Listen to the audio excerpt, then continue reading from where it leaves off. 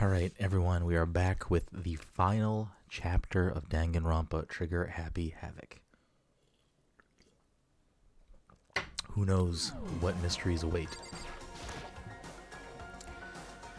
Kyoko, do you still have that one thing, Monokuma's secret tool that you got from the headmaster's room? Indeed. Of course I do.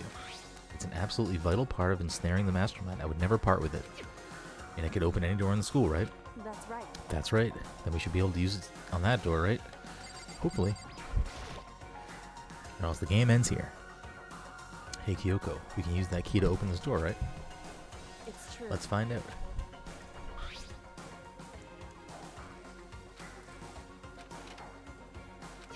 It worked. That's a match. Indeed. And now we can get out of here. Let's go.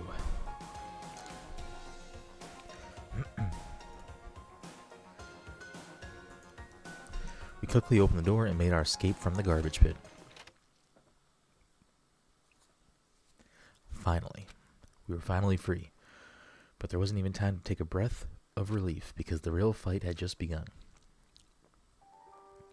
Ultimate pain, ultimate suffering, ultimate despair, ultimate execution, ultimate death. Danganronpa. You know, at the beginning of the game, that little picture there of the remaining students, if you were to ask me who do you think the final living students are going to be in the last chapter, that would not have been my guess across the board there. Maybe would have got one or two of them, but I definitely would have been all those characters. After leaving the garbage pit, we found ourselves in a tunnel extending straight up like a chimney. There was a metal ladder leading up into the tunnel. We started climbing the ladder, intent on reaching the surface. The ladder was impossibly long, I couldn't even see where it ended. We climbed into darkness. The passage was so dark and cramped, I couldn't even see my own feet beneath me. I had no idea we were so far down. Don't lose your footing. If you slip, I won't be able to catch you. Yeah, I'll be careful. But now that you said that, I'm getting kind of nervous. Maybe talking will help keep my mind off of it. So Kyoko, is there something I wanted to ask you? You said you're the ultimate detective, right? So how long have you been doing detective work? How long? Ever since I can remember. I come from a long line of detectives. Detective work is in my blood. There was a time when being a detective was considered a sacred duty. My family's always seen it that way. Then is your family famous? Wrong. Quite the opposite, actually. Even among actual detectives, many people haven't heard of us. Huh? But how come? It's like your family tradition, right? So, Right. because we take pride in it. Pride? Indeed. A detective is neither light nor shadow. We represent neither justice nor evil. That is how we can uncover the absolute truth. We stand neutral in all things, and to do that, we have to stand separate from the rest of society. Which is why we've made our conscious effort to conceal our existence. A conscious effort? It's true. It's kind of old-fashioned, and I can't say it's entirely rational, but it's our family creed, and we do what we must to protect it. Because, like I said, it's our source of pride. So that explains. Before I came here, when I was looking up info about the school online, I never saw anything about her. Because she hid herself on purpose to protect the pride of her family. However, And yet, I gave up on some of that pride. Huh? In order to enter Hope's Peak, I had to reveal myself to the school. I did it knowing it was something a true Kirigiri detective would never do. But the reason you gave up that pride, the reason you would go so far to enter Hope's Peak, it was because that's how much you wanted to reconnect with your dad, right? There's no shame in that. What? Reconnect?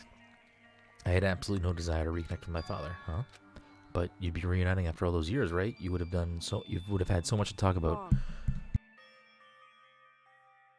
There's nothing I want to talk to my father about. However, There is something I want to say to him, though. What? No matter what it takes, I have to find him and tell him face to face. What is it? So I want to sever all ties with him.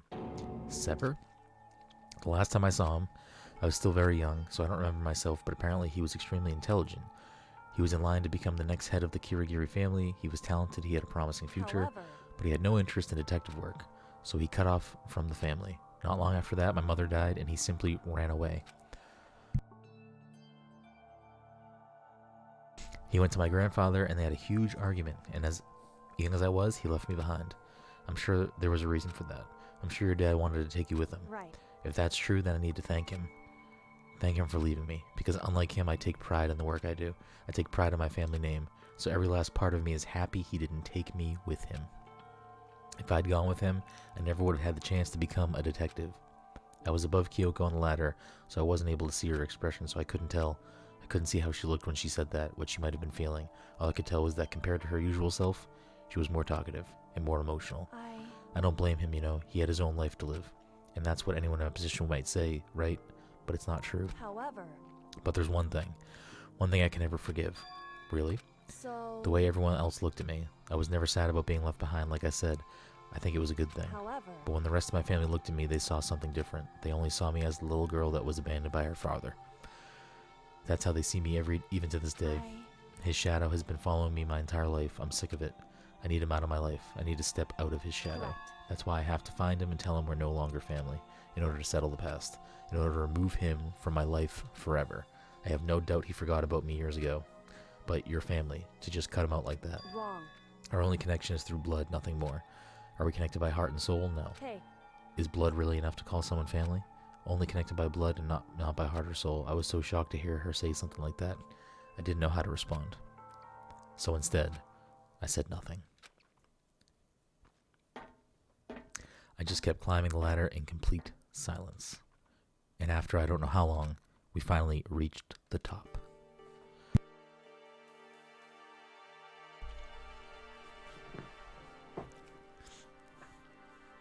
Looks like this is it. Indeed. On the other side of this door, Hope's Peak is waiting for us. We're back. That's right. Remember that hatch on the ground near the trash room? I'm fairly certain that's where we'll come out. I unlocked it earlier, so it should open without much trouble. Well, here goes nothing. I reached my right hand up and pushed against the hatch, and it didn't open. The hatch opened with ease, and so... looks like we're back. But I can't believe how long that ladder was. I'm exhausted. I can't exactly say we're safe and sound, but at least we're out of there.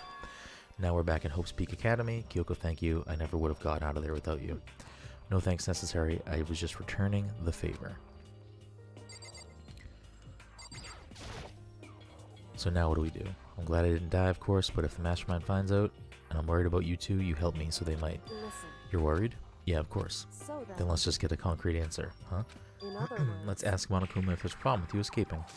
Wait, that's... However. If we try to hide, it's only a matter of time till we're found out, and it's not like you can run away. When she said that, she pointed at the nearby surveillance camera. So you're saying, rather than stressing out over getting caught, we should just give up now. Don't worry. What you think is going to happen isn't.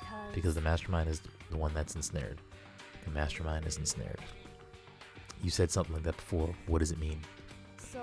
The mastermind stood exposed during the investigation into Mercuro's death. There was a moment where the mastermind let their guard down. There was. Right. If we can talk to Monokuma, we can confirm it. And it'll be better for us if we get to him directly before he tracks us down. That should help us with our negotiations. I'm still a little, super uneasy about this. But we don't really have a choice, do we? Indeed. Monokuma should be in the gym. Shall we go? Let's get going.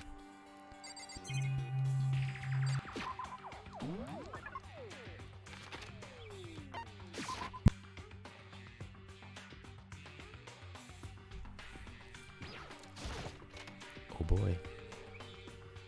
Well now. Kyoko I don't mind so much. But Makoto's supposed to be dead. What's he doing here? That's exactly how I thought he'd react. Are we really going to be okay? You were supposed to be punished. Did Kyoko help you? So what if I did? What will you do? If the guilty party is exposed during the class trial, they alone will be executed. It's unfortunate, but that is the rule. So now I gotta punish you again, and this time I won't leave anything to chance. Kyoko, Right. do whatever you feel you have to. What? However. But before you do, let me just say one thing. No. If you execute Makoto, that means you lose. Not that that matters to you, right? Huh? I lose? You explain yourself. What do you mean by that? Because. Well, you set up this latest class trial yourself, right? I was getting in your way, so you wanted an excuse to kill me. In other words. I was supposed to be the chosen as the blackened and then executed, right? Hey, what are you talking about? However. But when Makoto chose to overlook my lie, your plan came crashing down. The results of the trial weren't at all what you were expecting, because you never imagined that in that position, one person would protect another like that. Right. And in response to that unexpected development, Indeed. You reacted by proclaiming Makoto the Blackened and trying to execute him. You made the choice out of desperation, no more than that. You must have realized that Makoto, who refused to be manipulated, was a threat to you as well. However, But then there was another unexpected development waiting for you. An entity that would throw a wrench, so to speak, in your precious execution machinery. Alter ego. You never imagined the possibility of a being that could come to our aid even after you killed it. am I wrong? Now here's the absolute truth. Makoto didn't kill Makoto, you did. Listen So to me. executing Makoto for it would surely be a violation of your rules, which I know you love so much. If the Blackened is exposed, they alone will be executed. That's what you told us, right? And that means I lose. You talk a big game. You're saying the Blackened is me and not Makoto? Well, And you can prove this, right? Wow. No, I can't. Don't just say it like that.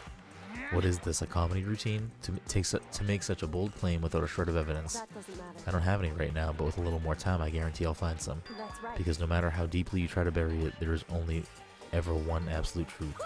And now you're trying to talk like some kind of famous detective type. Because If Makoto really was the killer, he never would have come to you willingly like this. He would have feared for his life, feared another execution. He would have tried to run and hide. He would have been gripped by the despair you so love to inspire. however, But here we are confronting you with nothing but hope in our hearts. And that's supposed to be enough to convince me in the absence of evidence? indeed. It's not you I'm trying to convince. Hey, If we were to execute Makoto now, everyone out there watching this would be extremely displeased. Huh? indeed. Imagine what everyone out there would think if you killed Makoto. They would assume that you killed him because what we said is exactly right. Listen to me. Despair can never kill hope. Hey, Of course you can say we're just making this all up. You're welcome to prove us wrong. No, you have no choice but to prove it. Because if you kill Makoto without proving your own innocence, you'll be accepting your own defeat. If you want to earn our despair fair and square, that's what we have to do. then I suggest you take my advice. So what is this advice of yours? It's true. To do Makuro's trial over again. Only this time, you follow the school regulations to ensure a fair trial. It's Time for one last showdown. One final One battle. final battle between hope and despair. Hey, Well, that would make for a proper climax, wouldn't you say? A fair trial, one last showdown, in other words. This would be our chance to expose the true identity of Makuro's killer, of the mastermind themselves. But what reason would the mastermind have to accept the challenge? They'll probably just execute me without another word. Interesting. Barrett! Very interesting indeed. Barry? What's wrong? Well, I was getting bored, so I decided to change things up a little. So time for bear jokes. Now, what you suggested might be possible. It would certainly make for one honey of a climax. in other words, Does that mean you accept? Hey, Abby. You guys! If you do things your way, that'll be enough to convince you and the viewers, right? And it would cause you unbearable despair, right? Then I'm pre-bared to agree to your terms. Hi, Abby. Will your hope win out, or will my despair claim victory?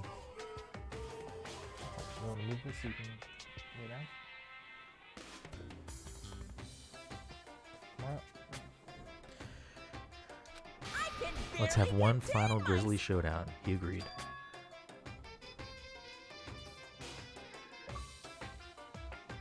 Then we still have a shot at this. But this is a long-awaited climax, right? Just guessing the killer is barely fitting in. So for this final face-off, you'll have to unearth all the mysteries that have been buried here. All the mysteries? That's right, every last mystery that's pawing around the school. If you can do that, then that'll be enough to qualify as a victory for you. it's true. That's what we've been trying to do all along. Okay, well good. Then let's bear it all. If you can claw your way to the truth of Makuro's death and solve the mysteries of the school, then you win. But if you can't do all that, we'll all face execution, right? I can barely contain my excitement. When you learn the whole truth, what kind of despair will you show me? We're as excited as you are, I'm sure. Listen to me. When we've uncovered every last truth, how will the ultimate despair reveal their own despair? I honestly can't believe how this all turned out. Hey, But before we get started, I wanted to clarify one more thing. Do you remember the rule? When one student kills another, that's when a class trial is held. What's wrong? I remember that for sure. So what? hey, I just want to confirm that is what you said, right? And it's a true statement? You don't have to be so suspicious. I've said it before, but it bears repeating. Everything is based on the school regulations, and having a trial for Makuro is no exception to that. Huh? Makuro's trial is no exception, then it's part of the regulations, which would have to mean that whoever killed Makuro... It's a very polarizing approach, I know, but okay, enough puns. Anyway, here's a hint. I'm sure I told you this already, but this killing game began with 16 participants, all of them high school students, and the only people to take a single step in Hope's Peak since the killing game began are those 16 students. What? Listen. Are you telling the truth? Why'd you get quiet all of a sudden? Now I'm really angry. I'm done talking, I got nothing left to say to you, so get lost, would you? Why so mad? He seems emotionally unstable. Hey. Leave me alone, get out of here. Okay, I'm gone. You're gonna really let me go? I don't even care anymore. You're all gonna get your punishment later anyway. I need to start getting it ready. A super duper extra special punishment overflowing with despair. Hey, Come on, Makoto, let's get going. Let's go. Okay.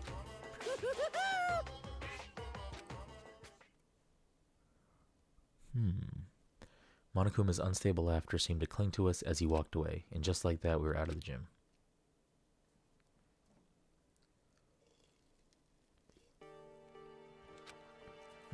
I could hardly believe it, but somehow I ended up not getting executed. I still had my life, and we still had a chance. Overall, things turned out way better than expected.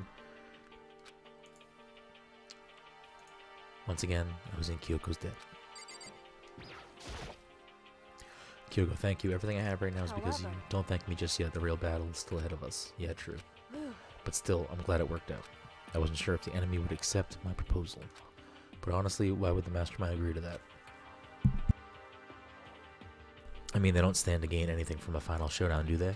so They had no choice but to accept, huh? because It's all because of that one moment that the mastermind let down their guard, like I said.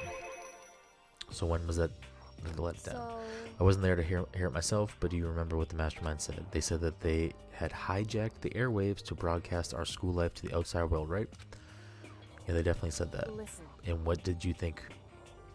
What did you think when you heard that? Pretty hard to believe, right? Well, I mean, the idea of actually taking over the airwaves seems so unbelievable. Indeed. You don't exactly read about something like that happening very often, so it's hard to imagine. In other words, that kind of thing is extremely difficult to pull off, However, and yet somehow the mastermind was able to do it. in other words, But think of it another way. There must have been some reason they had to do something that difficult. A reason. so They had to show the world something no matter the cost. Us killing each other. They wanted to show the world. it would seem The mastermind has been very adamant about not killing us directly, but forcing us to kill each other. And all their rules and regulations were designed to encourage that. Yeah, that makes sense. If those stupid regulations didn't exist, nobody would have killed anybody. in other words. So the mastermind's ultimate goal was to make us all kill each other and show that off to the world. But why? Correct. To prove a point, most likely. Prove a point? Hey, The outside world has a name for the students of Hope's Peak, right? A certain concept. You're talking about hope, right? that's right. And for those of us who represent hope, to kill each other and sink into despair, the mastermind wants the world to see that, to try and prove that despair is better than hope. That's their goal as the ultimate despair. What's up, Navi? What? They want to prove that despair is better than hope. But that's ridiculous. It's true.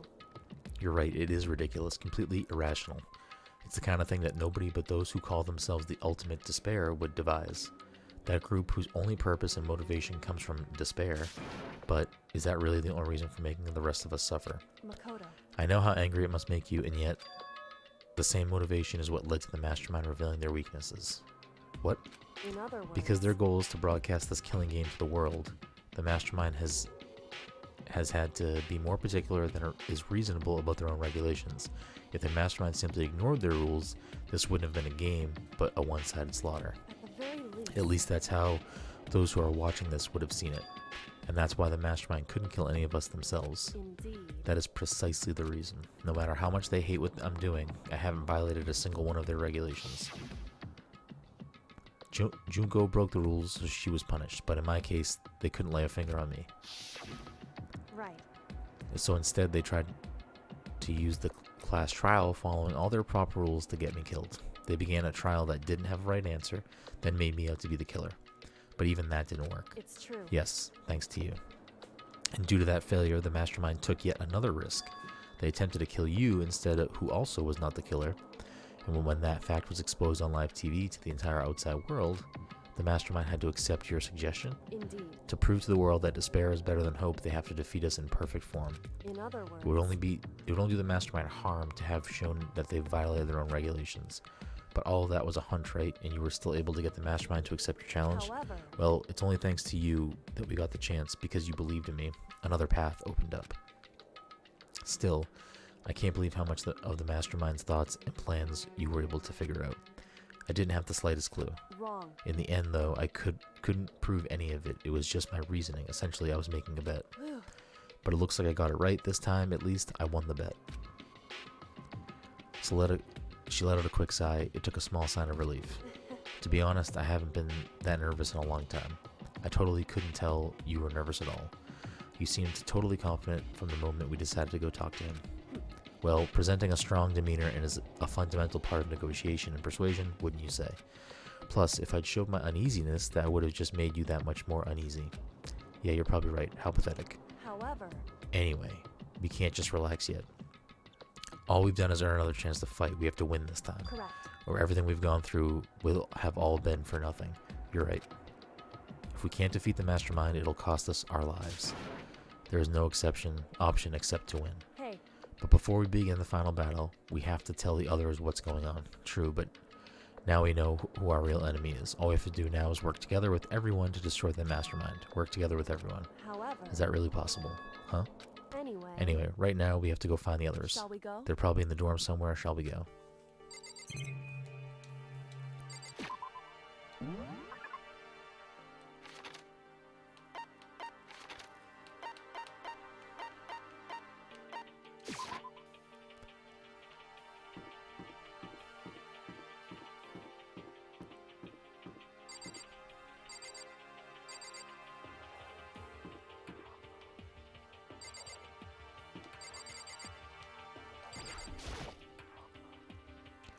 Is it Bianca's room? Is he inside?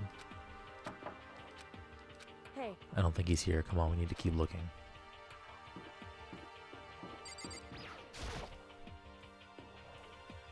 This is Togo's room. Is she inside? hey, I don't think she's here. Keep looking.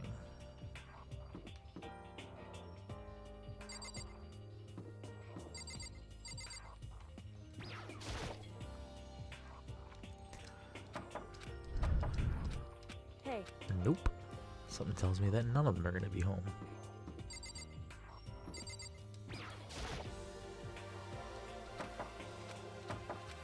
hey,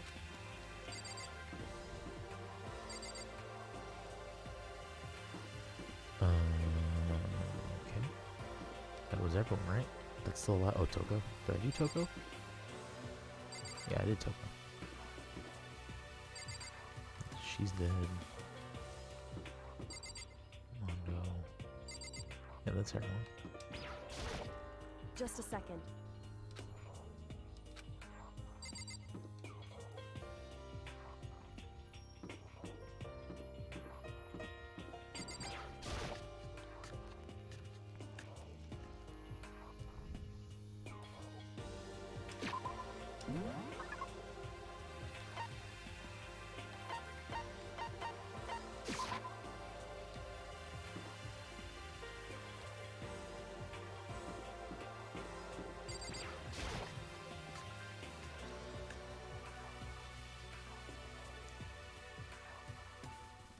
And suddenly we were greeted with... you again. Is he broken? I suppose that his emotional instability reached its limits. Jeez, what the heck? I wonder what that was all about. I couldn't help but let out a sigh of relief. Is that Makoto? You guys! It is! There's no two ways about it. That's Makoto. You survived? Jeez, you're like a stubborn little cockroach, you know that? I'm just asking to make sure, but you're not a ghost, right?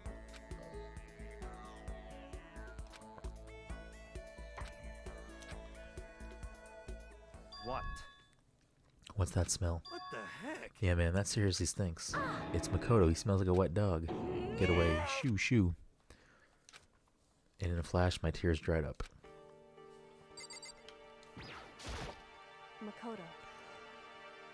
There's no time to indulge in an extended happy reunion. We need to explain to everyone what happened with Monokuma. Yes. Explain? Explain what? Hmm. But is it okay that you're here? What if the mastermind catches you? It's true. That's related to what I have to tell you all. I need to tell you all about the last class trial. Last class trial? In other words, We're going to redo Makoto's trial. Huh? What? Seriously? How about that? What's the point of redoing it? Makoto killed her, right? No, I didn't do it, like I keep telling you. wrong. Makoto isn't the killer, and of course it's not me or any of you. Then who is it? I see. What she's saying is, it was all the work of the mastermind. Huh? What? You're saying the mastermind killed Makuro? That's right. That's right. This is an elaborate trap contrived by the mastermind. Makoto spotted the trap in time and did what he had to stop it. However, But his decision meant that he would be the one to die. What You did spotted you the say? trap, did you, Makoto? You make it sound like it was easy. I just, however, But executing Makoto, who wasn't the Blackened, is a clear violation of school regulations. The rules say that only the Blackened is to be executed. The mastermind broke their own rules. Which is why I went and negotiated with them to have the trial one more time. And the mastermind agreed. Does that mean they really did break the rules? They had no choice but to agree. You used the TV broadcast to gain the leverage you needed, didn't you? correct. Very observant of you. Naturally. I recall what you said at the end of the last trial, when you said, now it's the mastermind that's ensnared. That's what you were referring to. Don't be mean. Hey, I'm totally in the dark here. For anyone who doesn't understand, you can ask Kyoko to explain it again later. So knowing all this, what do we do now? About that. It's about who killed Makuro, right? So our job is to expose the mastermind? But there's more to it than that, correct? Yeah. For us to win this time, we have to solve every last mystery surrounding the school. Every last mystery. But But we've been looking around all this time and we still don't know anything, right? Anyway, You probably guessed already, but if we lose this time, everyone dies. Everyone. What you said? Who said you could agree to those terms without talking to the rest of us? I'm fine with things the way they are. I'm fine living here forever with Master. I meanwhile want to get out of here as soon as humanly possible. Anyway, at this point, the only way for us to survive is to unravel the truth. In other words, Interesting. one decisive final battle. A rather interesting development, I'd say. But figuring out who was the mastermind is... But figuring out who the mastermind is and how they killed Makuro and all the school's mysteries, it's a pretty tall friggin' order. Maybe, but this time the trial is different. We know who our enemy is now. So if we work together and search as hard as we can, I'm sure we can solve all those mysteries. I'm not sure about that. I can't agree with the idea of working together with everyone. You can't agree? Why not? I mean, working together with everyone seems like the most obvious way to solve all the mysteries. Indeed. That's what I thought too at first. Until Monokuma gave us that little hint of his. Hint?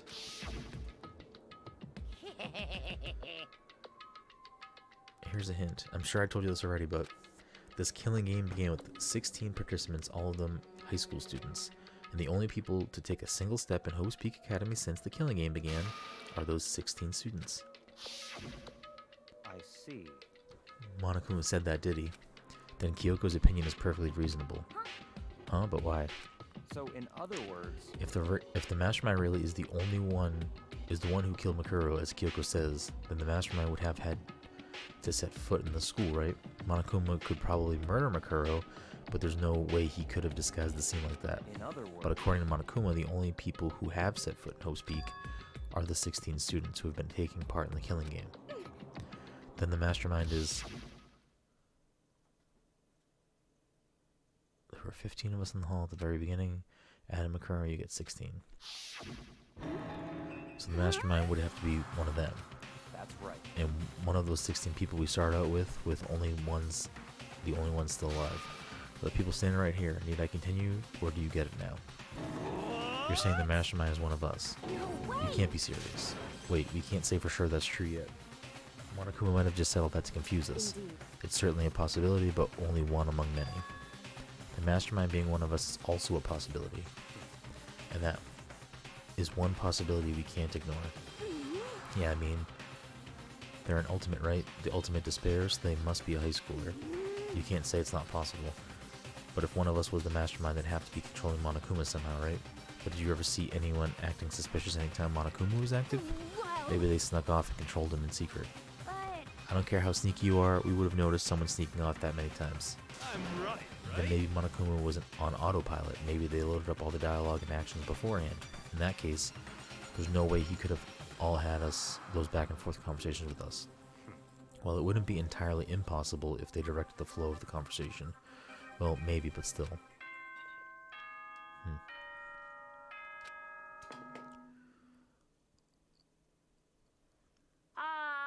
This is a school announcement.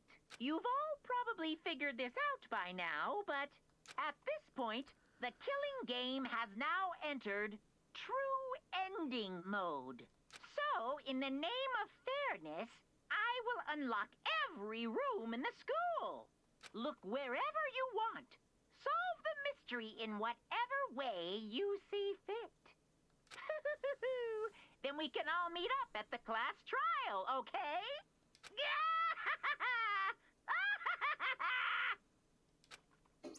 Hmm? How very magnanimous of him to unlock all the rooms.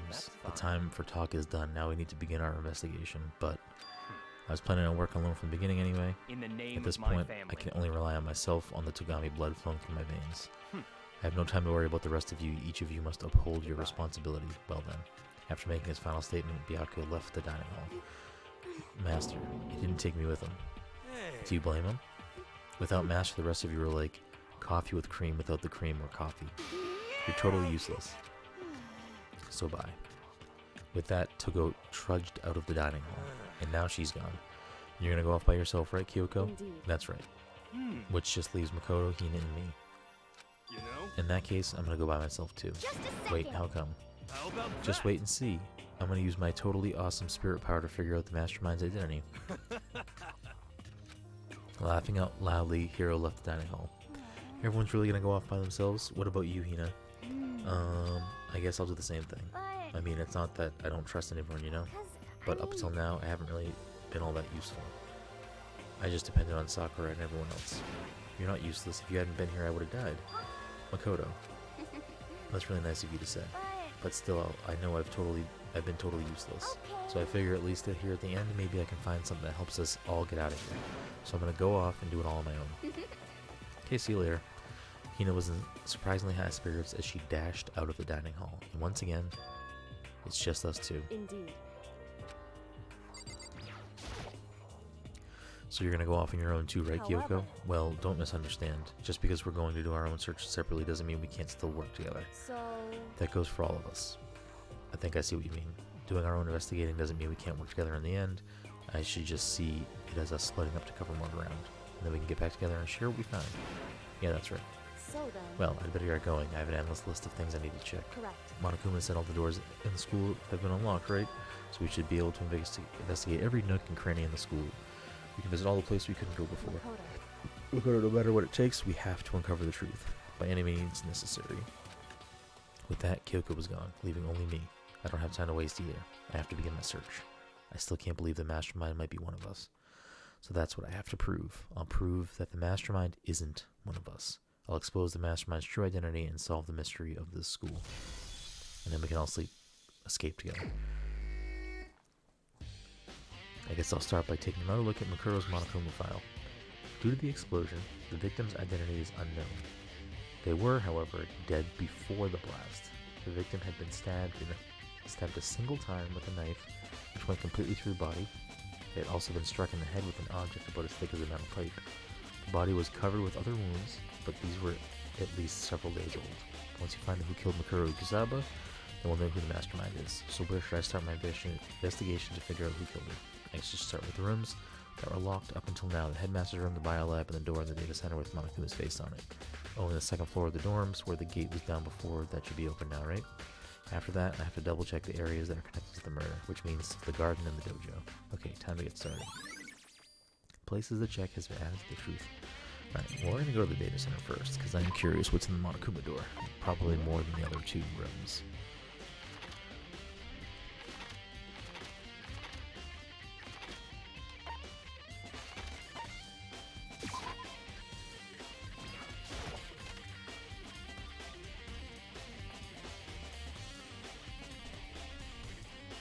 Makoto. Hey Makoto, are you here to look around too? Is that what you're doing here? Yeah, I can't help but wonder about that Monokuma door. So I figured, if all the doors in the school had been unlocked, that one should be open too, right? Although I couldn't bring myself to open it. Because it might explode, right? That'd really suck, so oh, you open it. I'm sure she didn't mean it, but she made it sound like she was okay with me getting blown up. Okay, so I guess I'll open it. Wait, let me take cover first, I don't want to get exploded. Hina raced over to a nearby desk and hid underneath it. Okay, go ahead. Everything will be okay, right? Alright, here goes nothing. I threw all my weight into it, but the door opened much easier than I expected.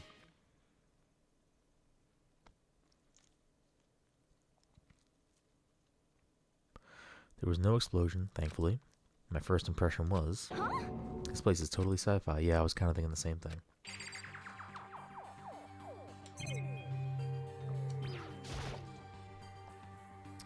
What is this device? It looks like some kind of control panel. It's really over the top though. Looks like some kind of military installation or something. Yeah, it kind of looks like a mech cockpit, right? Hifumi'd probably freak out if he saw our cockpit. So the Monokuma room has a control panel that looks like some kind of cockpit. And that could mean, alright, let's start poking at it or whatever. I'm gonna start pushing buttons. Hold on, you can't just, or whatever, something like this. But it was too late. Hina was already jabbing away at the control panel. Did you hear that? Yeah, I think it came from the other room. What did you push? I'm not totally sure, but I think it was that one. The button that says Data Center. Data Center? Took a good look at the control panel, and I saw a bunch of buttons, each with the name of a room next to it. And just like that, Hina said there was one labeled Data Center that must be the one she pushed. But the Data Center, that's right next door. The one we were just in. That's where the strange noise came from. I'd probably better go check it out. Yes, please. I'm kind of scared out of my mind right now, so I'll just cheer you on from over here. Pushing the button here made a sound in the other room. I heard the strange noise. Okay, let's go check out the other room, I guess.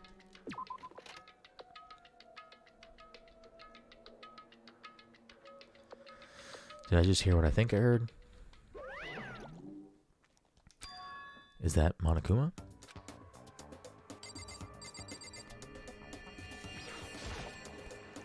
Hey. Give me all your donuts. Is that you, Hina? What? Aw man, busted. How did you know? Anyway, what is this? Some kind of remote-controlled camera kind of setup? You don't even know what you're controlling? Well, I mean, I can't really see anything from in here. Guess what I found? A self-destruct button. Whatever you do, do not push that. Aw man. Were you seriously gonna push it? Anyway, I guess that settles it. The room with the Monokuma... Oh, the room with the Monokuma drawing on it and the control panel inside. Okay. Is that all I needed to see in that room? Maybe. Okay, let's go to the headmaster's room. Okay, maybe that's not all I need to see in here. There's no point in me leaving now. Okay.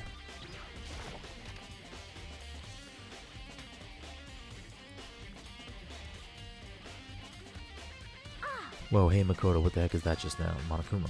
Huh? What do you mean? What were you controlling just now? It was Monokuma. Monokuma? What, for real? Yep, it looks like that panel definitely controls Monokuma, which means the Mastermind has been controlling Monokuma from this room. Yeah, they definitely were in here. The Mastermind has been controlling Monokuma from this room, and this control room is totally separate from the data center area with all the monitors. In other words, Hey. maybe the Mastermind can't monitor us and control Monokuma at the same time.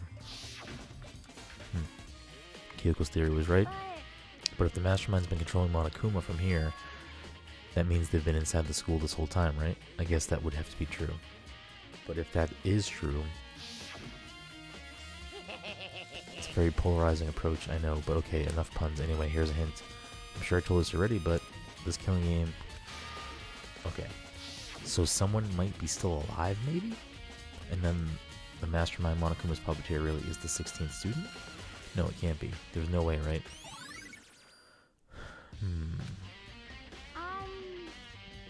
What's wrong, Makoto? I don't like the face you're making. Oh no, it's nothing. Oh, okay. What about you? Is everything okay? Well, it's just... This is where the Mastermind has been hiding, right?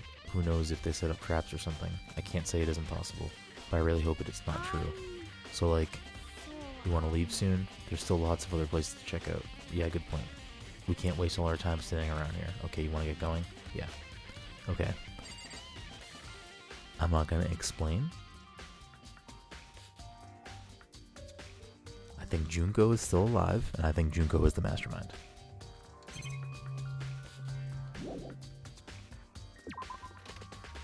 Because I feel like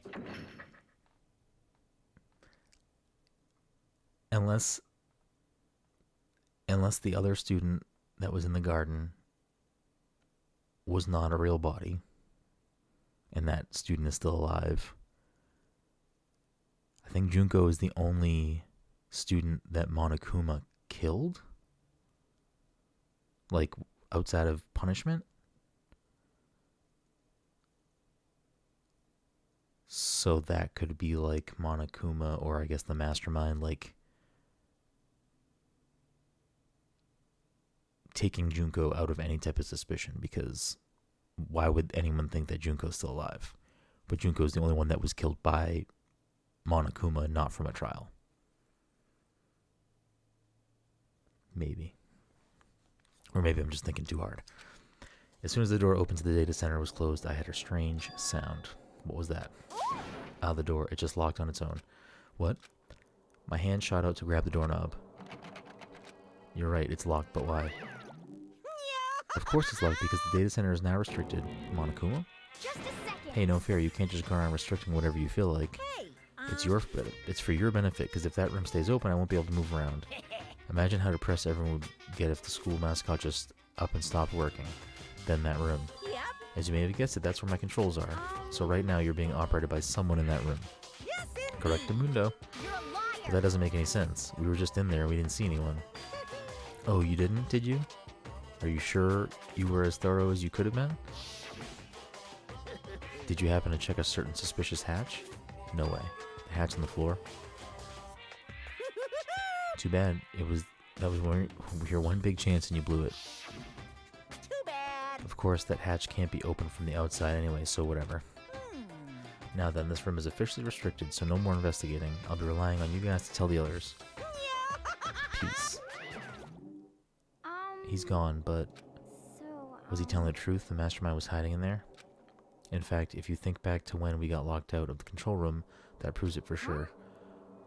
Then when I said we should leave, well, that hatch couldn't be opened from the outside anyway, right? So it's not your fault. sorry. Okay. Anyway, we don't have to let it get to us. We have to stay positive and make the most of the time we have left. You're right. If there's one thing I'm good at, it's keeping my body moving. Okay, I'm gonna go run around and tell everyone what we found here. Nice. You got me all motivated again. Okay, I'm out. See you later. Hina took off at a full sprint. Hey, how are you? We are playing Danganronpa for the first time, and we're on the final chapter. Hina took off at a full sprint, and I have to do what I can too. That's the only way forward. Alright, so let's go to the headmaster's room, I guess, since we're on this floor.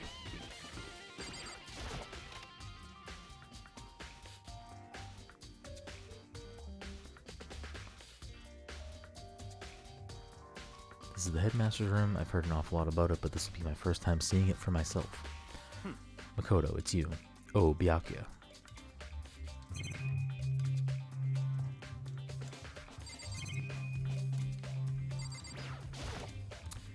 There are trophies and even a shield in the display case. Okay.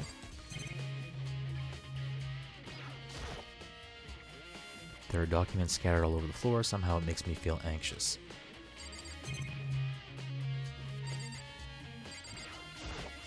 Come on. Hey Makoto, Not are you ignoring me? You think I'll forgive you that?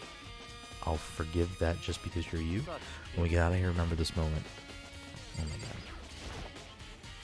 The bookshelf seems really well made and it's filled with... That's not what I clicked on. Well, you came to the right place this time. Would you like to see something interesting? Sure. What do you mean? Take a look at this. It was on the top of that pathetically ostentatious desk. Student 78. Class number 78 student roster.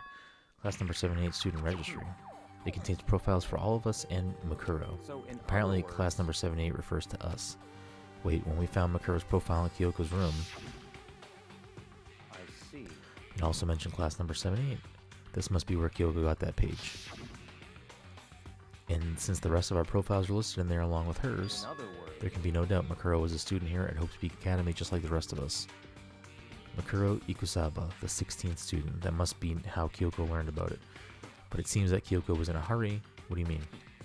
I'm talking about when she stole it.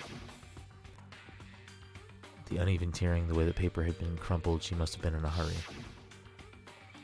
Well, since she snuck in to get it, I'm sure she wanted to get out as fast as possible. But what's your point? She was in so much of a hurry that she only got the first page. The first page. Correct. Mr. Makuro's profile actually contains 2 pages. What? So, in other words, When it comes to this profile, there was more information about Makuro that we still didn't have.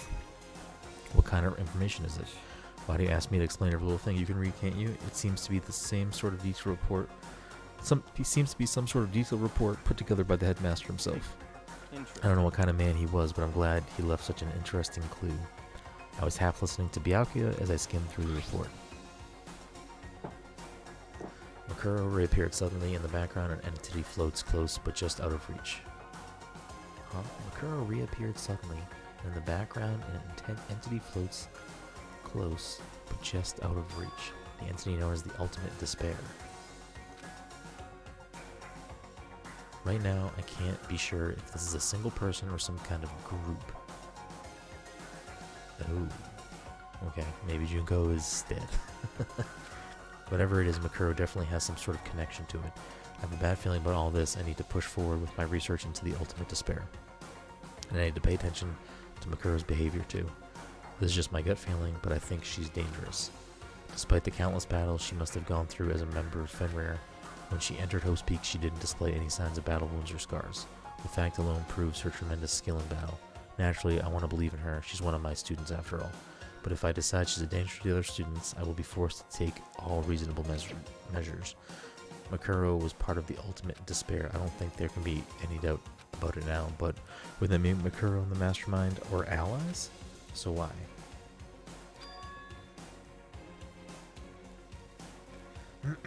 Why would they kill Makuro? Plus, even the headmaster seemed to be afraid of what Makuro was capable of. They would have had to take her completely by surprise to kill her like that. Or maybe it means the Mastermind is even stronger than Makuro was. what? What's wrong, Makoto? Huh? That's You seem to be lost in thought, but I should probably point one other thing. There's another important bit of information within the file you should note. What is it? Did you notice the picture in there? A picture of a girl perhaps you've never seen before? A girl who seems to be included as part of our class, number 78. That should be enough for you to figure out who the girl is. Further information about that girl is included in the file. 5 foot 7 inches, 97 pounds, and it even lists her vitals, 31, 22, 32. Well, what do you think? Bro, I think you're asking me like if she has a nice body. You hopeless idiot. What I'm trying to tell you is maybe you'll want to keep that in mind for later. Maybe you'll make your way back to the corpse, and maybe you'll think, oh, could that mean... Wait, is he trying to say... there's a chance the body isn't actually Makuro? Is that what he's saying? Personally, what I'm thinking seems all but impossible, but it wouldn't hurt to confirm, right? It's all clear. That's all I was trying to say. What you do with that information is your business. So I'm back to being Byakuya's errand boy. Makuro Ikusaba's profile is going to add to the truth bullets section. Well, one last thing. It's a bit of advice for me to use, so I should just pay attention. Advice for me? You seem to be getting along with Kyoko quite well. It's not that we're getting along, she's just done a lot to help me. Well, don't put too much faith in her. Huh? In other The words, cost of that faith might be more than you can afford. What are you saying? Just what I think. Call it a hunch. A hunch? But my hunches tend to be proven right. The advice is free this time. Take it or don't as you will. I'll keep it in mind, thanks.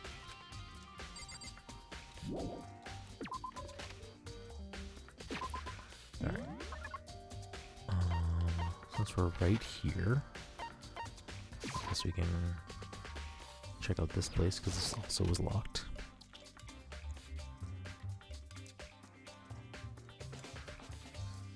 Well, here I am in the biolab. It's so cold. It's like abnormally cold. I feel like I'm in a giant refrigerator. Seriously, why is it so cold? Keep all the specimens alive, bruh. Tarp. There's a stack of tarps here. I've been seeing a lot of these things lately.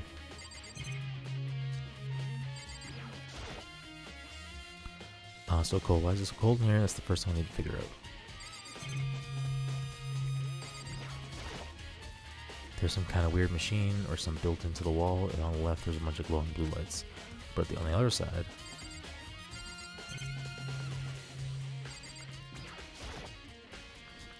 some kind of weird machine or something built into the... I've seen something like this before. Oh, that's it. I've seen this kind of thing in horror movies and stuff. It's a fridge for storing dead bodies. Does that mean this biolab is actually a morgue? Does that mean there's a fake body out there? I should probably take a closer look around.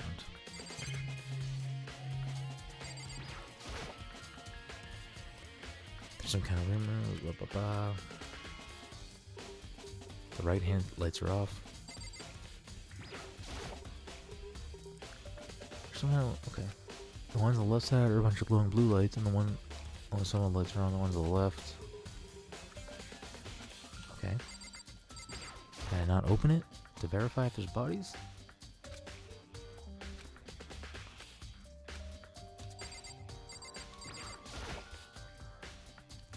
Oh, there's some kind of booklet here. It looks like an instruction manual. We offer an eco-friendly alternative to standard dry ice for all your cadaver needs. In addition to the germicidal lamps, we also provide an ozone generator for the removal of ethylene gas. Simply insert the cadaver and the blue light will let you know the automated systems have activated. Temperature and humidity levels will be adjusted automatically for optimum settings. With our system, anyone can keep a body fresh as a daisy for as long as you need. In the unlikely event of a problem, the red light will activate and an alarm will sound immediately. The exterior is stainless steel, and we do offer an optimal leather upholstery upgrade package. This is the instruction manual for the fridge. Well, looking around, I think I get it. It seems clear to me now. Some kind of makeshift morgue. And about those lights by each slot.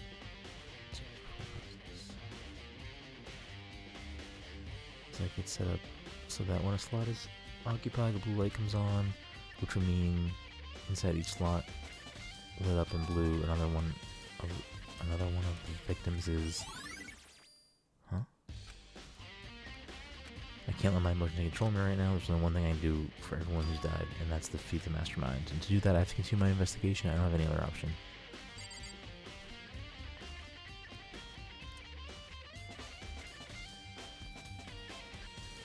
So there's 9 bodies in here.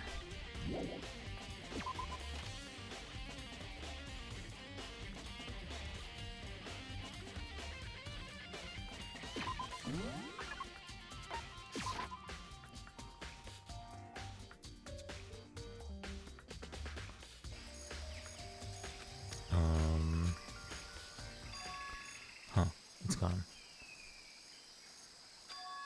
It's not here.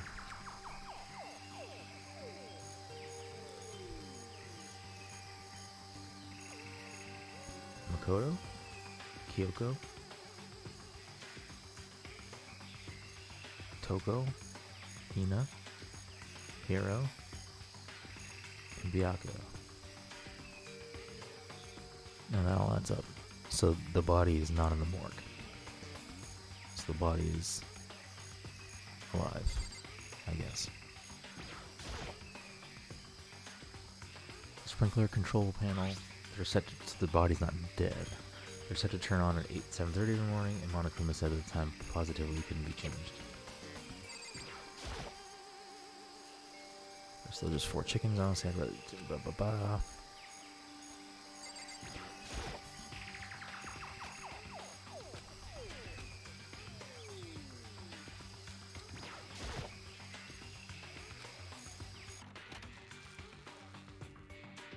Nope.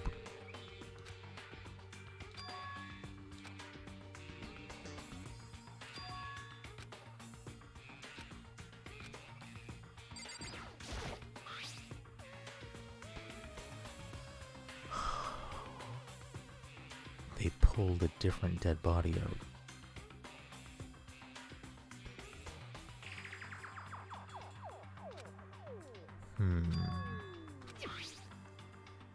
There's a small stamp in the corner of the tarp. Biolab. It says Biolab. That's originally came from the Biolab. Okay. So that was just a body they pulled from the morgue. That's all I really need to check here. Okay. Interesting.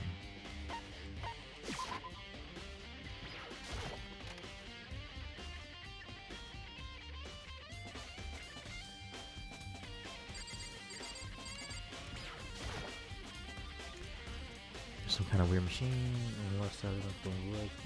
Some of the lights are on, one's the left. Right hands are all off.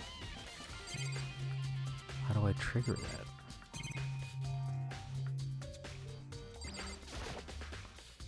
Stack of tarps here. I've been seeing a lot of these things lately. So is there nothing else in here to actually check? So in a booklet here, looks like an instruction manual.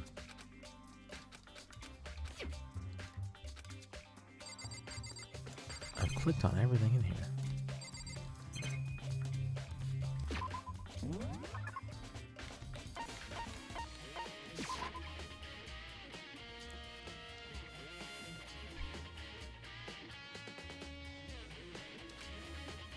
Oh, Toko, so this is where you were. What do you want? Am I so disgusting that you want me out of your sight? No, that's not at all. I just thought maybe you'd find a clue. Though I haven't. I didn't find anything, not one single clue. I figured since this place was related to the case, it would have had to have something, right? But there wasn't anything out of the ordinary here. Give it back my precious time. Calm down, Toko.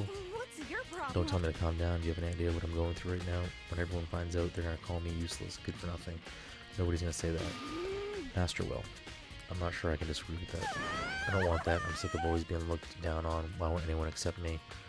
Well, I don't think there are any clues here, so I'm gonna get going.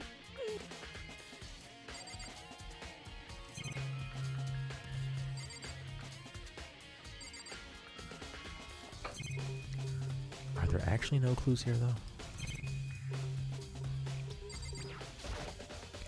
I can only imagine Sakura using this to train. Right, maybe there are actually no clues here. Okay.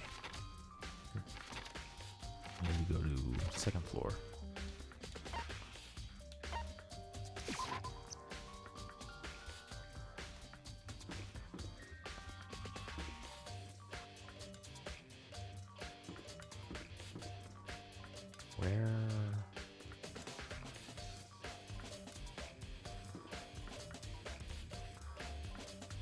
Where the...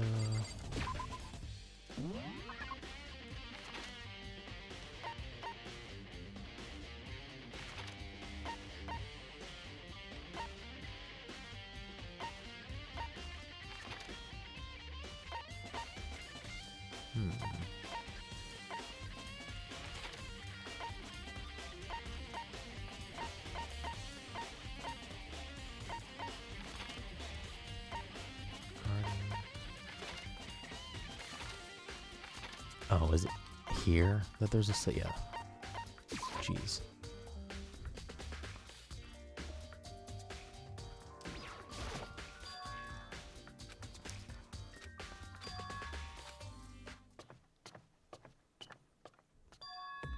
This is the second floor of the dorms. It looks like some ancient ruins, or no, it's more like a battlefield, like a bomb blew up here or something.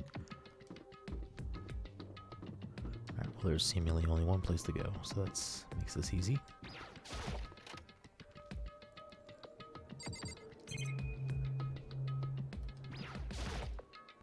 The bed is completely torn apart. I mean, it's not even really a bed anymore, it's just garbage.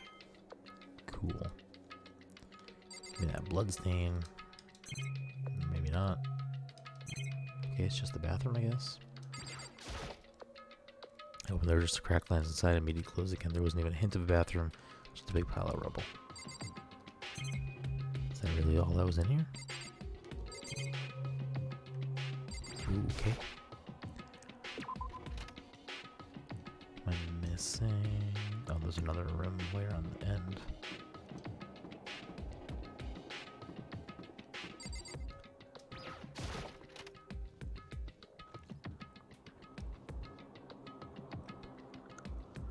This room is filled with lockers. It must have been for Hope Peak's students who came before us. The class before ours must have used these lockers. Looks like this locker is already broken. Okay. Can't imagine a way to get this locker open. I'm not even gonna try bothering. I wonder if I can open this locker. Nope, locked. There's a card reader inside on the door. Must be how you get the locker open. After all, it's pretty similar. The card reader's on the second floor. E-handbooks, does that mean? Well, let's just give it a try. And, yep, there you go. No luck. Maybe only the locker's owner can open it, which means none of us can do it.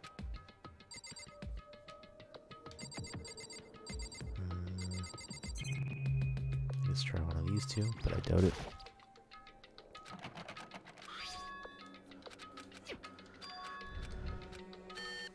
Alright, let's leave here.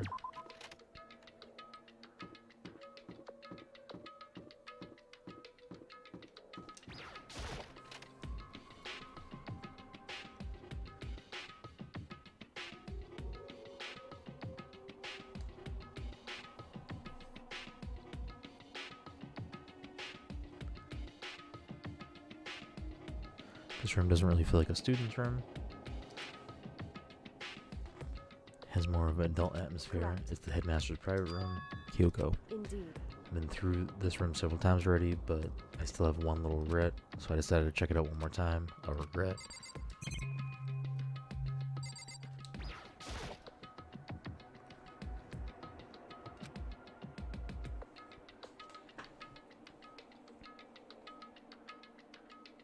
Kyoko looks almost meek right now.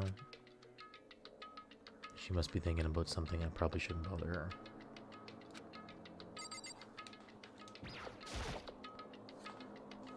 There's a PC on the desk. It must have belonged to the headmaster.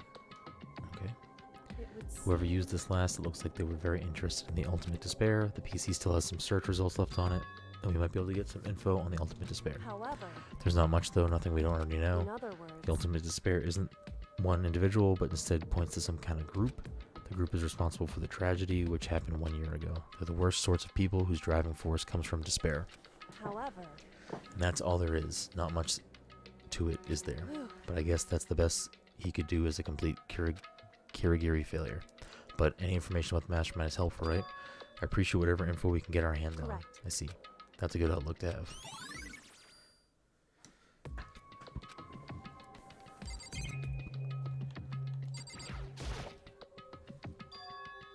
Strange gap in the wall, some kind of design. so There's a gap here, but it's not just any normal gap. I can feel a breeze coming. A breeze. Indeed. There's likely an open space on the other side of this wall. I think I might know how to open it. Some kind of trick. Indeed. A very easy trick, so easy I'm not sure you can even call it a trick. I saw a program on that PC that I think controls it. Enter the right password and the door should open right up. However, But I don't have a clue what that password might be. All I know is it probably made up of letters and or numbers. We can't really go from there. You're right. That's not really enough to go on. it's true. I looked through all his paperwork, all the files in the PC, everything I could think of. I learned more about him every day. I learned more about him than I had any desire to, but nothing that might have been in his password. When I think of how much time I wasted on this. Jeez. So there's a hidden room she couldn't get into. That's what she might regret. I think we can assume that there must be some kind of clue waiting in there, but maybe for her, there's more to it than that. Anyway, if we want to get in there, we need to figure out the other password. If Kyoko can't figure it out, no way do I stand a chance. No, wait, there might be a chance. The password could be something Kyoko wouldn't have thought, or something she didn't want to think of. For example, what about your name? What? Oh, sorry, I was just trying to think of what the password might be. I'm sure she hasn't tried it. I mean, it's totally understandable. After the way she talked about her dad, the idea that he would use her name as his password, knowing how she is, I bet the idea never even occurred to her. Do you mind if I try just to be sure? Well, It's not like you need my permission. If you want to try it, try it. Do whatever you want. Okay.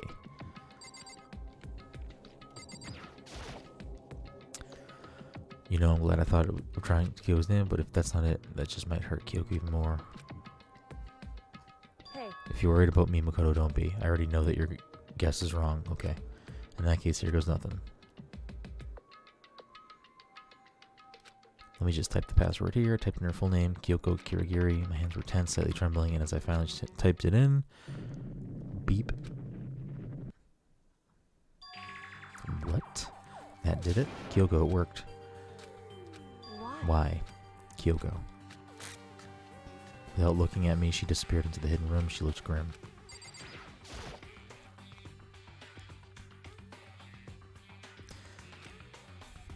Kyoko. I might as well not even be in the room. Her gaze was fixed on only one thing.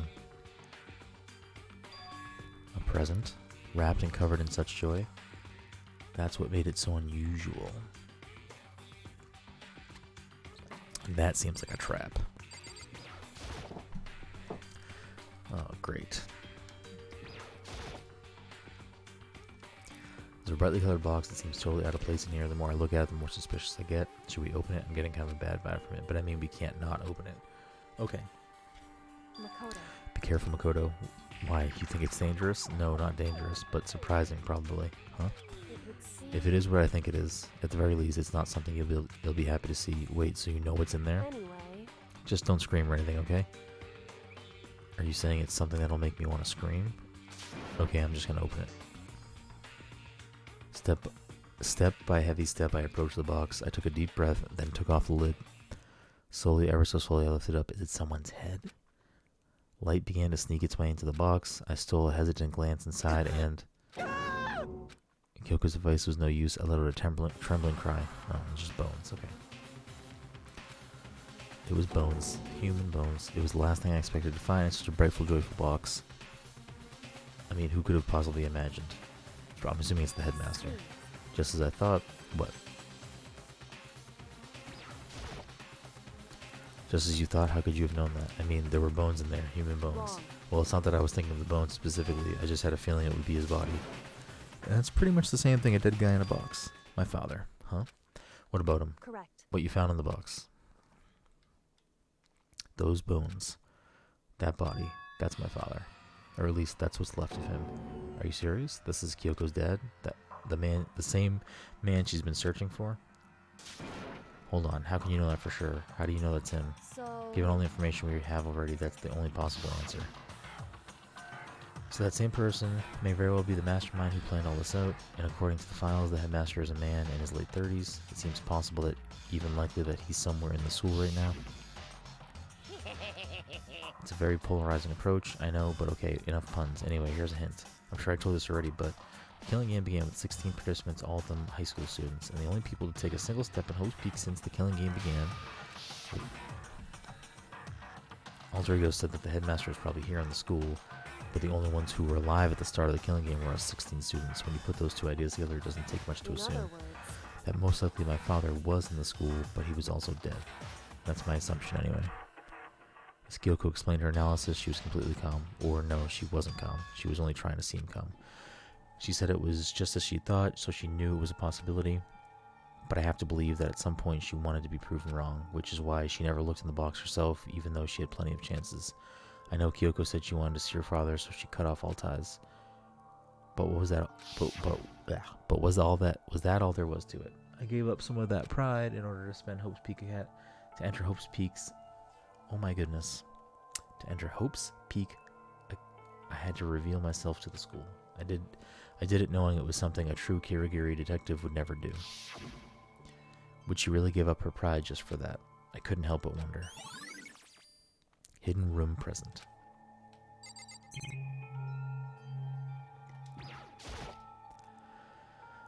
The headmaster's desk is probably hiding some kind of clue, so I really want to check it out, but I really don't want to touch Kyoko's dad's desk without her permission. hey, Don't worry about me. Feel free to look around as much as you like. Are you sure? Never let Because- anything get in the way of the investigation. I don't. Okay, then if you don't mind. Starting from the top, open the desk drawers and look inside. Rummage through each one, finding nothing but unrelated documents. But in the last drawer, huh? Is this? It's an e-handbook, right? And it has a label on it that says "in case of emergency." Wonder if it's like a blanket e-handbook that opens anything. in other words, A handbook with no limitations, given to the school's ultimate authority. I'm assuming that's what that is. I think you're probably right. seem Proved useful, so we can go to the locker now. I I don't need it. Go ahead, leave it here. I'll take it. Really okay. Yes, it's okay. You fool. Filing game seems like it's kind of out of place. You found a clue, you should take a closer look, but I don't think Ko would. Oh my goodness. She already told you it was fine. hey, I went through each drawer one by one, starting from the top. All I found were piles of unrelated documents. He was pretty dedicated to his job, huh? well, It's just because he didn't have anything else. He could have inherited our family business, our legacy. Instead, he left it all behind. now, If he couldn't even handle a job like this, he would have been that much more of a failure. I'm sure he couldn't stand the thought of that, and it made him desperate. Huh? This picture. It's all faded, but it's pretty old. Wait, is this a picture of... Is that really questioning that? Hey, Kyoko. what? Why Well, would this you- is annoying. I came here to cut myself free of the past, and yet to now find something like this. So what do you expect me to do now? Then I was right. It was a picture of Kyoko when she was a little girl. Really? Knowing the headmaster had this picture all this time, he must have really cared about her. Why? Why? What? I wanted to face him and tell him myself to cut him out of my life for abandoning me. That's the whole reason I came here. And now he's abandoned me again, and this time he even stole the only opportunity I had to move on. Has there ever been a worse father? Kyoko. Photo of Kyoko and Headmaster. Listen, Makoto. Huh? Can I ask you a favor? A favor? What is it? So, I know it's completely unreasonable to ask you this, and I know it'll only inconvenience you that much more, but could you leave, huh? correct. Just for a little while. I just like to be alone for a bit. Kyoko, don't worry, I'm fine. I just need to calm down a little. I need to Just get a my second. emotions in order. You know, Kyoko, you told me before about the relationship you had with your dad, how you're only connected by blood, not by heart and soul, but maybe that picture motivated him. Maybe he hoped to see me again someday. Is that what you were going to say? If so, it's just a theory, and this isn't an issue that can be settled with theories. That picture doesn't change the facts of what happened, what I went through. The problem can't be solved so easily. You're right, I'm sorry. Anyway. Once I got myself under control, I'll return to the investigation immediately. So please just give me some time to myself. Okay, I understand. I'll see you later.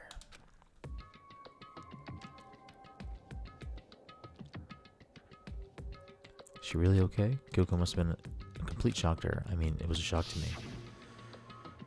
To find out what happened to the headmaster, there's no doubt the mastermind performed that evil act. They killed the headmaster like killed Kyoko's father.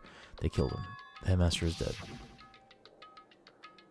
The one leading the Hope Peak staff, the one who finalized the plan to isolate you, was the Hope Peak's headmaster. So that same person may very well be the mastermind who planned all this out. And according to all the files, the headmaster is a man in his late 30s. It seems possible that you're likely he's somewhere in school right now. But we were wrong about that. The headmaster wasn't the mastermind, which means the mastermind's true identity is...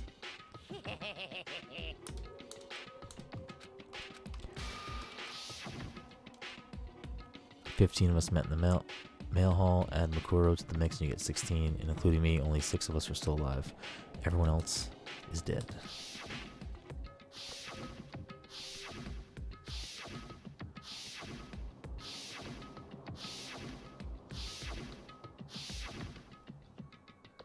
Even Makuro. Even she's undeniably dead. So the ones still left alive are me, Byakuya, Hiro, Toko,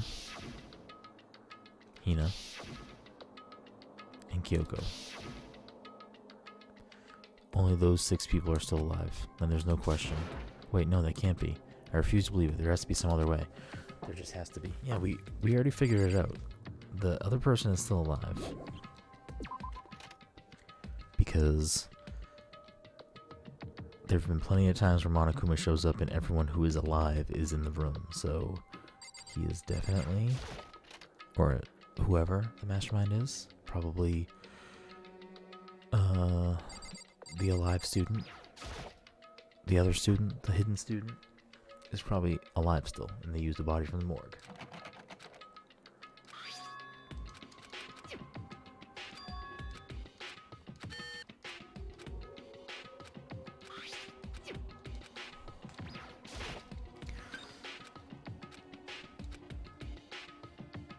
This locker is totally disorganized. Whoever it belongs to probably has organization problems in every part of their life. Alright. There's all kinds of textbooks, notebooks stacked up in no particular order, and dust everywhere. I have to assume whoever stuff this is didn't do a lot of studying now that I can really talk. Trying to act casual and natural as possible, I picked up one of the notebooks I saw, but the moment I looked inside the notebook, any sense of easiness I may have had evaporated. Yasuhiro Hagakure? What? There's no denying what I saw. Inside the notebook was written Yasuhiro Hagakure. This is our Yasuhiro? The notebook also contained a large number of notes for a variety of different classes, which would mean he attended classes here. No, that can't be possible. I mean, Hiro came to the school at the same time as the rest of us, and we're all stuck in this evil world. We never had the chance to take any classes. So what is this notebook?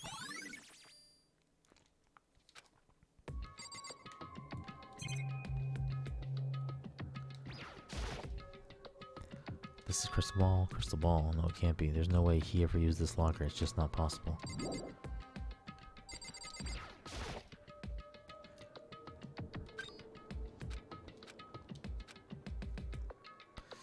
This thing is practically empty. There's just one thing, some kind of pocketbook. I don't see a name written on it, so I can't say for sure whose it is. But there's some writing inside that could be important. I don't like violating an owner's privacy, but I'd better take a look. Looks like a girl's handwriting, and all the letters are spaced out evenly. Like whoever wrote them was measuring them. Whoever wrote this must have been really meticulous.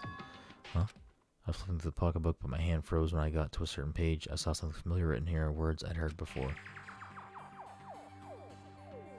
There's a plan to turn Hope's into a shelter and isolate the students here in communal life.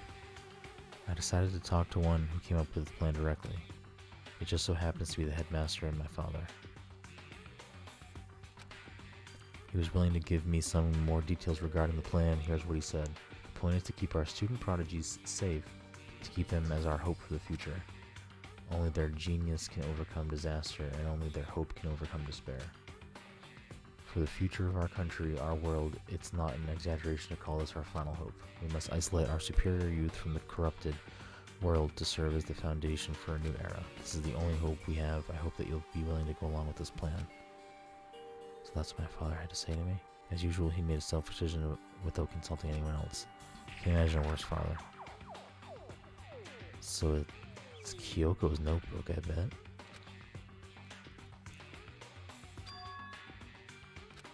Put this thing, what is it doing?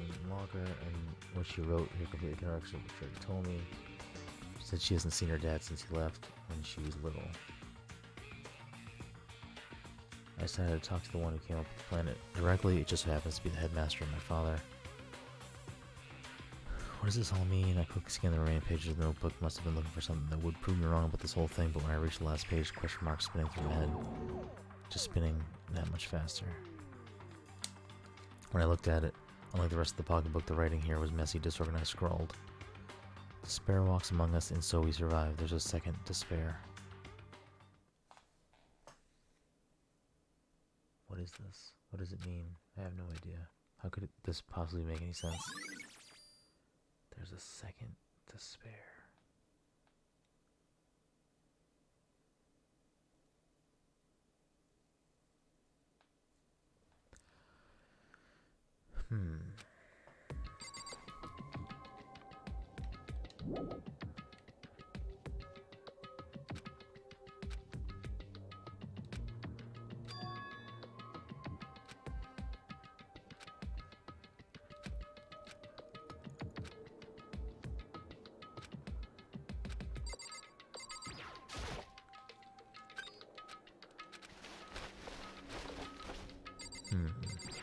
Did I really guess the two correct lockers off the bat? That's funny. I don't remember this one. That's so bizarre that I chose the two correct lockers.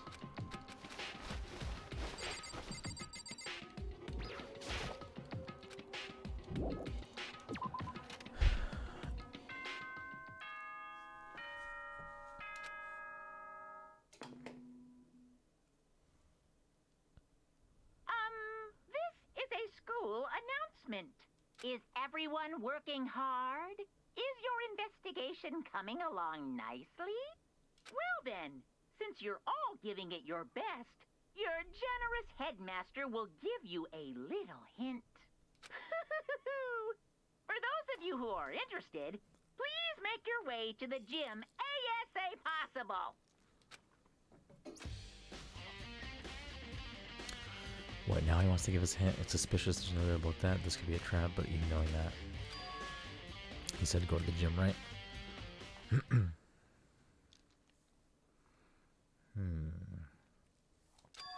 Oh, hey, hero. Makoto. Why'd you act so surprised? Oh, no reason. You heard Monokuma's announcement, right? Are you here to find out what he has to say? I just did, actually. I'm on my way out. You already talked to him? What'd he say? Listen, sorry, but I gotta go. Hero, wait. There was no point in trying to stop him hearing off like a frightened animal. Hero?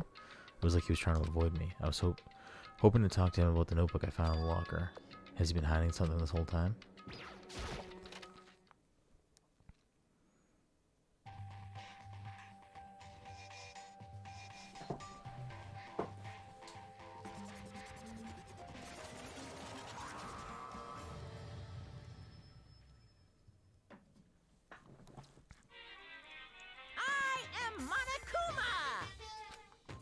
Well, it just so happens to be in the envelope on the ground in front of you. Final hint. This must be the envelope. Really? The one with your name on it? And just so you know, I won't be answering any questions about what you find inside. What? Don't worry, just go on with it. Monokuma's cryptic words didn't make me feel any better, but I picked up the envelope and opened it. What I found was a single photograph. It featured a bunch of faces I recognized extremely well, except for Makoto's.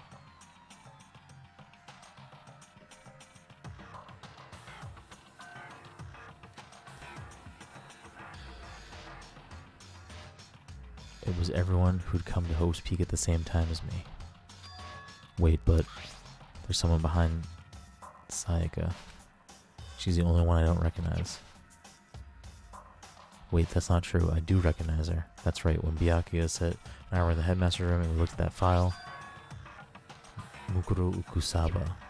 And this girl is... What? Why? Why is Mukuro here with everyone else? And even more than that. Just having everyone here posed like this is weird enough by itself.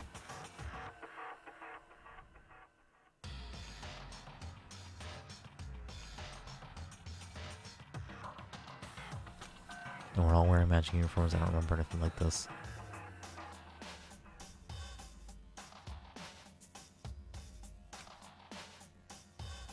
And now that I'm looking at it, it's not even everyone. I'm not in the picture. I'm the only one out there. The picture has all 15 other students, but not me. But I guess that makes sense. After all, I don't remember ever taking a picture like this. I went to junior high with Sayaka, but the first time I met everyone else was when I arrived here at Hope's Peak Academy, so it's natural for me to not be in this picture, but what's definitely unnatural is that everyone else is in the picture. I thought everyone was like me and didn't know each other until they got here. But if this picture is real, then could it be everyone else and just me? Everyone here except me is... How long are you going to keep up this rambling soliloquy of yours, Hamlet? What are you gonna do? You're kind of getting in the way standing there, huh? So, I mean, get out. But I told you I'm not fielding any questions. What kind of mystery would this be if I gave you all the answers? That'd be totally out of left field.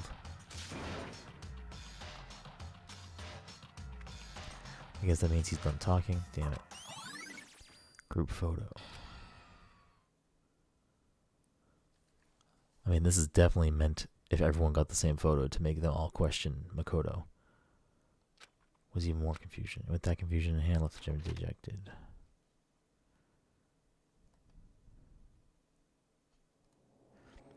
How does that count as a hint? It just made me even more confused. Is that what Monkuma was going for? Did he put together a fake photo just to confuse me?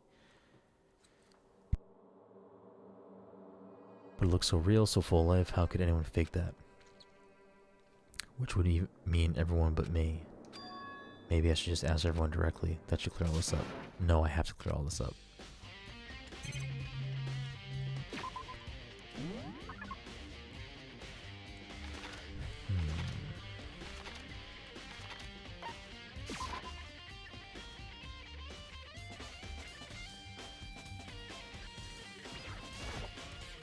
So this is where you've been hiding. Listen, I was hoping to talk to you.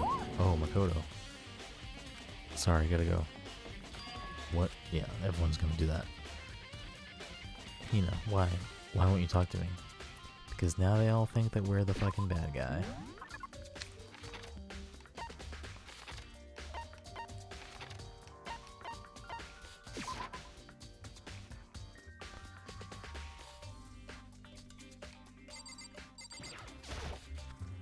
Oh, Byakuya. Listen, do you think we could talk? Byakuya? That's enough. I have nothing to talk to you about. Don't talk to me as if we're friends. Hey, Byakuya, wait. But of course he didn't. He just walked away. What the? Why was he acting like that? Like he purposely trying to avoid me.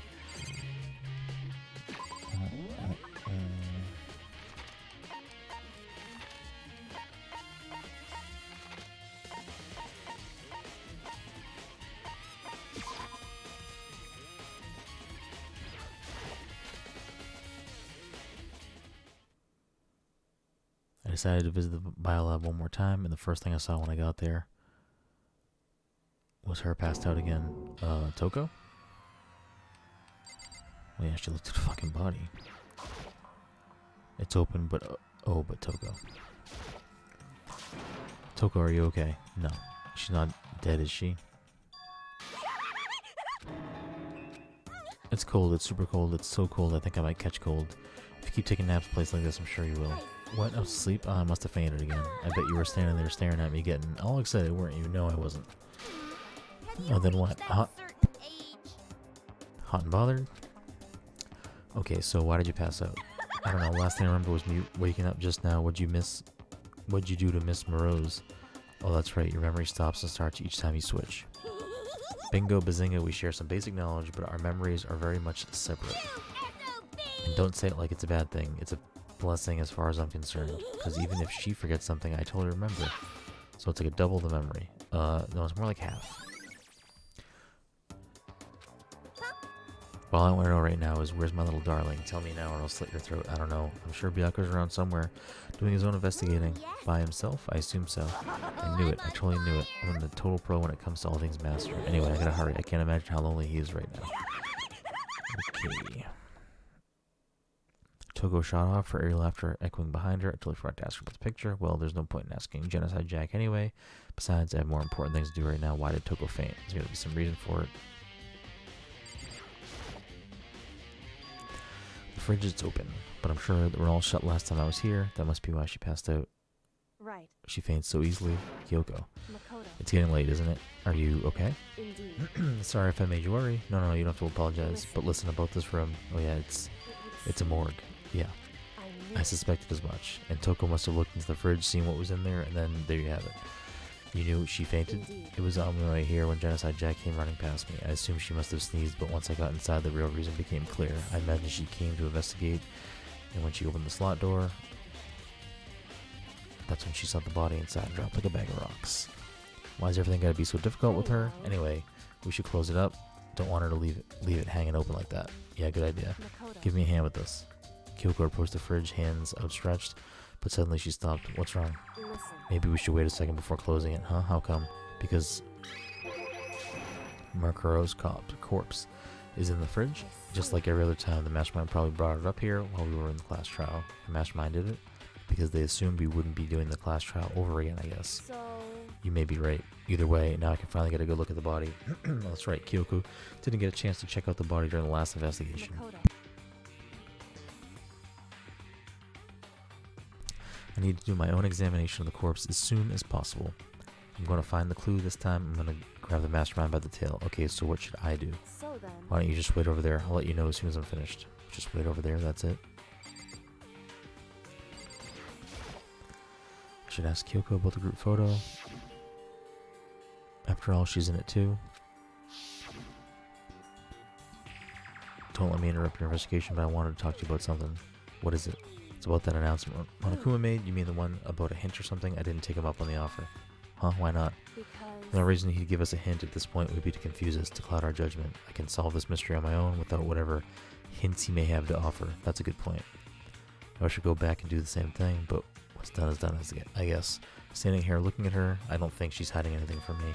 Is she right? Did the mastermind forge that picture as a trap to confuse us? That's gotta be it. There's no other explanation.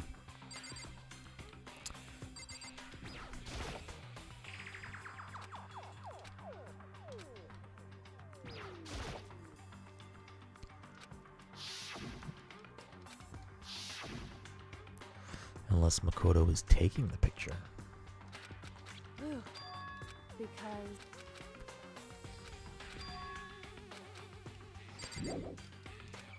What am I supposed to do right now?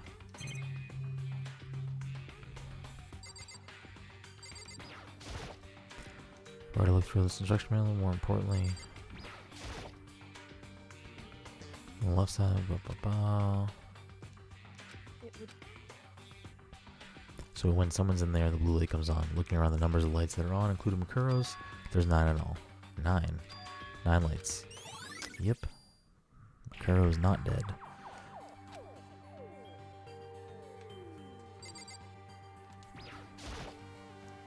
I should ask Kyoko about that group photo.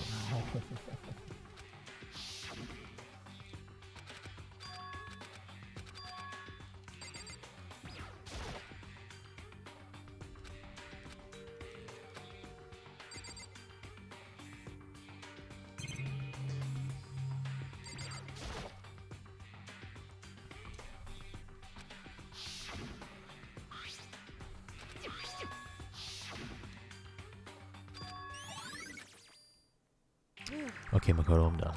Alrighty, geez, that was fast. Indeed. Anyone can do good work if they go slow. In that spirit, I'll make my report brief. So did you find anything? I paid careful attention to the wounds and the traces of blood, and it seems highly likely that the stomach wound and blow to the back of the head were inflicted after death. Really? The burnt tissue made things a little more difficult, but I'm completely confident in my findings, so that means neither of those were the fatal injury, right? Then what was the fatal injury? Due to the explosion, the victim's identity is unknown. They were, however, dead before the blast. The victim had been stabbed a single time with a knife, which went completely through the body. They had also been struck in the head with an object about as thick as a metal pipe. The body was covered with other wounds, but these were at least several days old. Is that right? Where does it say they're old, huh? Because All the Monokuma files say is that they were inflicted at least several days ago.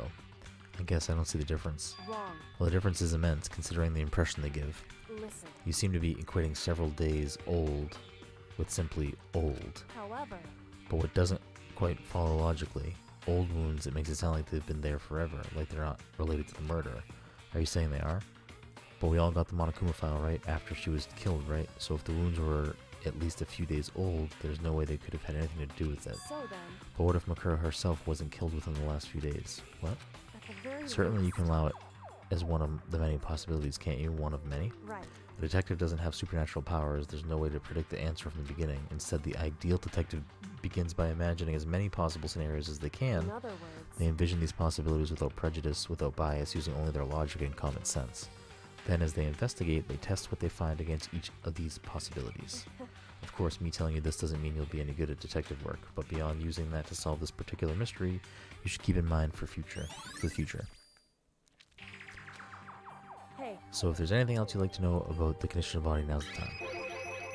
Come to think of it, there was one thing. Earlier when I was looking at Makura's profile, it listed her height and weight. so 5'7", vitals. Did I get all that right? You remembered all that? They are indeed consistent with the corpse, so then indeed, don't forget about the Fenrir tattoo. That's absolutely no mistake. indeed. Our victim in this case is without a doubt Makuro Ikusaba. Has been updated. And Is that all you wanted to ask? Yeah, I think so. so then, Then it looks like we have no further business with the Makuro's body. Let's get going. It's kind of chilly in here. Oh wait, we're not going to put the body back. Do you think it's kind of sad leaving it out like this? why? Sad? Did you forget she was our enemy once? As part of the ultimate despair? But she still got us killed. She's still a victim. Hey, Have you ever heard the phrase, you reap what you sow? Well, yeah, but still. You really are naive. You know that? It's really quite appalling. But she could have abandoned me, but she decided to help me instead. So for someone like that, what does it mean to be naive? so I then, think we've done all we can do here. But to our separate investigations, yes, hold on. I still have one more thing to do. Something I need to talk to Kyoko about. I need to ask her about the pocketbook I found in that locker. If I don't do it now...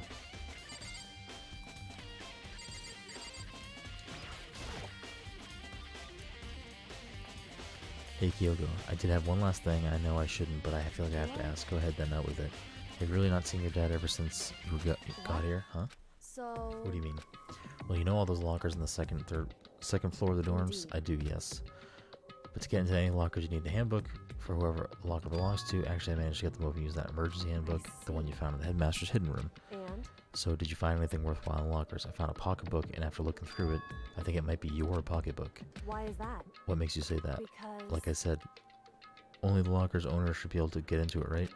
I can't imagine those lockers belong to any of us. After all, we only got access to that area just recently. What I'm saying is there's no way I could have had access to any of those lockers, and if I did have a pocketbook, why would I bother putting it in a locker? Everything you just said makes perfect sense, but there was something written inside. It was about the headmaster, about your father. if that's true, Could that mean that video is real too? Video. Makoto, Makoto, I think everything is finally starting to fit together to reveal a cohesive picture, although I'm afraid that picture might be worse than anything we could have imagined. What are you talking about? I need to go investigate those lockers right now. I need to confirm what you just said with my own two eyes. Oh, let me give you the headmaster's handbook, that way you can. so That won't be necessary. If I'm right about this, I shouldn't have any problem opening the locker with my own handbook. After all, it would seem that it's my locker, your locker. Makoto, If you watch this, it'll all make sense.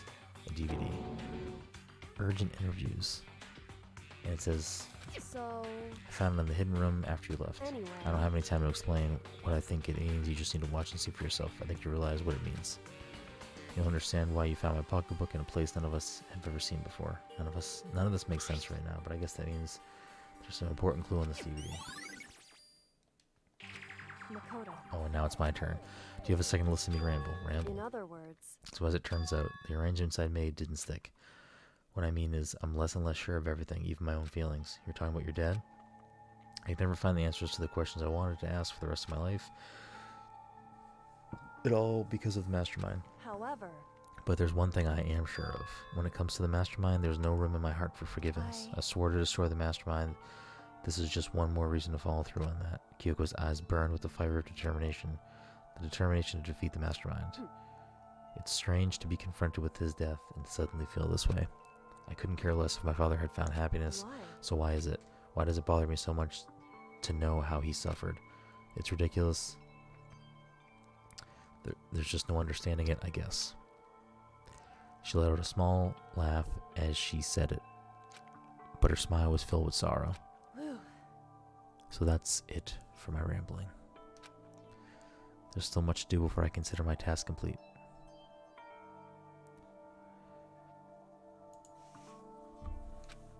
Yeah, you're right. Hey, But keep this in mind. There is only ever one absolute truth, whether that truth serves justice or suffering, whether it's the greatest truth or the worst. What do you mean? Makoto. Even if the truth you uncover is filled with hopelessness, you still can't give up hope. Absolutely not, because all I can do is keep moving forward. That's pretty much all I'm good at, you know? Indeed.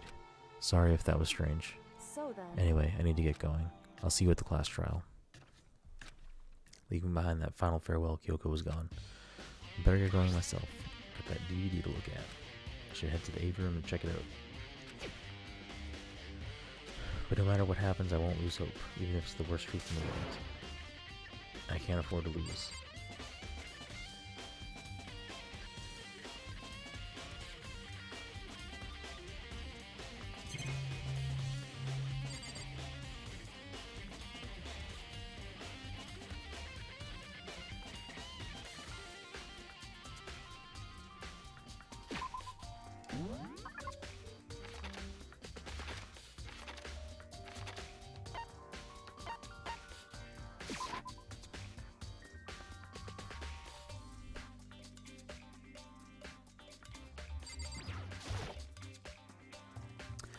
I should be able to play DVDs just fine. Well, then I better take a look.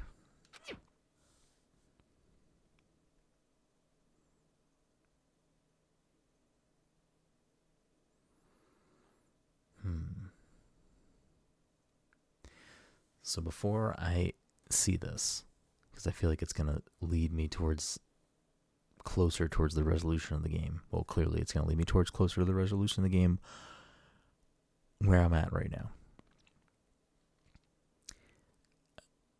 The game is either trying to tell me that despair or the 16th student is actually multiple people or has some sort of other form, or that Makuro is actually dead, and someone else is still alive and it is actually the mastermind, or Makuro is not dead and used another body to fake the final death there. Because, right, there's supposed to be 16 students and there's only 9 bodies in the morgue, including quote-unquote Makuro's. That means there is a body missing. So that means that someone is alive. The other thing is, I think the photos are real. The ones we found throughout the game and this final one. And it's either like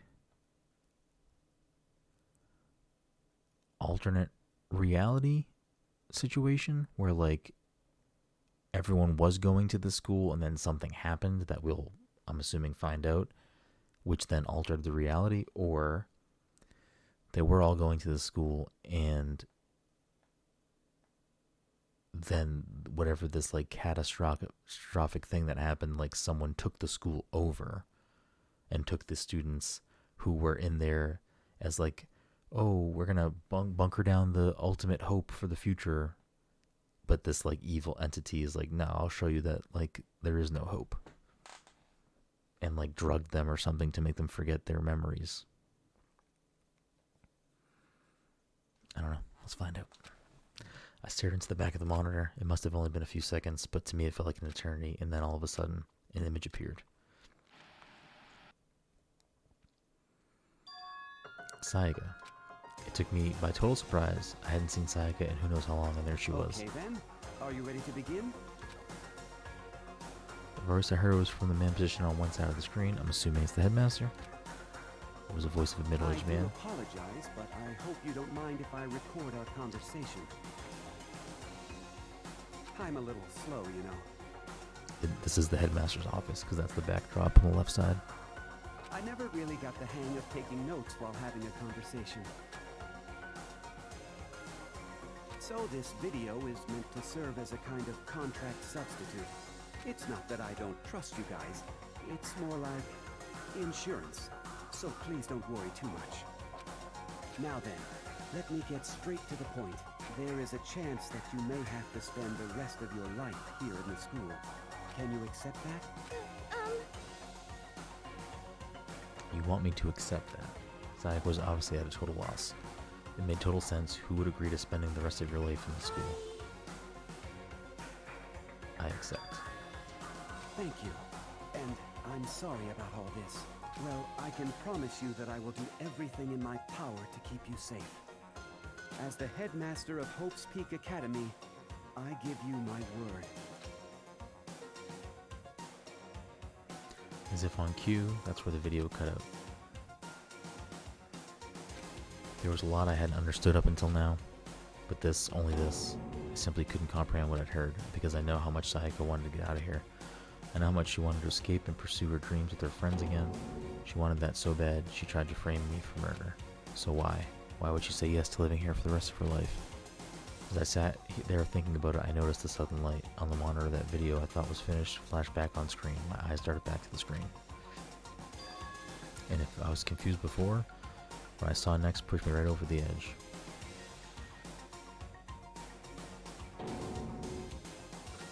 What I saw was me, and possibly undeniably So, me. Makoto, before we begin, I should let you know that I'll be... Yes. Me and the headmaster were looking at each other, and I were having what seemed like a fairly normal conversation. But the I in the here and now, had absolutely no memory of it. I had no memory of even meeting the headmaster, much less sitting down talking to him like this. Shall we get straight to the point? Makoto, there's a chance you may have to spend the rest of your life here in the school. Can you accept that? Yes. I don't know why I had that reaction. I knew that was going to be the response of this video. I'm sorry I'm putting you through all this. Well, I mean, we don't have much of a choice, do we? But I promise that as long as you're in this school, I will do everything I can to protect you. As the headmaster of Hope's Peak Academy. Once again, the video cut out. From there, the video repeated the same scene again and again with the others.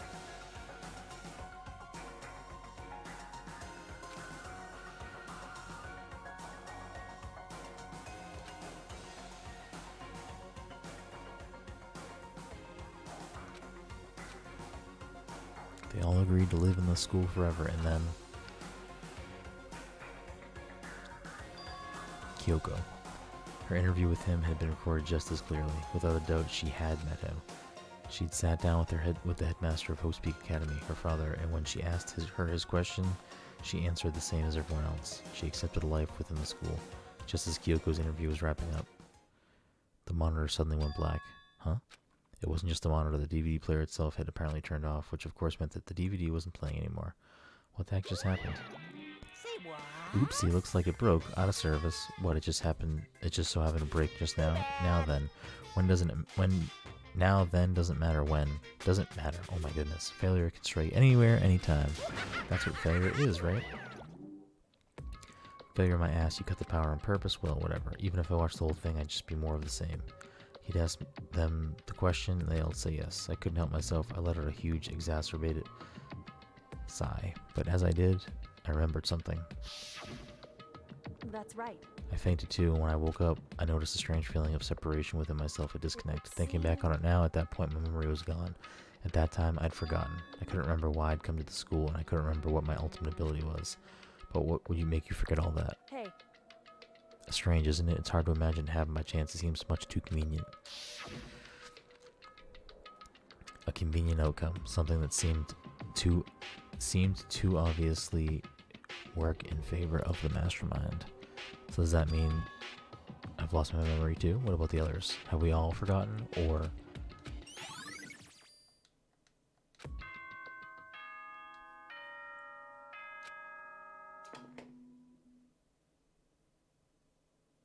For anything that has a start, there has to be an end. And if the end comes, then that means it's time for a fresh start. There is no night that doesn't have a dawn.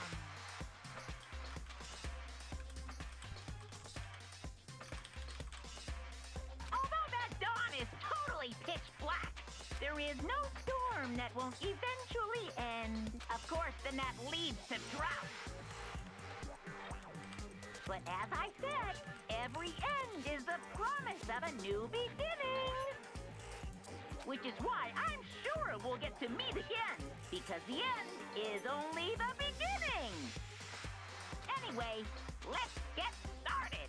The beginning of the end of the class trial. Everyone gather once again at you know where.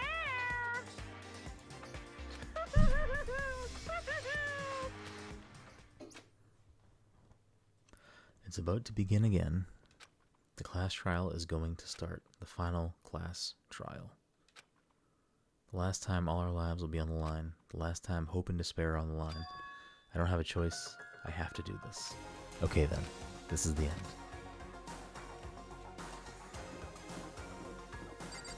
I feel like the trial can't be more than 2 hours. Right? It can't be more than 2 hours?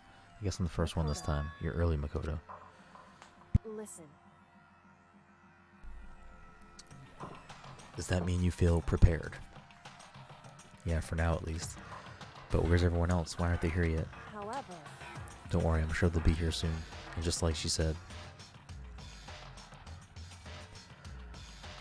Byakuya. Byakuya? They arrived one after another, but they were all in the same state of shock. Hina? Hiro? Silence. And it wasn't any normal silence. It was the deafening silence of fear and suspicion. It was like the first class trial. You called for me and so I appeared. I'm Strong, on silent fire. master is so wonderful, so cool, so hot. My loins are ablaze. Now listen, everything is be just fine. Just leave it to me. With my sharp scissors in hand, I'll stab and gouge and shiv the master of evil. But I thought you couldn't kill anyone but adorable little boys. If that's what master wants, it can be a boy, girl, or anything in between. I can handle it. Where am I? No human language can describe the disappointment I'm feeling right now. Is everyone here? Oh, and wearing our gloomy Gus faces, I see? Okay, well then, let's begin.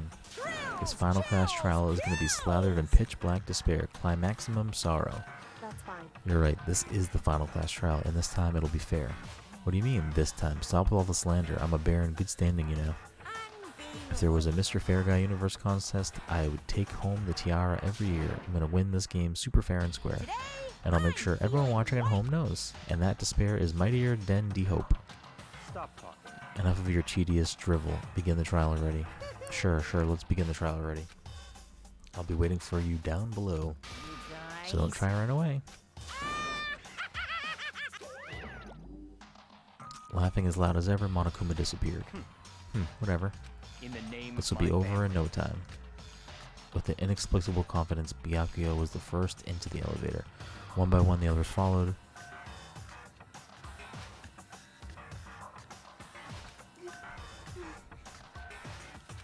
Nobody made eye contact, nobody said a word, they just disappeared into the elevator.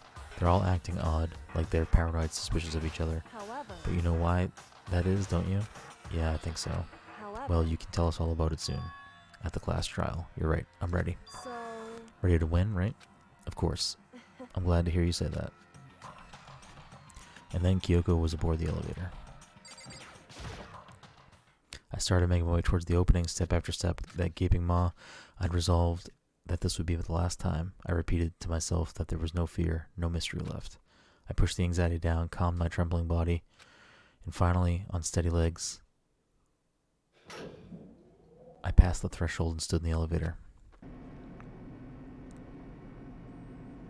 Without warning, it began to descend, deeper and deeper, deeper and deeper and deeper still, deeper, deeper, deeper, deeper, deeper, deeper, deeper, and it fell. I closed my eyes and sight fell away. All sound too disappeared. Alone in the universe, I waited for the elevator doors to open for the last time.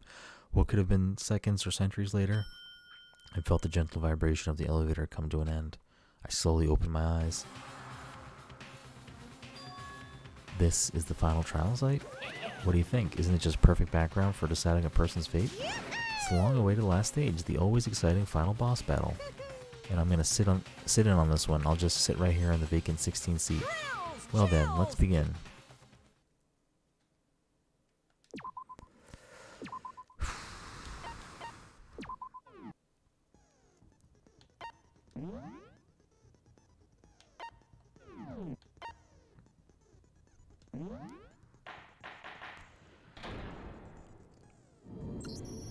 Since this will be the final class trial, I've come up with a special rule. Did you hear my final theories before watching the DVD, or were you not in here?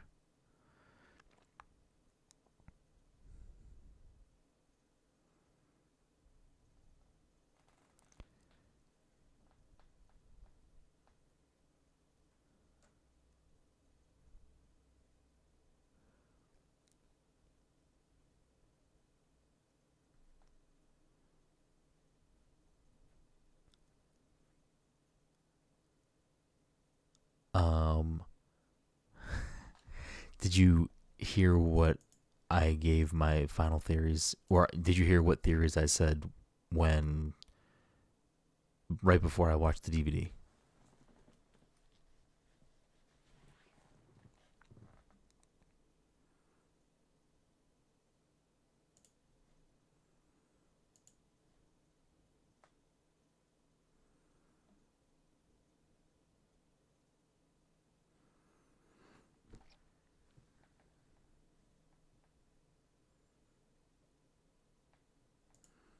Yeah, I mean, so that's fine. You do what you gotta do. So here's where I'm at right now, and this is what I think. First of all, we're about to hit the 2-hour mark. Is the trial gonna be like longer than 2 hours?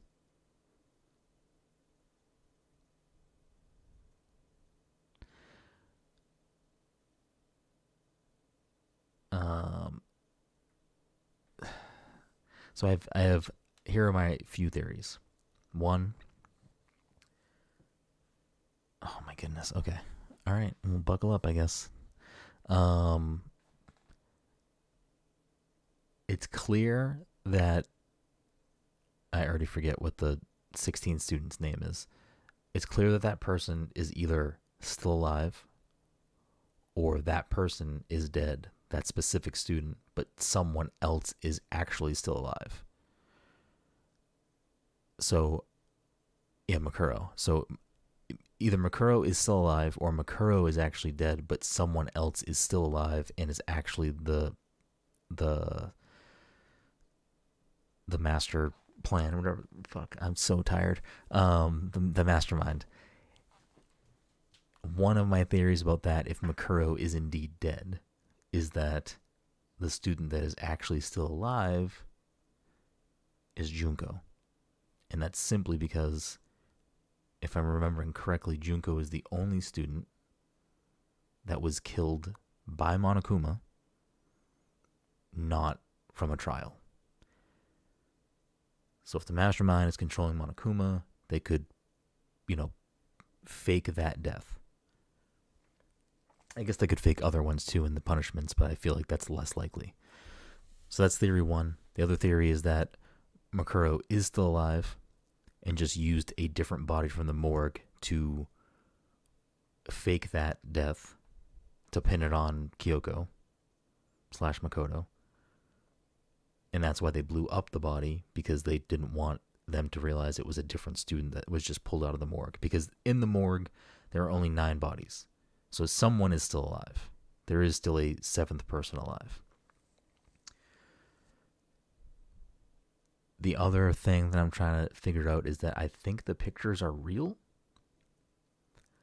And I think one of two things. There's either like just some altered state of reality where they're all kind of trapped, or on the real world side of things, they all did go to Hope's Peak Academy and they did get, spend X amount of time there as students. But then some sort of like other sort of world event happened, and this evil entity took the school over. And that's why they're all here but don't remember anything. I don't know. That's kind of where my brain is floating around. Or I could just be thinking way too hard about it. Since this will be the final class trial, I'll come up with a special rule. So listen up! If you can figure out Mukuro's killer and go on to solve the mystery of this school, you guys win! But if you can't, then I win! And of course, waiting for the loser is the super exciting, super heart-pounding punishment! Are you saying that if you lose, you'll execute yourself? Yep, sure will. And that's final? No loopholes? No wiggling out of it later? Of course not! Bears never go back on their word! Never mind all that. I just have one question for you. Oh, you're taking this serious, huh? Are you feeling okay? Oh, and last thing about the final picture that clearly just made everyone think that Makoto is the mastermind because he is the only person not in the picture. Hifumi is holding his camera, which I don't know if that's supposed to be a tell or not, but regardless, I think Makoto is taking the picture. Because I think the pictures are real. Oh, you're taking this seriously? Is the mastermind only one person? Don't bother. I already know the answer. You're all the mastermind, aren't you? You're all out to get me. I'm right, aren't I? I knew it. Oh boy, hero.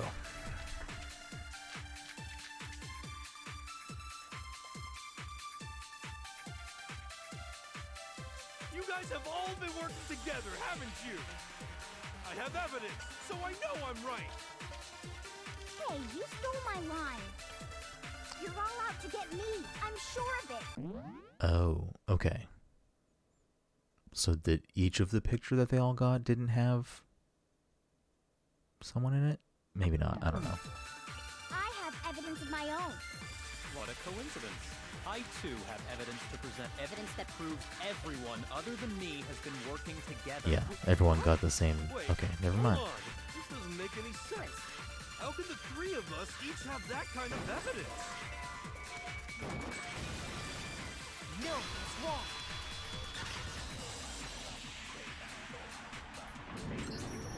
It's not just you three. I have evidence too. What? You too? The evidence you're all referring to is this group photo, right? Well, yeah. Huh? Wait, but mine's different. With the picture you have, I'm in it. But that can't be right. Because in my picture... See? I'm the only one not in it.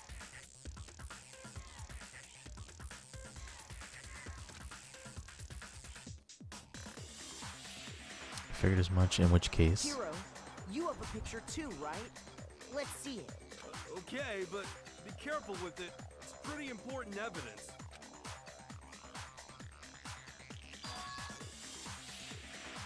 Celeste is doing the same thing in every picture. So the secret in these pictures has been revealed. Secret or whatever, I don't care. You guys are all in on this together. That's why I'm the only one missing. But you're in my picture. You're the ones trying to trick me. So the whole purpose behind these photos was to get us quite the mastermind laid a trap. To make us each think everyone... Huh? A trap? How rude! What? Proof I need to reveal Monokuma's trap. Each photo has a certain something in common. There's a connection regarding what person isn't shown in the group photos, and that person is the one who got the photos. In each case, the only one not in the picture is... So, in the picture... Yeah, we get it, we get it. In the picture Hina got... The pictures still might not be fake. They could just be photos that each person took. So I'm not ruling that fully out just yet. As long as we're talking about it, I suppose I should show you my photo with...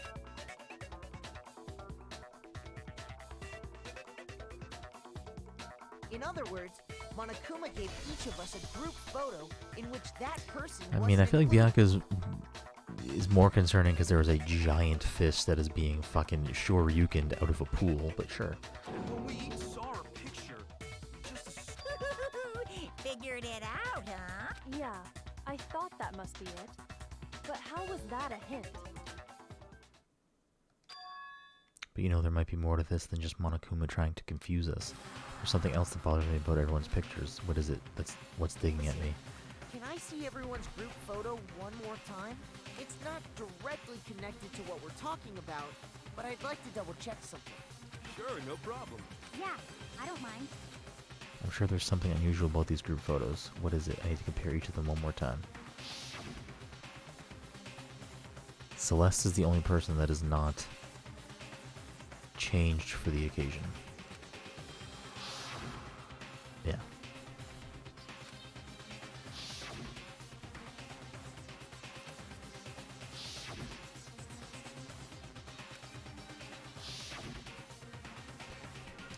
There's something strange about all of them, something I can't quite pin down, something. Can you just forget about the photo already? Ugh. Trying to trick me with such an obviously fake photo? I'm still pissed about that. And on top of that, they went to all that trouble to make it look like we were wearing matching uniforms. That's it. So you think they're fake? No, I assure you, they're quite real.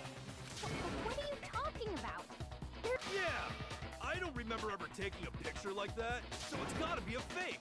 But you know, can we really be so sure? Huh? Don't get me wrong. I don't remember taking this picture either. Is that really enough to be absolutely positive they're fake? What do you mean? The reason I don't remember this picture isn't necessarily because it's fake. There might be some other reason, some terrible reason, an unbelievable but entirely horrifying reason.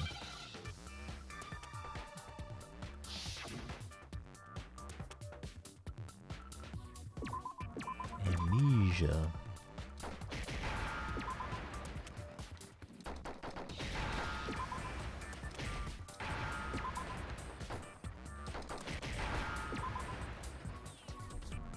Now I understand.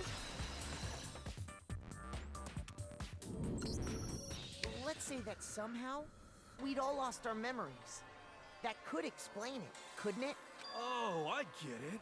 So we all just lost our memories at the same time and forgot about the photo. Makes sense. As if. You expect me to believe such an unbelievable occult-type story? Yeah, we all lost our memories? That's just crazy. It's only natural they wouldn't believe it, but no matter how much they refuse, if that's the absolute truth, they have no choice. We can't move forward until they accept it. And there's another way to prove it besides those pictures.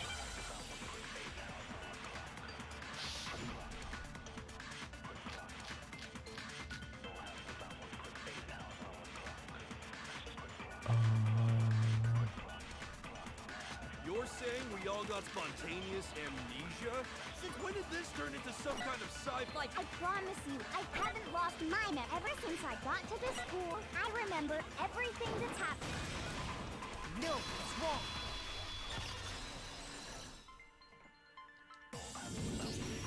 Those photos aren't the only things that point to the possibility of memory loss. This DVD does the same thing. You're not gonna show us something indecent, are you? No, it's nothing like that. I'm just happy I don't have to read It's as a much right video now. of all of Like, us speak as being much. interviewed by the Hope's Peak Academy headmaster. When you say all of us, you mean I mean all of us, including you.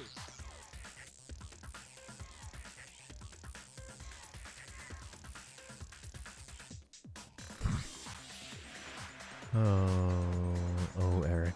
I should not have looked at that.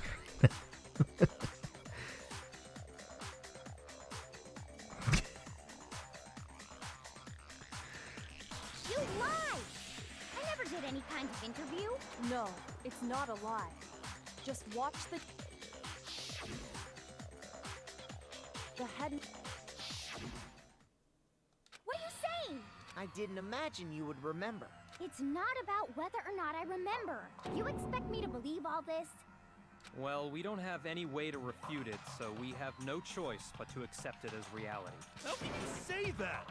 We're talking about living, breathing amnesia here. To be honest, I have something else on my mind right now. Something else? It was good. It was a good one. I'm a fan of that one. You said the DVD contains recordings of us being interviewed by the headmaster, right? What were the interviews about? The headmaster sat each of us down, one at a time, and asked us the same question. He asked us if we could accept the idea of spending the rest of our lives in this school. What kind of question is that? And how did we answer? We'd say no, obviously. Actually, we all said we could. Even me, I heard myself say yes. Why? Why would you say yes? I don't know. I don't remember a thing. The same goes for everyone else. Nobody remembers. You don't remember choosing to live here forever. It doesn't matter if I remember or not. Even if I bought the whole amnesia thing, the idea that I would... That's just insane! Insane or not, we can't move forward until you accept it. You sure are, 'cause it's all true. What? I know it sounds absurd, but if it's the truth, Indeed. We only have one path in front of us. then really? Yep, you all totally lost your memory at the same time. This is all making my head hurt. And this isn't like some normal kind of memory loss. You stole those specific memories from us, didn't you? Oopsie. You figured that part out too, huh? Of course. There's no way we would all just happen to get amnesia at the same time. How could someone just steal our memories? How? Come. That hardly matters right now. If I said it was hypnotism, would you believe me? Or we opened up your skulls and messed with your brains? Would you really believe anything I said? What matters is figuring out what memories you took from us. That's what you're trying to say, right? There's also that, like, supposed time machine or air purifier in the 3rd chapter. Wonder if that is actually something of import, or if it's just was there for that chapter. Because it didn't do anything in that chapter. I knew I could count on you. The interview with the headmaster, taking that group photo, those can't be the only memories we lost. There must have been a purpose to it all. Of course there was a purpose. It all has to do with the original motive. The original motive? You mean the motive you came up with? That has something to do with the memories you stole from us? It sure does. But that part's still a secret. Anyway, I'm sure it's not easy, but let's all focus on the class trial for the murder of Mukuro Ikusaba. Okay, so you want us to figure out who killed her before we do anything else? So until we do that, well, either way, we have to explain every last remaining mystery, so... The one who killed Mukuro, the true mastermind, that's what we need to expose.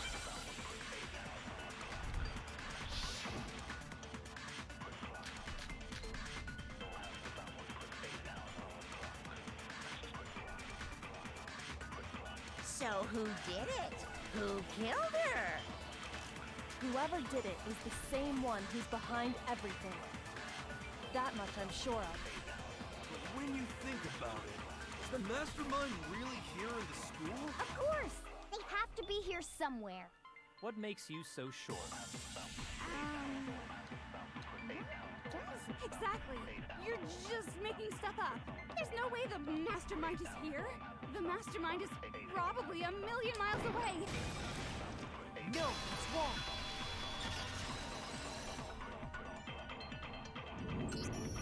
There's no question that the mastermind is somewhere within the school. How do you know? In the back of the data center, I found a panel. The mastermind must have been using that to control him all this time. So there can't be any doubt. The mastermind... There can't be any doubt.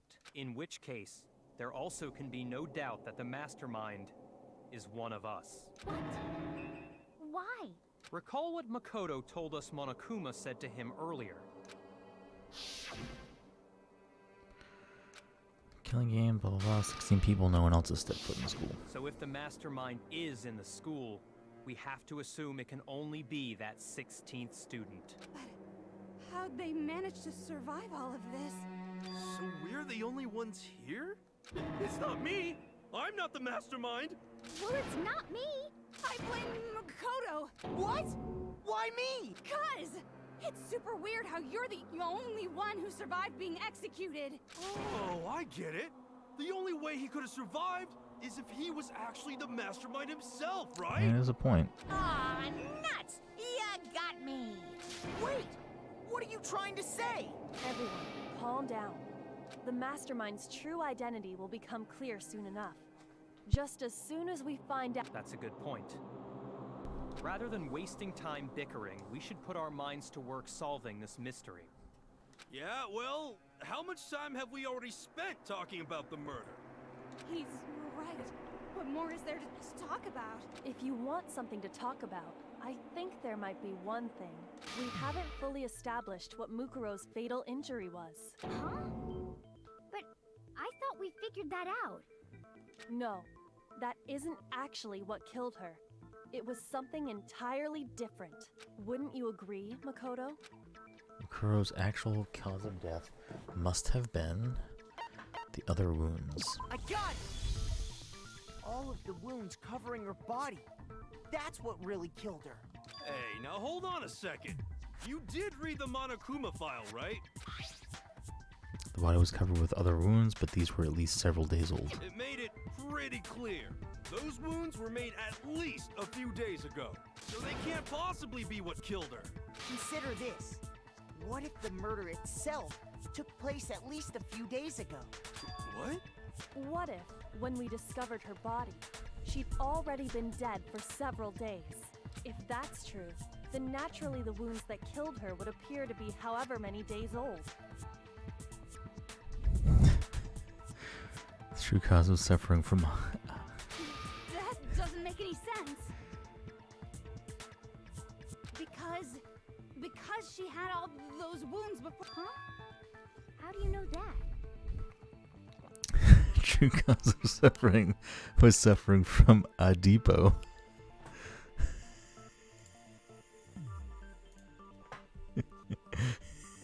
Isn't it obvious? She was the ultimate soldier, right? I'm more of an Al Lowe's kind of guy. You know? You're wrong. She denied me. I'm not weird, okay? At least listen to what... If you're so sure we're gonna deny you, why bother saying in the first place?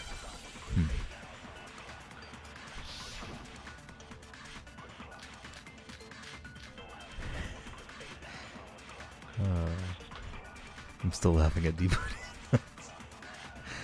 Alright. Soldier. Crap. She must have been in 100 different battles. So, when you think about it, obviously, she got all wounds in battle. Are you finished? You didn't deny me this time, You made me go all cutesy. Don't worry, there wasn't anything cute about it. Huh? Mukuro was the ultimate soldier.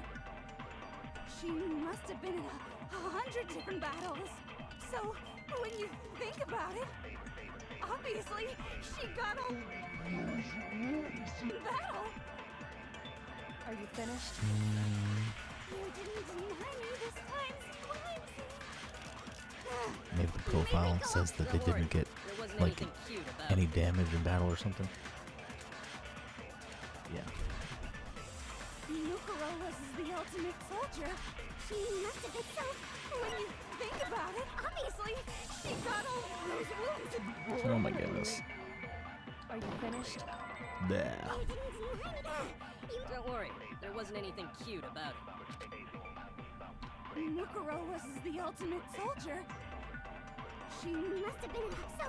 When you think of obviously, Should be this. Yeah, okay. No, it's wrong. I just think some of these like mini games control really poorly. Or like I know what the solution is and sometimes it's not like Didn't suffer a those wounds in straightforward swap with dialogue they want me to make. The file we found in the headmaster's room said as much. Despite the time she spent in battle after battle as a member of Fenrir, when she entered this school, she hadn't sustained a single injury. to be denied so completely. Maybe it's Anyway, so we can be sure that Mukuro suffered all those wounds after coming to this school. In which case, they could be the very thing that killed her. Yeah. In which case you As a matter of fact, it's hard to imagine any other possibility. When examining her body, I found that her stomach and head wounds came after she was already dead. Unless anyone has any better suggestions, I think we can say this with confidence. Is that in 2 or 3 or both or just in 3? The wounds Mukuro sustained all over her body are what ultimately killed her.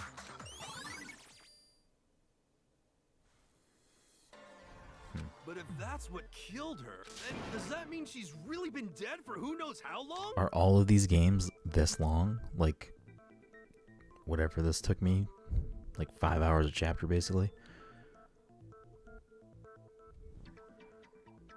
That's exactly what it means. When we found her body in the garden, she'd already been dead for several days. So then, what about the little matter of what happened last night? Makoto, you said you were attacked in your room by a masked assailant. If Mukuro had already been dead for several days, certainly it couldn't have been her. So who was it that attacked you? The identity of the one who attacked me, I can't think of anyone else.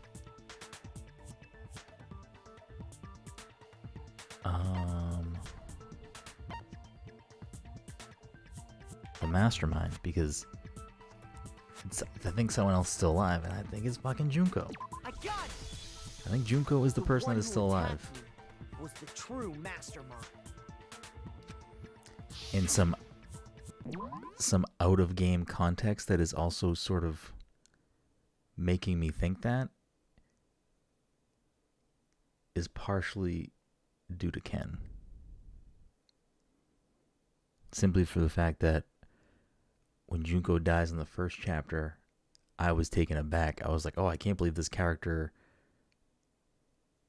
like dies this soon, because I feel like I see them in all the merchandise, or I see them like online and stuff, and you made it seem like they were, you know, a fan favorite character. So it would make more sense if a fan favorite character turns out to be a game-ending twist, or the mastermind.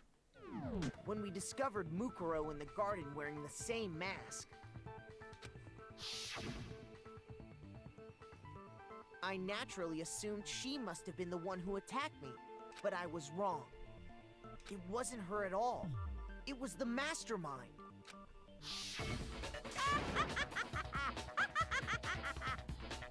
What are you laughing at? Oh, don't mind me. I'm just getting a little impatient sitting here listening. I think I'm gonna jump in. Let's start off with a nice, easy question. Your assumption that I attacked Makoto is just that, right? An assumption. You can't really know who was under that mask, can you? I mean, that's the whole point of a mask.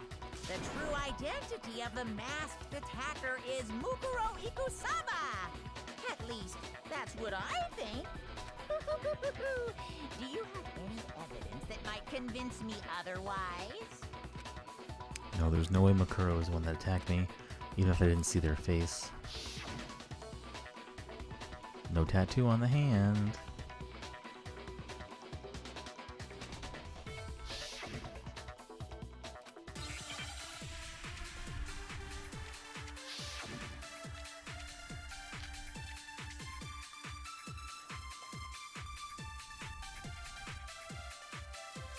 You never saw their face, right? So you can't have any idea. I'm telling you now, it was Mukuro Ikusaki. You're wrong.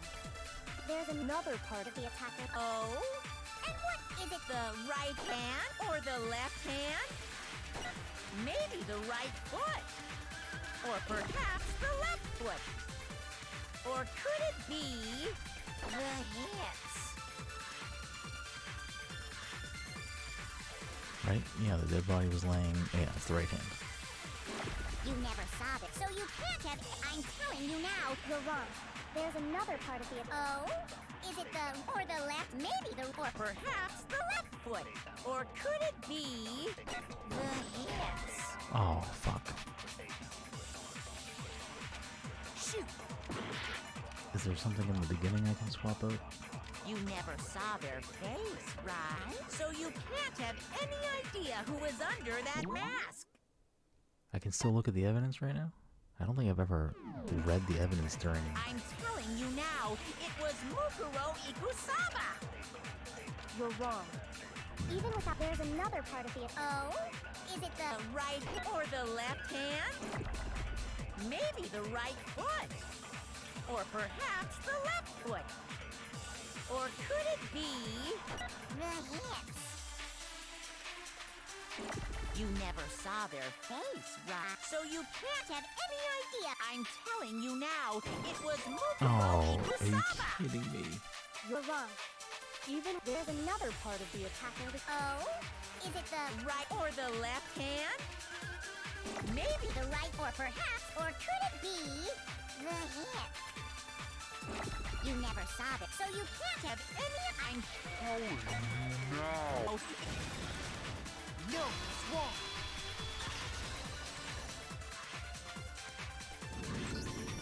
Mukuro had a tattoo on her right hand, a representation of Fenrir. But I saw the right hand of the person who attacked me. And there was no such tattoo. So there's no way the person behind the mask was Mukuro. Yeah, well, okay. You got me. But that still doesn't prove that it was me. It could have been, someone else, right? Hiro, Toko, Hina, and I all have solid alibis. Yeah! We were in the gym. Oh, okay, sure. But what about Kyoko? It... Uh-oh! No snappy comeback? Did I score a bullseye? If you insist, I don't mind showing you.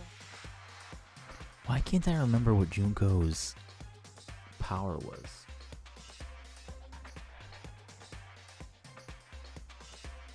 She's like a model or something? Huh? What do you think? I'll show you the one thing that proves beyond a shadow of a doubt it wasn't me. Before anyone could say anything.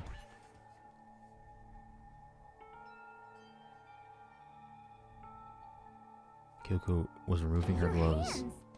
without thinking. I let out a gasp. It was more than just a little burned Awful, skin. isn't it? It happened when I was first learning to be a detective. I was inexperienced. I thought you didn't want anyone to see those scars. If it means we get another step closer to unmasking the mastermind, it doesn't really bother me. Kyoko seemed to save the words as she said them, and she put her gloves back on. My scars should suffice as proof. Makoto, did the person who attacked you... No, not at all. I'm positive. Then this much has been made clear. There can be no doubt that the one who attacked Makoto is the... This is just awful! On top of my secret being revealed, I had to look at those positively grotesque scars of yours. Sorry. Did I say... Not at all. You could... Sure. As long as it means pushing me farther into the corner, right? Because if you haven't noticed, the circumstances surrounding Mukuro's death are totally unknown. That's true. On the contrary, we don't know anything other than that. You're not going to tell us she was already dead before we arrived here or something, are you? In that regard, you have nothing to worry about. I promise you, without a doubt, she died after our little killing game began. Then somehow she was killed in secret without any of us knowing. And after she died, who knows how much time went by before we found her, right? Did the culprit stash her somewhere? She couldn't have been in the garden the whole time, could she? I mean, she could have. We didn't get access to that room. We weren't even on that floor until the end. If she was, she would have been totally decomposed. In the Just morgue. like your brain. Then she was being stored somewhere? But to hide. Only one place I can think of. I got it! Oh, the kitchen, of course. Mukuro's body was probably... Biolab? That's right. It's actually set up for use as a morgue, so it's the perfect place to hide a body. And it'd keep the body preserved. Then you're also saying the body was moved from the biolab to the garden. And I have no doubt that that's exactly what happened. The proof that shows the body was carried from the biolab to the garden. The tarp. I got it! What makes me so sure the body was carried from the tarp that we found in the garden. When I was checking it over again, I noticed that some text had been stamped on... Oh, it says Biolab. Holy cow! Makoto's nitpicky nature seems to have surfaced with perfect timing. This proves that the tarp originally... In fact, there's a whole... So when the killer moved the body to the garden, they must have grabbed a tarp to wrap it in. Then they simply left it as it was to protect against the sprinklers, and put the coat on it afterwards. You made everything sound so amazingly consistent. That's just a wild guess. Where's your evidence? Prove that the body was wrapped in a tarp and moved. There is no evidence. I was simply explaining what I think happened. But you seem to be getting pretty worked up about it, wouldn't you say? Worked up? Now that the conversation has turned to the topic of the biolab, you must be getting pretty nervous. Because the key to uncovering your secret identity is hidden within that room, isn't it? Are you talking about unmasking the mastermind? You see, the biolab contained an inconsistency. One so major it can't be overlooked. Inconsistency in the biolab. What could you be talking about? The amount of bodies. Such a child. Oh well, just ignore him. The inconsistency in the biolab could you be Hey, talking by about? the way, Makoto, what about that one thing? What one thing? What do you think? I'm talking about your family.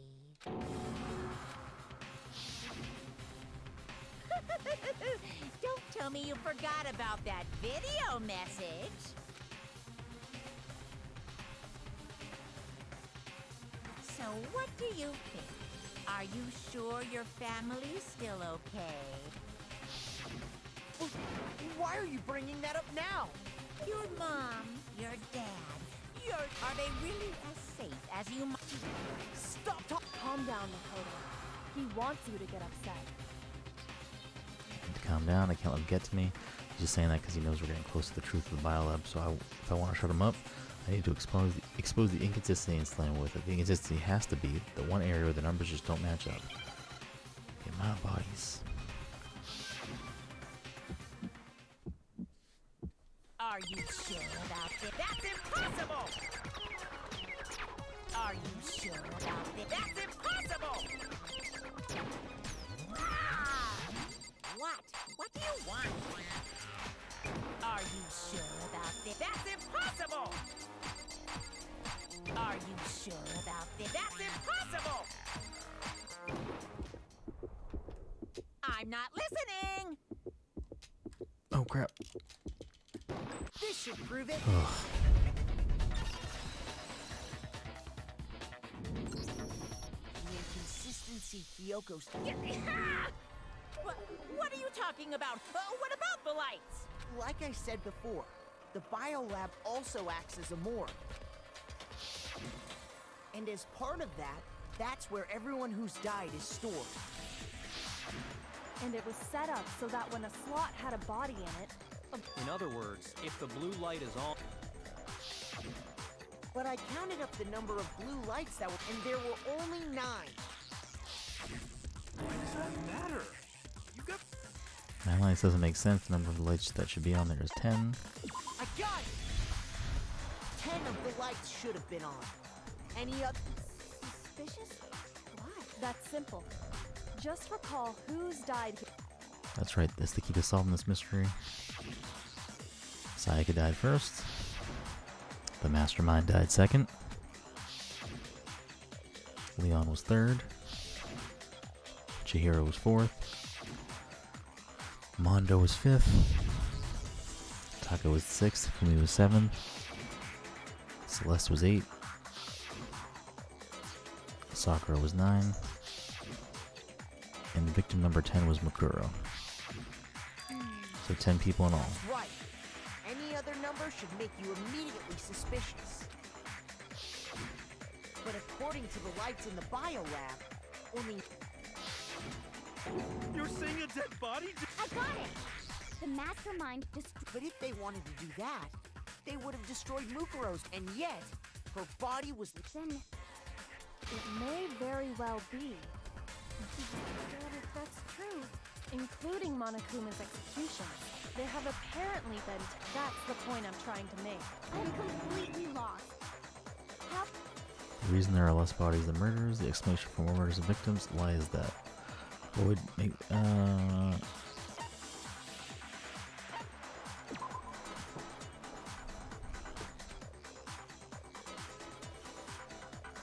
Oh crap, yeah. Someone murdered twice.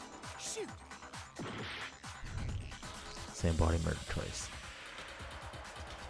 Which is essentially the same thing that I just picked. I got it! What about if the same person was killed twice? Huh? Officially, 10, but one of the victims may have been murdered. Murdered and murdered again? If that's the case, there could have been 10 killings, but still only 9 victims, right? Technically, it could easily have happened. No, it is what happened. Sounds like you're already convinced. It was Mukuro, of course. Before she was killed as Mukuro Ikusaba, she was killed as someone else. And that's why the body had to be stored in the biolab until the moment we found it in the garden. No, that's crazy talk. She was killed as someone else? Come on! Besides, who could that someone else even have been? All you have to do is look at those bodily injuries of hers, and that will become obvious. Nothing's gonna become obvious. Holy shit, it is Junko. Because... Because Kyoko's totally delusional.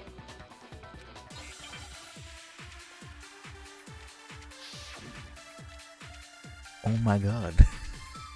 I guess that's so early in this chapter, like way before the trial. Who is this someone else that Mukuro was killed? Was it Sayaka, Maizone, Junko, Enoshima, Leon Kuwata? Oh no, it's not Leon. Hira, Mando, Kiyotaka, Ishim, Hifumi, Celestial, or maybe... No, there's no way anyone was murdered twice! Who is this someone else that Mukuro was killed as? Was it Sayaka, Maizono, Junko, Enoshima, Leon, Chihiro, Mando, Kiyotaki, Fumi, Celestia, Lu, or maybe... No, there's no way anyone was murdered twice! Whoops. No, it's wrong. can't believe that I guessed that. Oh my goodness. Wasn't her fatal injury pretty similar to Yep. Mukuro? What do you mean? Well, remember what happened to her? She was impaled by a bunch of spears, all over her body. And Mukuro died from a number of wounds across her body. When you compare that to the stab wounds Junko suffered, And the similarities match? Yes, and those are the only fatal injuries that match up. That explains why those two bodies are actually one and the same. so let me see if I have this straight. Junko, or someone going by that name, was stabbed to death with multiple spears. Then her body was kept in the biolab for however. Only this time, it was presented as the corpse of one Mukuro Ikusaba. It all matches up, right? Those wounds Junko suffered could easily be these same injuries. It's really true? Wait, so... It means that there haven't been 10 victims, but 9. Which also means that among the people we thought were dead, And that's the true identity? Who is it? Who's be? We already know the answer to that. She took Junko's body and made it look like she was the one who died. So Mukuro is still alive. She's gotta be. Total silence. They're not. Mukuro alive? The one that's still alive is Mukuro, but can we really believe that? No, there's no way. There's no way Mukuro is still alive. No, it's Junko.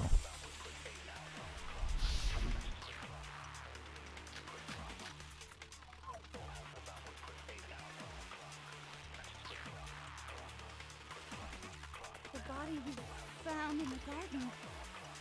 It wasn't Mukuro. Then she's still alive? That's right. She made it look like... So the mastermind's true identity is Mukuro. What do you say, Monokuma? Do you give up?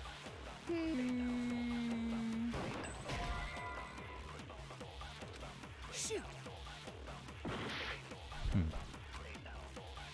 The body we found in the wasn't Mukuro.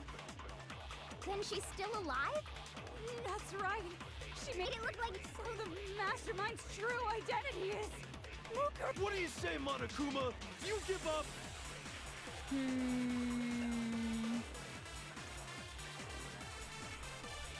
For that to be true, then that couldn't have been her body we found in the garden. Is that really possible?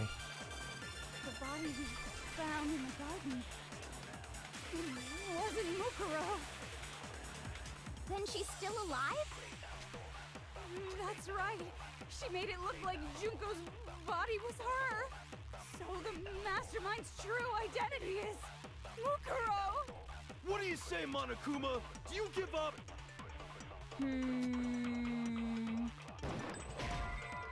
Fuck. Shoot!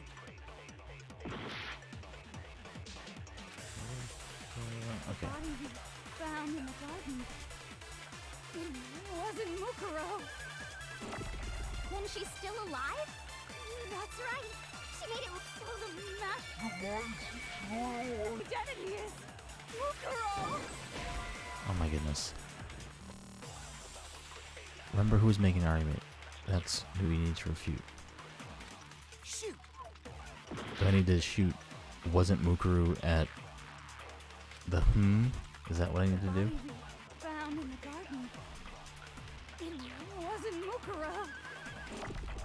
Then she's still alive? That's right.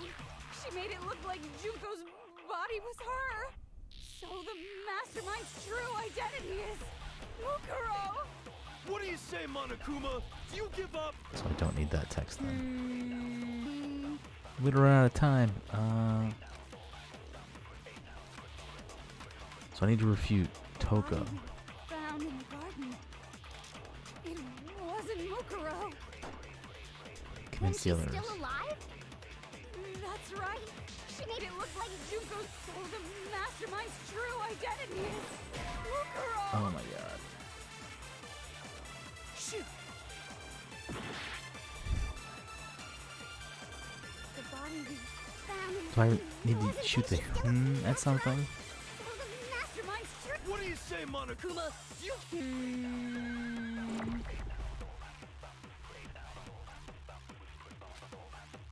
I have half a heart. What do I shoot? The body we found In 1 minute. It wasn't Mukuro. Then she's still alive? That's right. She made it look like Junko's stole the mastermind's true identity is Mukuro. Profile What do you say, Monokuma? at wasn't. You give Shit. up? The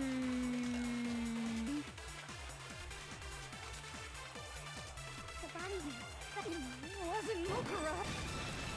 No, it's wrong. Swore I shot something at wasn't. I must have shot a different word then. No. The body we found in the garden was Mukuro. That's one thing we can be sure of. The body's appearance and measurements are right, Kyoko? Thank you. She was 5 foot 6 inches tall. Everything in her profile. And then there's the matter of the Fenrir text.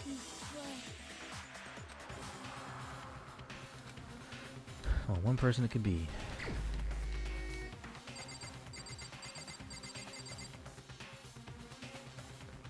The fucking mastermind. This whole goddamn time. Here's my answer.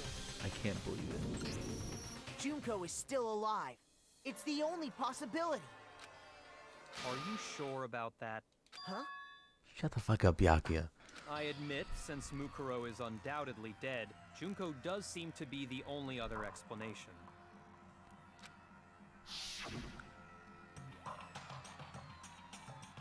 But we saw her get impaled. She died right before our very eyes. Brenwa Junko was Blanc. still Oh my alive. The god. death we saw would had to have been some kind of charade. I changed my Twitter name to that.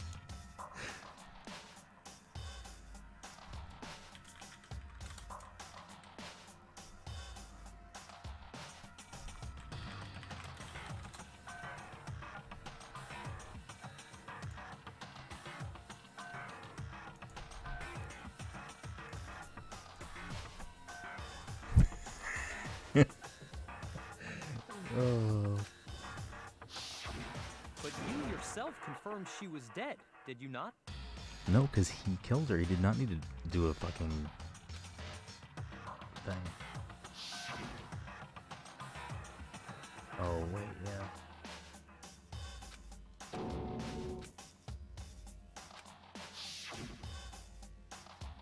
She was dead.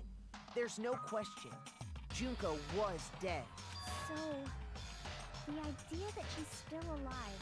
It must be wrong. Then you're withdrawing your previous statement?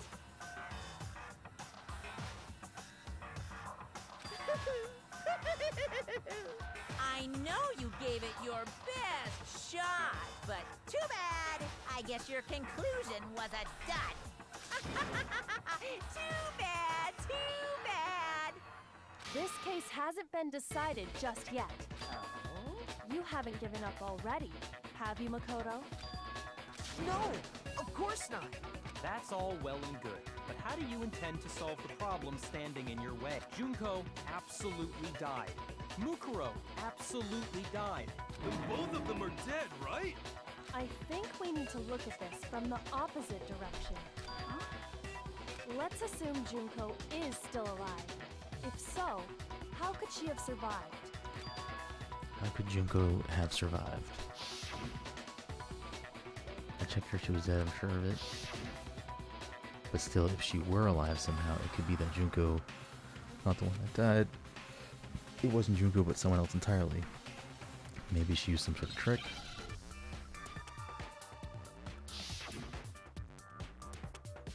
The old switcheroo.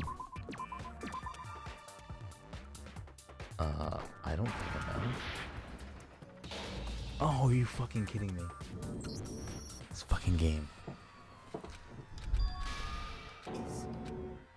Yeah, I want to give it another I shot. refuse to give up yet. Why would I not want to give it another shot? No, I'm just going to end the game there.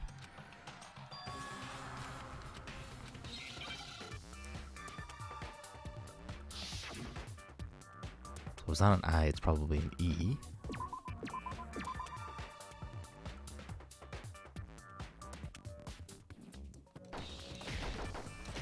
Oh my god, are you kidding me?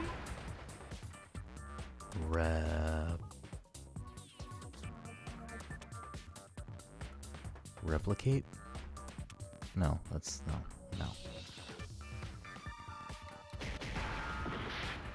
Huh? R.E.P.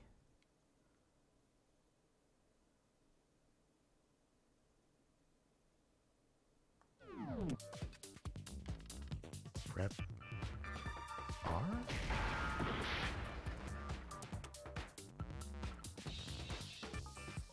It's either L or an E. Okay. Replace. Oh my god. Now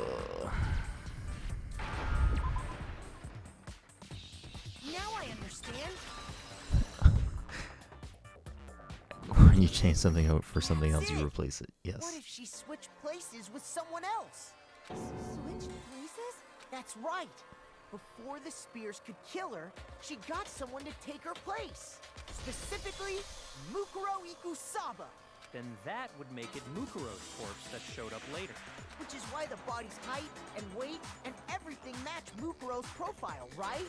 I don't know anything about this switch.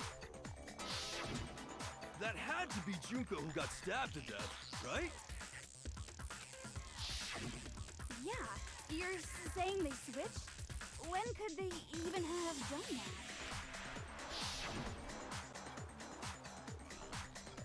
Right when she was about to die?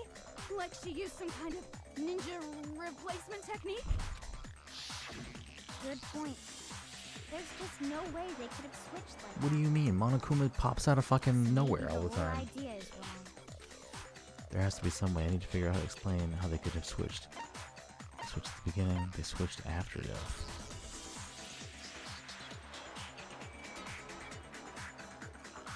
They switched after death.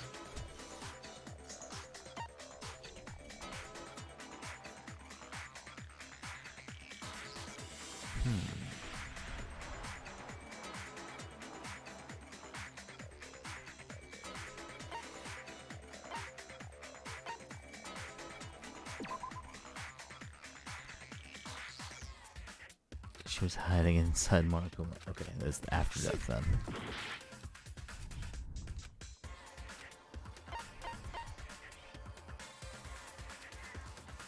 Right? And she didn't actually die there? Nope. Okay. Well, it looks like we're failing a second time. I refuse to give up yet. Damn. Maybe I'm not Brenoir Blanc. Maybe I'm just a fucking hack. That's right. Which is what.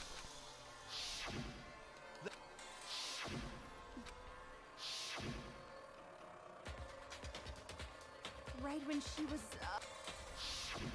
Good point. They switched the I beginning. got it. The two of them may have switched places from the very beginning. Oh, like the beginning of the game. Yes, from the moment we first met. Mm-hmm.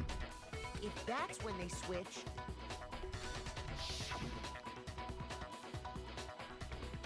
then they wouldn't have had to switch at the moment of. After all, the one we saw at that point would have already been Mukuro. Hold on. So, you're saying the Junko we first met is actually Mukuro all along? we'd already met her? I had like a normal conversation with her. When we first met, none of us knew who anyone else was. Mm-hmm. So Mukuro could have simply told us her name was Junko, and we never would have known the difference.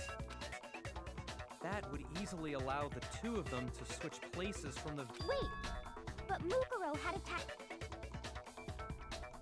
Junko never had any tattoo like that, did she? She could have hidden it with foundation or something like that.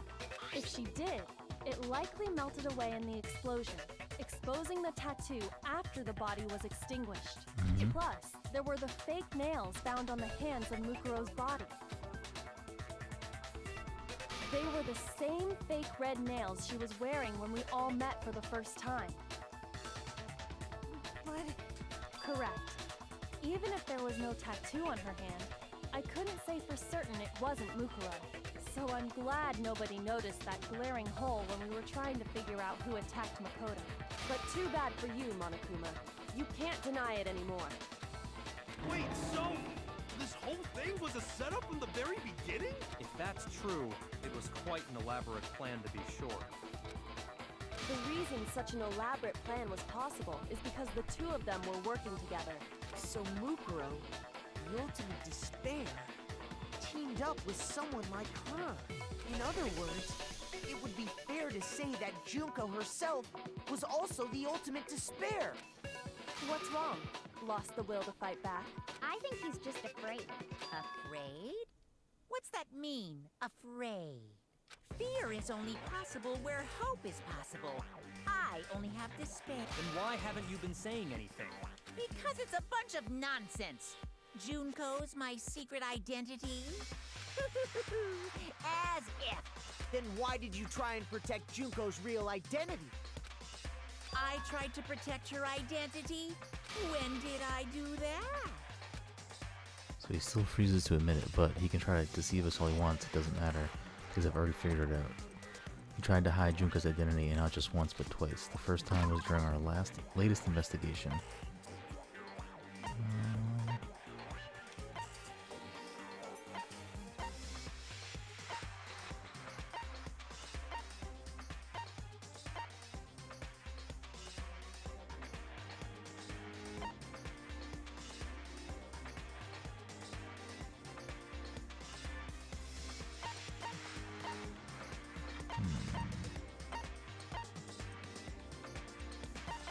I think it's this?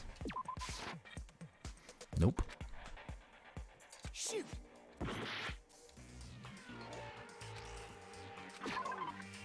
First time was, oh, that was an art. Fucking, wait, no, it wasn't the big, it was in the investigation.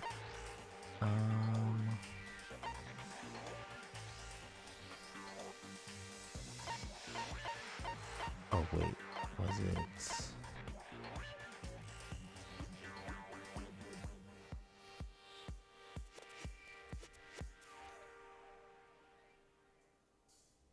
Her face is disrupted in the photo.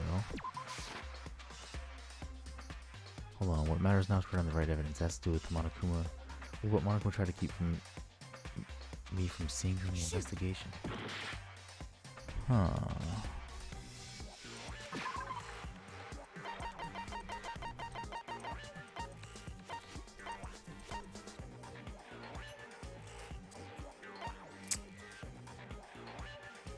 This. He turned off the fucking While I was in the DVD player. What?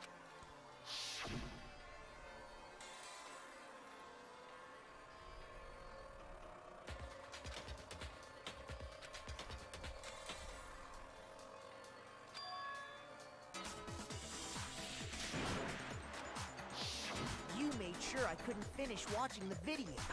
And the reason you did that is because you didn't want me to see the real Junko, did you? Oh, yeah! If everyone was in that video, of course Junko would have had to show up. And if Makoto saw the real Junko, it would have been totally obvious that the Junko we met was an imposter. That whole power outage thing was just a fluke! No, it wasn't a fluke. The Mastermind definitely orchestrated that power outage, and that's not the only time they tried to hide Junko's identity. The Mastermind tried to cover up one other piece of evidence. I've got to reveal that.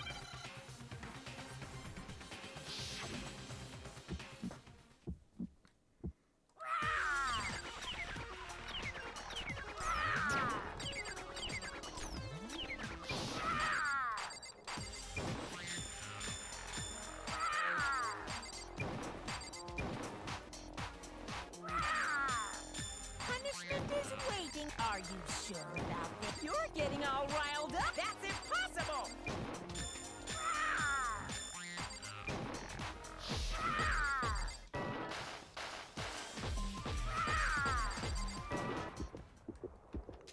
That's impossible! Group photo. should prove it. So I wasn't totally wrong the first time when I picked group photo. The video wasn't the only thing you tried to cover up. You did this. I noticed it just a little while ago, when we were all comparing the photos we'd gotten. In all the photos, there's a certain similarity, an unusual circumstance. What's so unusual about them? Junko's face is covered.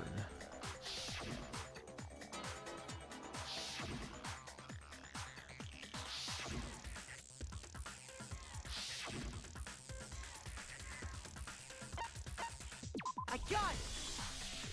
Junko's face. The one thing common to every single photo is that you can't see her face.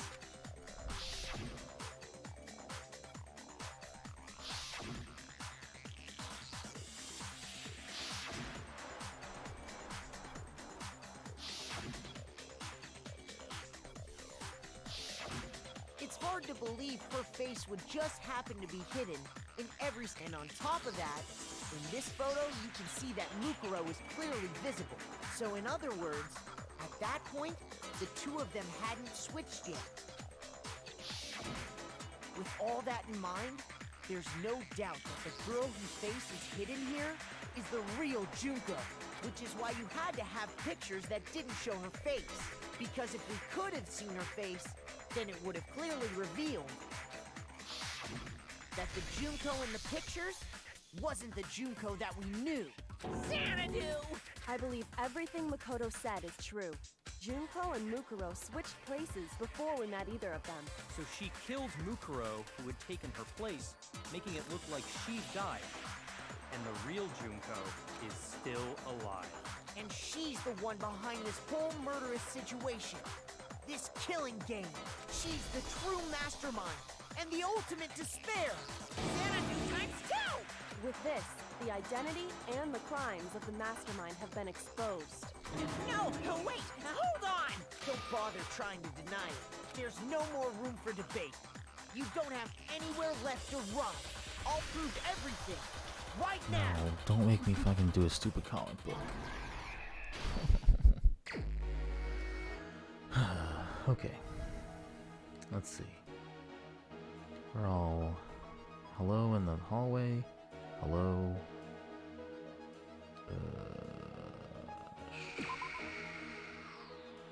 Maybe?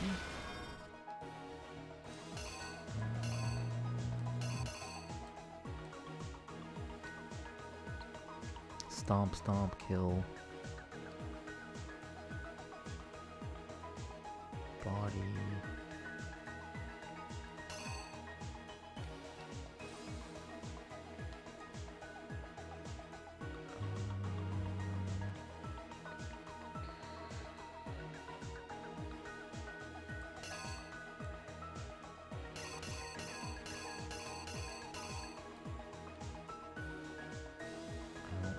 These are literally the same picture. We'll come back to that. Mask, stabby.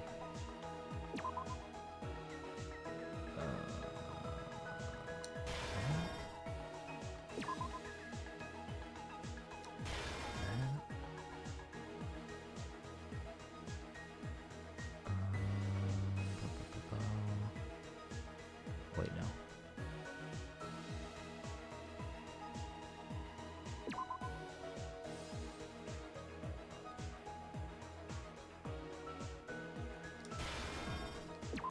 Knifey.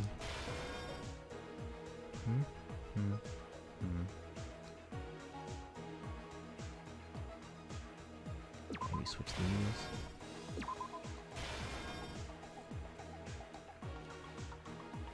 Alright, slap.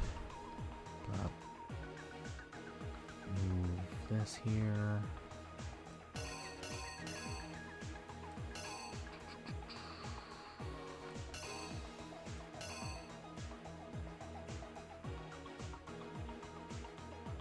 Put this here. And the fake body.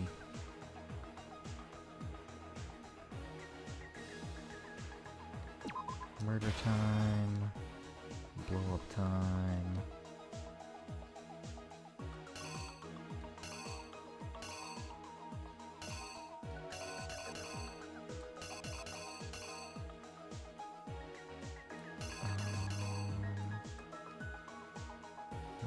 fuck that is supposed to be. The body, wait. Or wait, hold on. No, blowy body. I feel like I might have messed something up.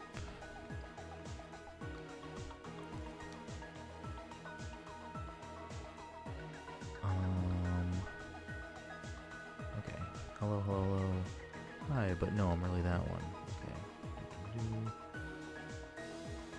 What the fuck is this one? This? Page 3.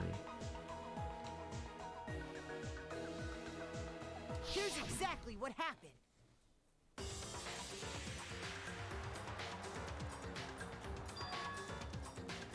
We met the ultimate fashionista, Junko and Oshima, right after we all arrived. But that wasn't the real Junko. The girl we saw before us was actually the 16th student who had taken Junko's place. And that girl's name was Mukuro Ikusaba.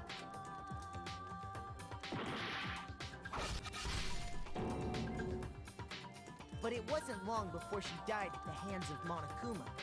In other words, the mastermind, Junko and Oshima.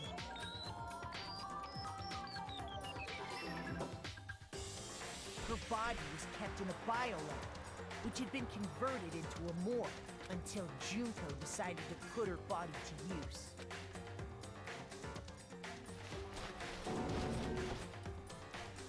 Junko dragged the body out of the biolab, using the tarp to carry her to the garden. She fabricated the murder to try and frame Kyoko, who proved to be one big thorn in her side. Meanwhile, she wanted us all to think Mukuro was still alive and hiding somewhere inside the school.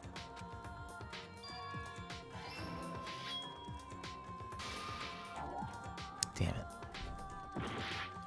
I think I just need to reverse those two. These two, maybe. That. And...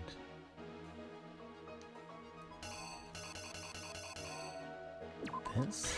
I feel like that doesn't make any sense, though.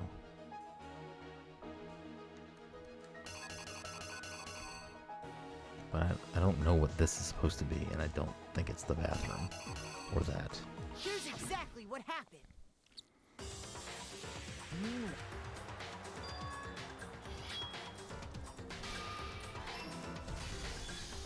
so she put on a mask, and then... Oh, there we go. After making sure I'd gotten a good look at the mask, she left the room.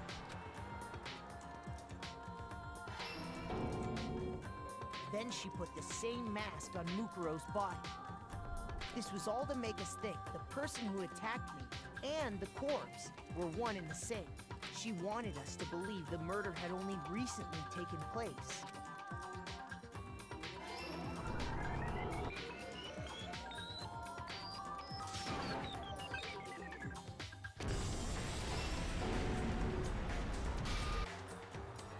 Finally, by strapping a bomb to the body, she was able to destroy any remaining evidence. She needed to hide the body's true identity.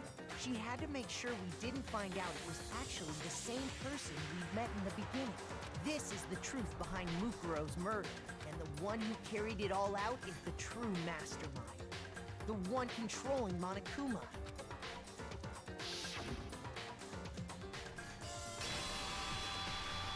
The real Junko and Oshima!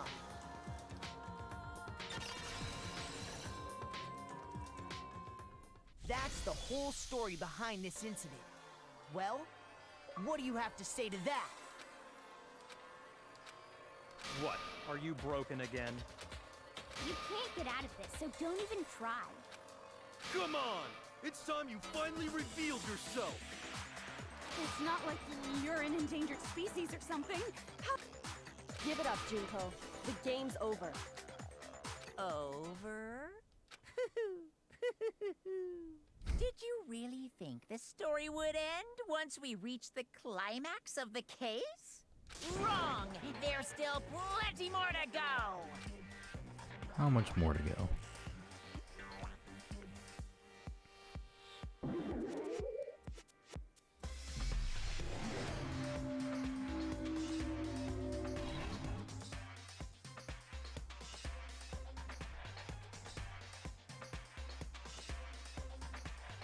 We have been waiting so very long for peasants like you to appear.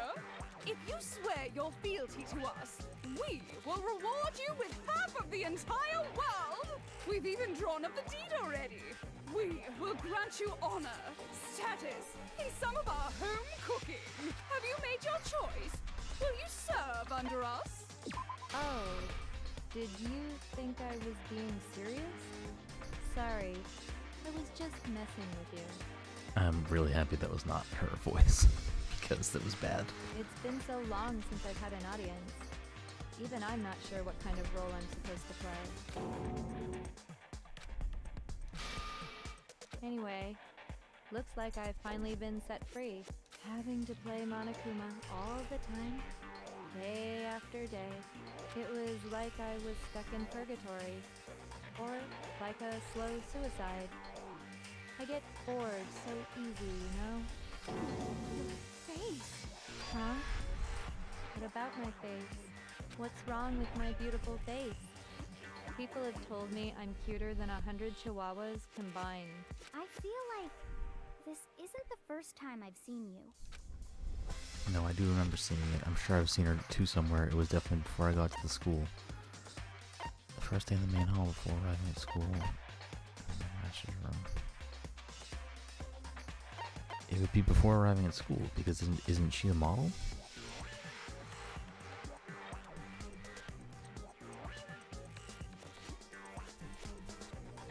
I got it! That's right. It was before I ever came to this school. I remember seeing a magazine cover. And you were on it. Wow, you have a pretty good memory. I guess that's why you've made it this far, huh? So I was right. Then what you told me in the main hall when this all began.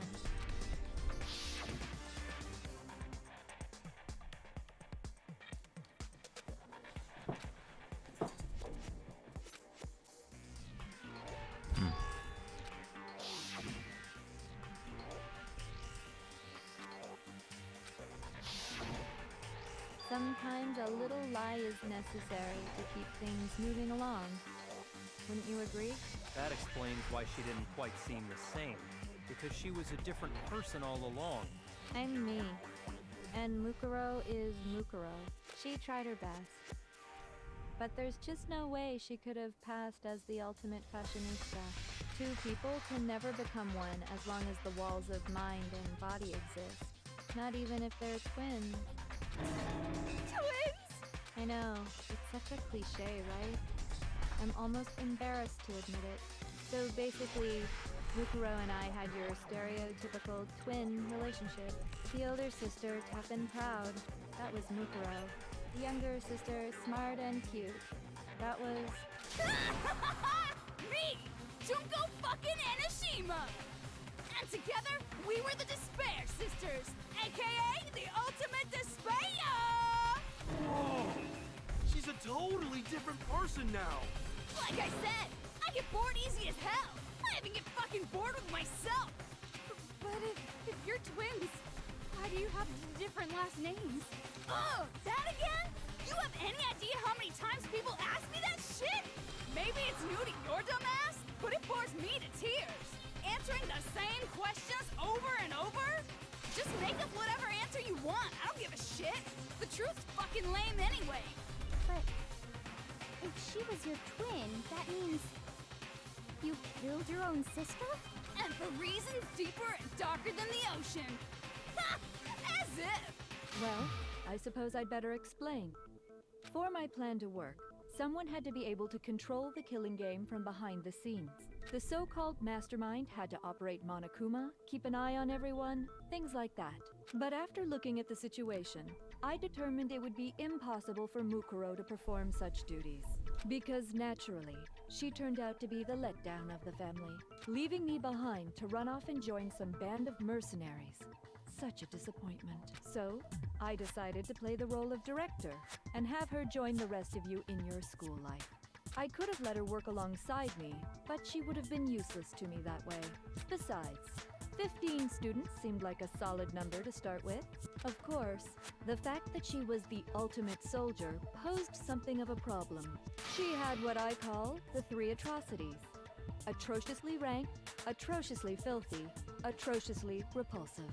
It was atrociously clear just how out of touch she was with the rest of society. Meanwhile, my ultimate fashionista status has an undeniable appeal that I didn't want to go to waste. And that's why you switched identities? Sadly, her inability to match my personality was even greater than I'd calculated. It was a lost cause. She was nothing more than a bit player, an extra unworthy of lines. Being the utter disappointment that she was, anyone would have expected her to get killed off right away. Which is precisely why I killed her. To meet everyone's expectations. That can't be your only reason, can it? Well, no, of course not. I also did it to avoid becoming bored. I've never been a stickler for following a plan to the letter, you know? If I planned everything out and knew just what was gonna happen, that'd be so boring. So I changed things just a bit and decided to use Mukuro to make a little point. In other words, Mukuro's death was a one-sided, premeditated act of betrayal, just as I suspected. When Mukuro was killed, she must have been as surprised as anybody else.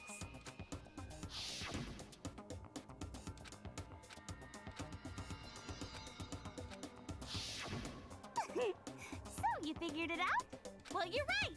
There's no way Mukuro could have pulled off such a convincing performance. But she did teach you all a very valuable lesson, don't you think? How can you talk like that? You sacrificed your own sister. What? I sacrificed her? That? Please. Misunderstandings sure are scary. We were the ultimate despair, you know? So we never had any kind of hope or expectations. Nope. I felt despair as long as I can remember. Like I never should have been born at all. When I was born, I cried tears of total despair. So that's why for us, it's not a big deal whether we die or kill. We're just those kinds of people. We can do anything. Ken, it's so late, and I have a feeling that we have at least another hour or 2 left. We've always been filled with despair. So when we do something, we go all the way and live without regret. So you just murdered your own sister and didn't think anything of it? That's not true at all. We were twins. How could I not be sad? That's why it gets me so excited. Killing my precious sister with my own 2 hands. That act is filled with so much despair. You can't help but put a super in front of it. It's like super, super, super, super, super despair. No, more than that. Super, super, super, super, super, super, super, super, super, super, super, super, super, super, super despair. It just feels so good. What the hell is wrong with you? And my sister too. In that moment of death, I think she must have felt that despair. After all, to be murdered by your own sister, and only as an example to someone else. She must have died feeling such excruciating hopelessness. I'm so jealous of her. Super jealous. I knew you couldn't be just some ordinary person. You're some kind of abnormality. Turning your own despair into some kind of fetish. Abnormality doesn't even begin to describe it. Like, Genocide Jill is crazy for sure, but this is a whole nother level of nuts! You're saying I don't compare to some lowly beast that can only kill the weak, right? So, I'm hopelessly attractive, hopelessly brilliant, hopelessly athletic. I'm the hopelessly perfect ultimate human.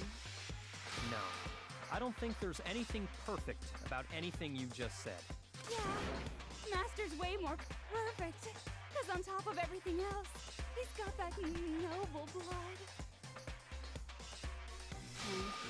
Don't you mean that noble blood? What did you just say? What do you mean by that? You still haven't figured that part out yet? Man, you guys are so slow! You haven't even solved all the mysteries, and yet here you are, yapping away! Are you talking about our memories? You've already solved this mystery, right? I'm the killer! So how about the next one?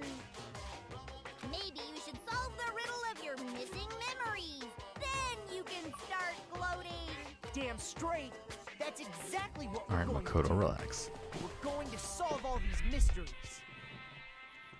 And then we'll have our victory. Makoto kind of sucks. I can't wait. All right, then let's just get straight to the point. What memories did you steal from us? When the group pictures were taken, and those interviews, I got it! It must have... No fair! At least give us a hint! Your brains are like sponges, all drippy and leaky. I already gave you a hint before. All the memories you lost share something in common with a few other things. Do you recall? Thinking back to what Monokuma told us, the memories that were stolen from us, and what they must relate to. I got it! You're talking about the motives you provided to try and get us to kill each other, right? So you do remember after all. Well, I would hope you wouldn't forget something so important. It was stupid of me to even ask. I apologize from the bottom of my heart for my bad manners. So then, let me ask you another question. Did you notice that each motive I presented you had a specific theme to it? Theme? Yep, you got it. So that's my question to you all. When Sayaka was murdered, what was the theme of the motive I presented? The theme for the motive Monokuma gave us for the first murder. Monokuma gave us those DVDs. On my DVD was footage of my family. Sayaka's was her and her friends. They had a dream they all shared. So the first murder, the motive we were given was... I got it! The driving force behind the motive you presented to... Ding, ding, ding. You got it. Remember those DVDs I gave you guys? Each video showed the total destruction of your most important relationships. For example, your friends. For example, your family. Those voice lines were backwards. I ruined all those relationships and showed you the results. It was to motivate your desire to escape and kickstart your urge to kill. But still, what a cruel thing to do. You're the one that did it! Yes, well, I'm perfectly happy to accept your disapproval. Okay! Time for the next question! Weird. So, what was the theme for the second motive? For the second murder, the motive's theme was... That's when we got those envelopes with secrets in them.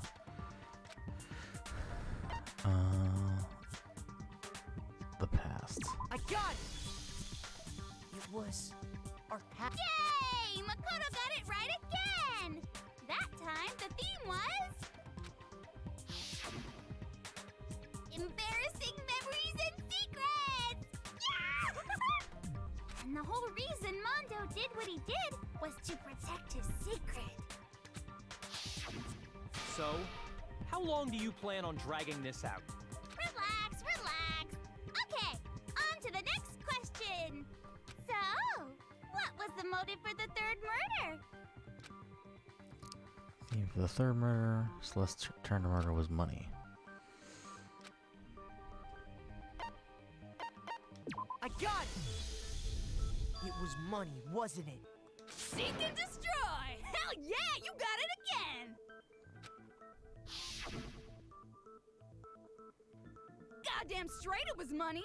Celeste killed Hifumi and Taka for a little personal gain.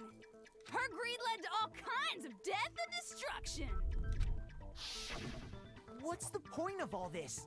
Why are you making us go through this case by case? Don't worry, sweet cheeks. Just one more to go. Now, can you tell me the motive behind crazy-ass Sakura's crazy-ass death?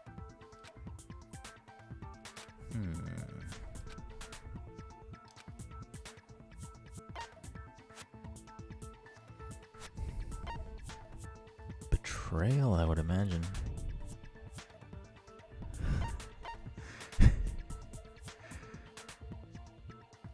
I got it! In her case, it was betrayal.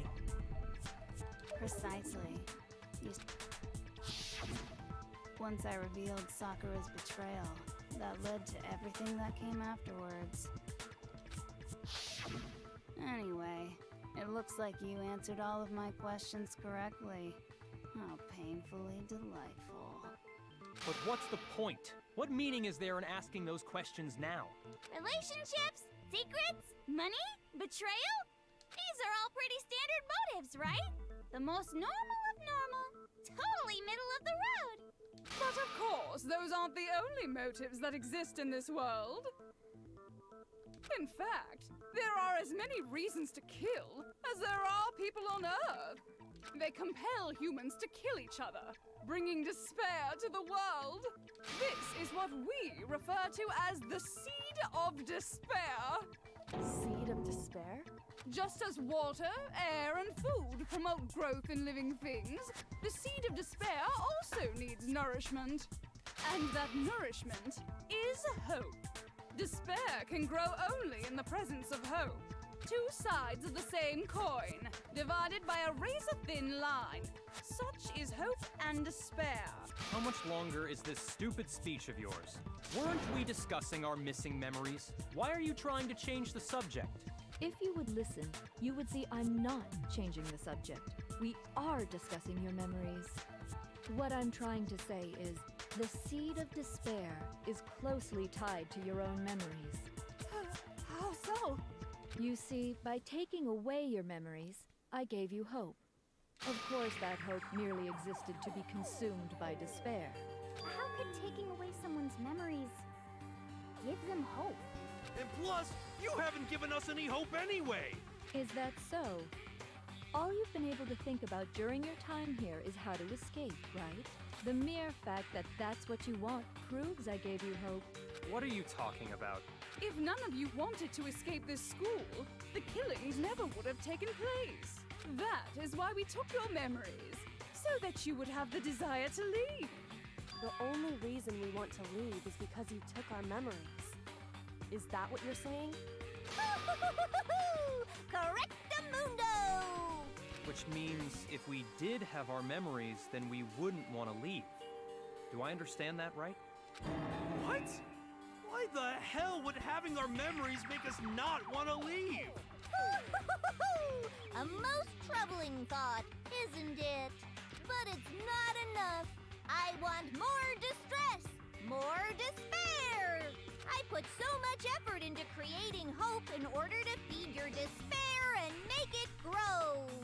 So, just like Crazy Eddie slashing his prices and passing the savings on to you, let me give you a hint. Huh? Really? Then hurry up and tell us. Okie dokie. Like they say, seeing is believing. I'd like for you to see the outside world. You mean the world beyond the school walls? So something really did happen out there. Now are you interested in what I have to say? You wanna see what's out there? I wanna see too. See your faces sink into despair. Now then, open sesame! Behold, the world beyond the school walls! This is the outside world you've all been so anxious to claw your way back into.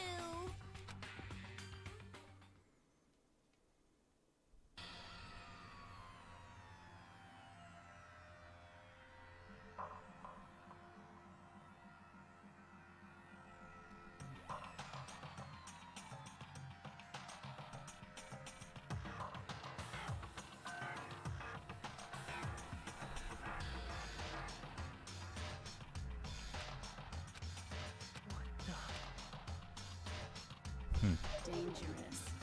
The world has grown so very dangerous. That's what this means. What are you talking about? None of this makes any sense! What am I looking at? This is a synth from a movie or something, right? What you just saw, all of you should recognize it. You should recognize it. What about should we recognize? The whole thing is insane. Is locked away within the memories that were taken from you. If you can't remember, please just try. Do your best to try and recall. Better kick your brain in the ass, cause it's up to that gray lump whether you live or die. I don't remember ain't a fucking excuse no more, cause now it's time for the final class trial!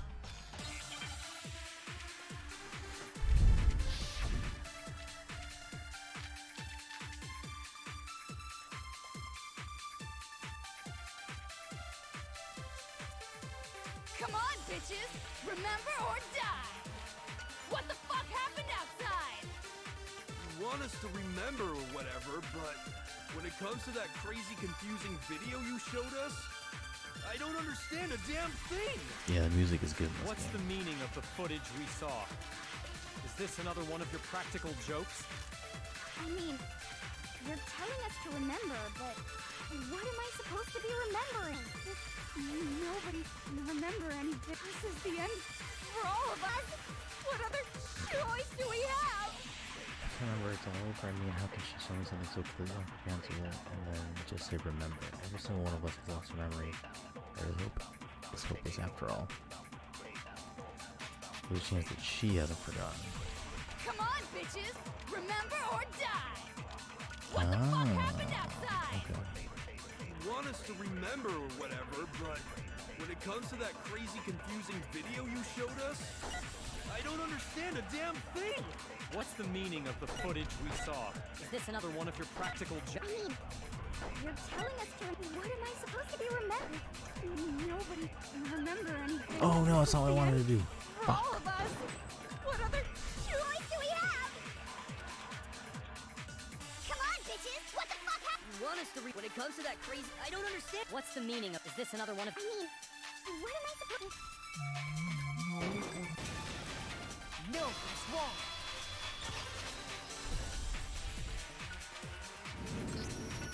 Actually, I swear I forget how the game functions half the time. And I press the wrong fucking button. Who might remember? the other token, Genocide Jack. Two of them share certain kinds of knowledge, but their memories aren't linked, right? I see. Then even if one personality's forgotten, there's... What do you say, Toko? Are you telling me to... No! Absolutely not! Toko, you're the only one we can look at. Da-da-da-da! It's me, your friendly neighborhood serial killer! Boy, she just gave in like it was nothing. I'm going to ask you a question, and I want to have it answered immediately. Do you know anything about this video? Huh? What video? The video that's playing right now. Who the hell are you? Oh, I'm the mastermind. Oh, nice to meet you! Nice to meet you too. That's enough! Just look at the stupid screen! Aye, aye! Roger, you got it, Captain!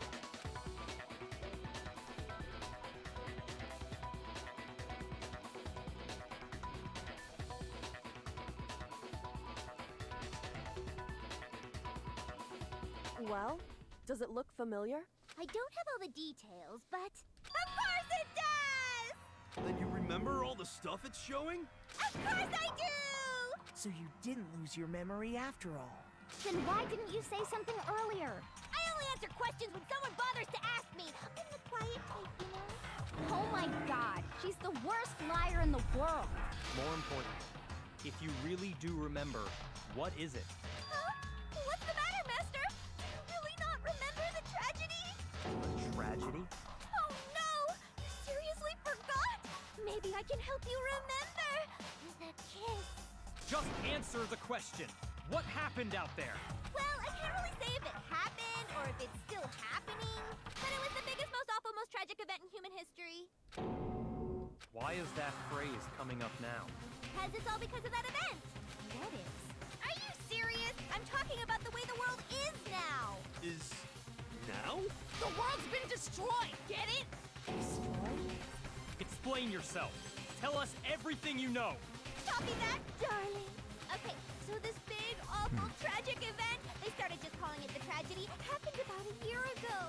It was so big and so bad that even this murderous fiend went pale at the sight of it. I guess you could say what happened was man-made. But it was more on the level of a worldwide natural disaster. Either way, there's no doubt that it was the biggest, most awful, most tragic event in human history! And as a result, in basically no time flat! The world turned out the way it did, and that's that. That's all there is to it? Come on! There wasn't a single concrete description in there! Can't believe the furries rose up. Well, it just so happens I don't know any of the specifics. Miss Morose saw it all play out in real time, so why don't you ask her? We already did, and she didn't know anything. That's why we're asking you. I couldn't live up to Master's expectations! To die! Okay, that's enough of your little lover's quarrel. Whatever happened, it doesn't matter at this exact point in time, right? The end justifies the means. Everything serves the outcome. In other words, the world has ended. That's the important thing. How can the world just end? It's the world! Calm down. It's okay. There's no need to panic. Every living person will be dead in 100 years anyway. So the world ending isn't that big a deal. Oh, come on. Now you're just being ridiculous.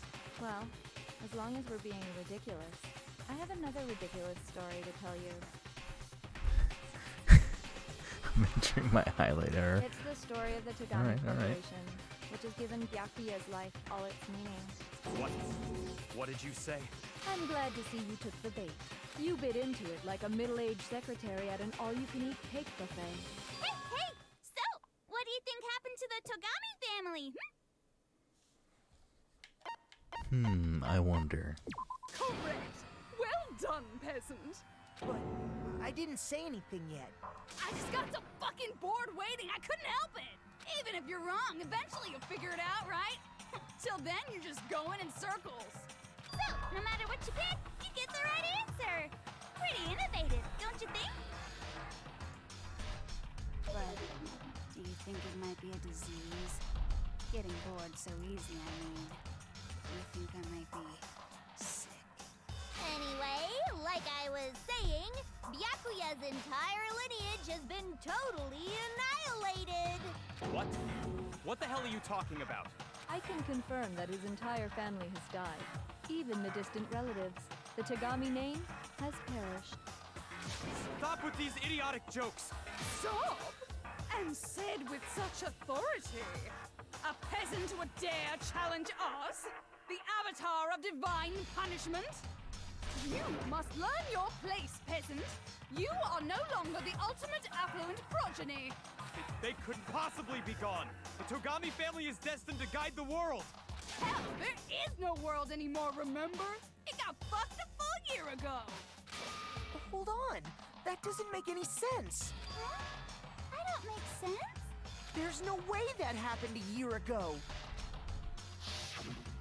I mean, we only came to this school a few weeks ago. If some kind of world-ending event happened a year ago, then how do you explain the totally normal world we were living in up till then? Have you considered the possibility that you're mistaken about that? Mistaken? Well, if I'm understanding you right, it sounds like you think the tragedy happened a year before you arrived here. Well, yeah. I mean, like he said, we just got here a few weeks ago. A few weeks ago? Ooh, I get it. You're saying that what happened 2 years ago actually happened more recently, right? Huh? 2 years ago? Well, I mean, you guys all started attending Hope's Peak Academy 2 years ago. I understand why you'd have trouble accepting it, but in the end, you can't deny the truth. And the truth is, everything is cause and effect. Deny that, and you may as well all, give yourself up to God. So, you must surely understand all the hints I've given you so far, right? What are the memories I took from you? Come now, answer us. Answer with all your heart and soul. How are we supposed to? I just don't know what's going on No, anymore. you don't know what's going on, Hero. Still have to answer somehow. If we don't, everything ends right here. The memories that were stolen from us. If what Junko says is true, if we first came here 2 years ago, but the rest of us only remember getting here within the last few weeks or so, Yasuhiro is not having a good time at Hope's Peak.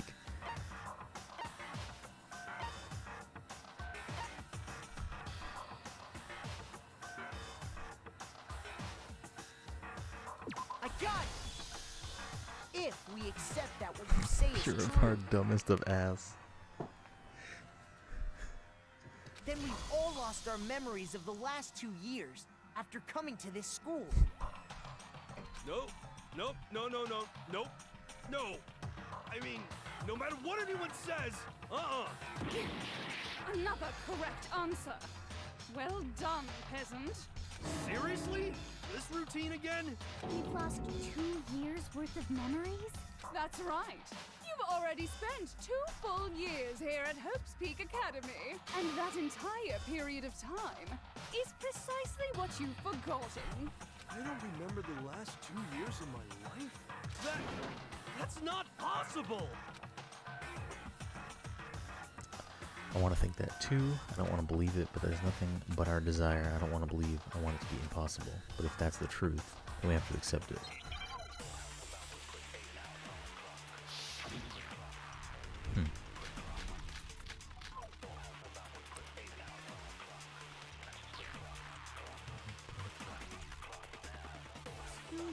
Worth of memories.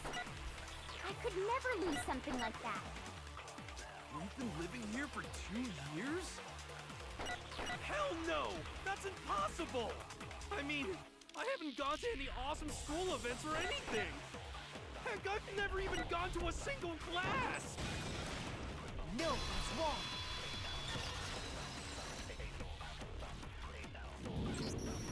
Hiro, there's something I'd like you to take a look at. This notebook right here. Huh? Hey, why is my name written on it? I found it in the locker room on the 2nd floor. If you don't mind, could you take a look inside? Sure, whatever you want. But I've never seen this notebook before in my life. Wuzza, is something wrong? It's kinda similar. No, even more than that. This is absolutely my handwriting, without a doubt! It's a notebook full of Gokus. But how is this? I don't remember ever writing in this thing. No way! It looks like you actually did attend class here at Hope's Peak, but somehow, you forgot all about it. Lies! It's all one big lie! I don't want to believe it either. But there's also no explanation for this pocketbook. And whose pocketbook is that? It's mine. And the handwriting inside is also mine. There's no doubt about it. But just like Hiro, I have no memory of ever writing in it. And the reason for that is the 2 years of missing memory. After seeing all the evidence, do you have any choice but to acknowledge the truth? Isn't it just so desperately dark? The mystery solved, but it's like a goddamn funeral in here! Shit, man! I've never been to a funeral! Hell yes! 2 years of school life. How many moments of blossoming youth have you missed out on? How many fun classes? How many school events? This was your chance to build lasting friendships, right? And on top of that, something tragically sad happened 1 year ago. The biggest, most awful, most tragic event in human history. Right before everyone's eyes, the world came crashing down. You absorbed all that despair, but then you forgot it all. And once you've forgotten, you made the choice to subject yourselves to this killing game. Oh, and there's one other thing. To be even more precise, the memories you all lost were... Actually, never mind. I'm bored. Explaining stuff is boring. What? We are bored of this world. Everyone always talks big, declaring all the great things they'll do. But then they always you talking about? In a way, I'm jealous of all of you. To give yourself over so completely to such stimulating despair. Yeah, so figure out the rest for yourselves! I'm sick of expositioning all this shit!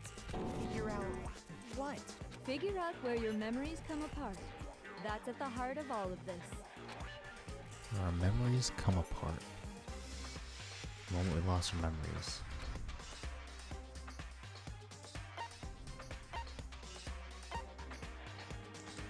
As I first stepped foot in the main hall for the first time, and that was...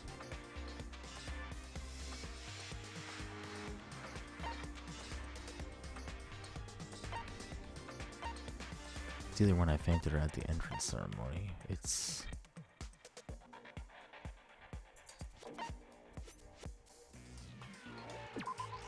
Nope.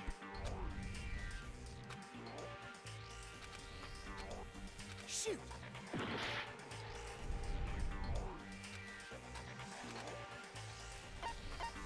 I got it! When I lost my memory.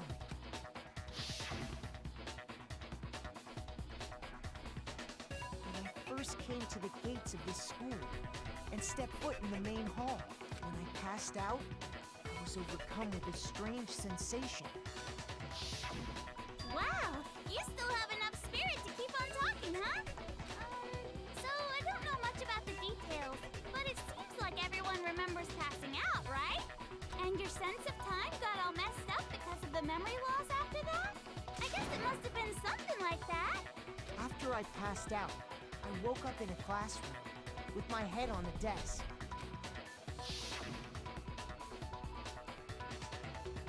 I assumed not much time had passed since I'd collapsed in the main hall. This dude looks like Sora, right? Like, I'm not the only person that sees that. But instead, 2 whole years had gone by. The reason it felt so short was because our memories of the... You got it, honey! 2 years of memories? Poof! Gone! Which means, of course... When everyone met for the first time, it wasn't actually for the first time. Unaware of this fact, you took the time to introduce yourselves to each other,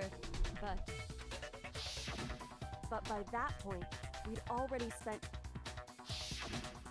That's what those photos reveal, isn't it? Yep, that's what they reveal. You were all such close friends. You spent 2 years together, and then you started killing each other. And it was all so you could escape into a world that's already been annihilated. What a terribly tragic tale. Even if you left now, there's nothing you could do to fix it. You're the one who set things up to be like this! I love you all so much. What? Once your school life here began, I thought about you constantly. It's only natural that I would fall in love. So, since I love you guys so much, I'll tell you all about it. All about the idea we came up with as the ultimate despair. Our plan to bring despair to all mankind. Let's go back in time 2 years, okay? Back to when everyone first came to this school. School life during that first year overflowed with hope and happiness. Oh boy, it was just the worst. Everyone was enjoying themselves so much. You were... Oops. but that couldn't last forever, of course. The peacefulness only made it through that first year. Because after that, an event unfolded that hammered a soul-crushing despair into all of humanity. The biggest, most awful, most tragic event in human history. The tragedy.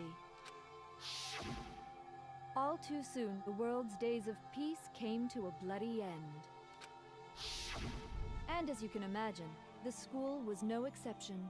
The tragedy even made its way here, leading to the extermination of most of the students. What are you? What do you mean? The most tragic event in human history, and the ultimate despair that caused it. I can't believe it's all because of just you and Mukuro. Was it some kind of organization? An angry mob? You have a point. If I had to describe it, I'd say it was none of those. How can I put it? It was more of an ideological thing. Despair is contagious, you know. It's almost like a natural phenomenon. Everyone is capable of it, and now the entire world has fallen into despair. In other words, if you see despair as the enemy, then your enemy is the world itself. I just don't understand why. We didn't ask you to try to understand. This was a tangent anyway, unrelated to the matter at hand. Okay, so let's get back to the story. Hope's Peak had taken so much damage. You guys were the only survivors. The members of the 78th class of Hope's Peak Academy were the only ones left. And then, something super neat happened! Now pay attention, because this is important, and I'm only gonna say it once! So guess what? To protect everyone who had survived, Hope's Peak was transformed into a shelter! That's right! It was transformed into a shelter! Ah, I said it twice! Now, someone was responsible for that transformation, for creating what would eventually become your prison. Do any of you know who that might have been? The headmaster. I got it! It could only been the headmaster of Hope Peak Academy. He wanted to turn the school into a shelter to try and protect us. To protect us from the despair and tragedy taking place outside. That's why he asked us to make that promise, to say that we were willing to live in this school forever. We believe he had something like that in mind, yes. If you, the collective hope of a new generation, could survive, maybe the world could have a fresh start. Yeah, the headmaster put that much faith in you. And because we had that same hope, that's why we all agreed to live here forever. But creating the shelter was also his single biggest mistake.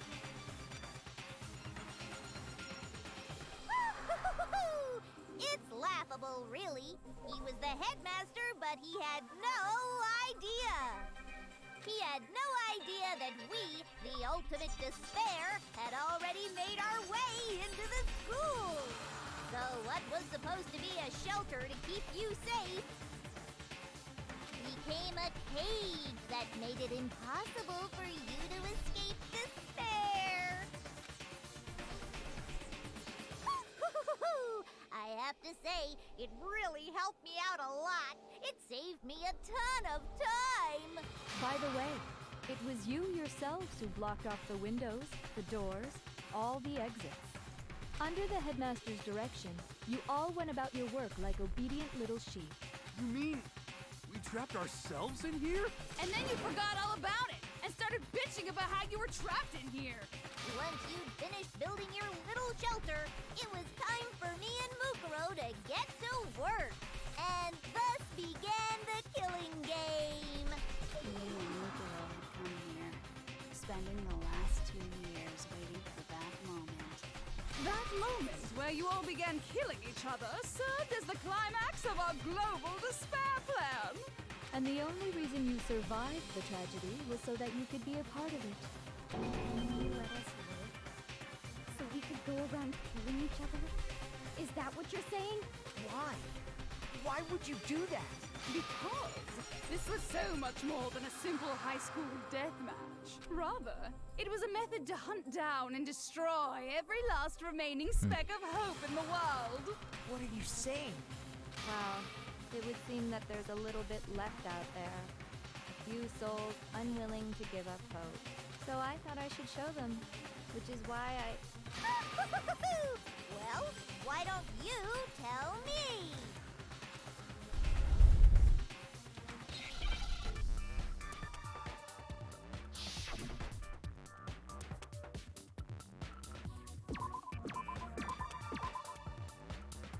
Hijack.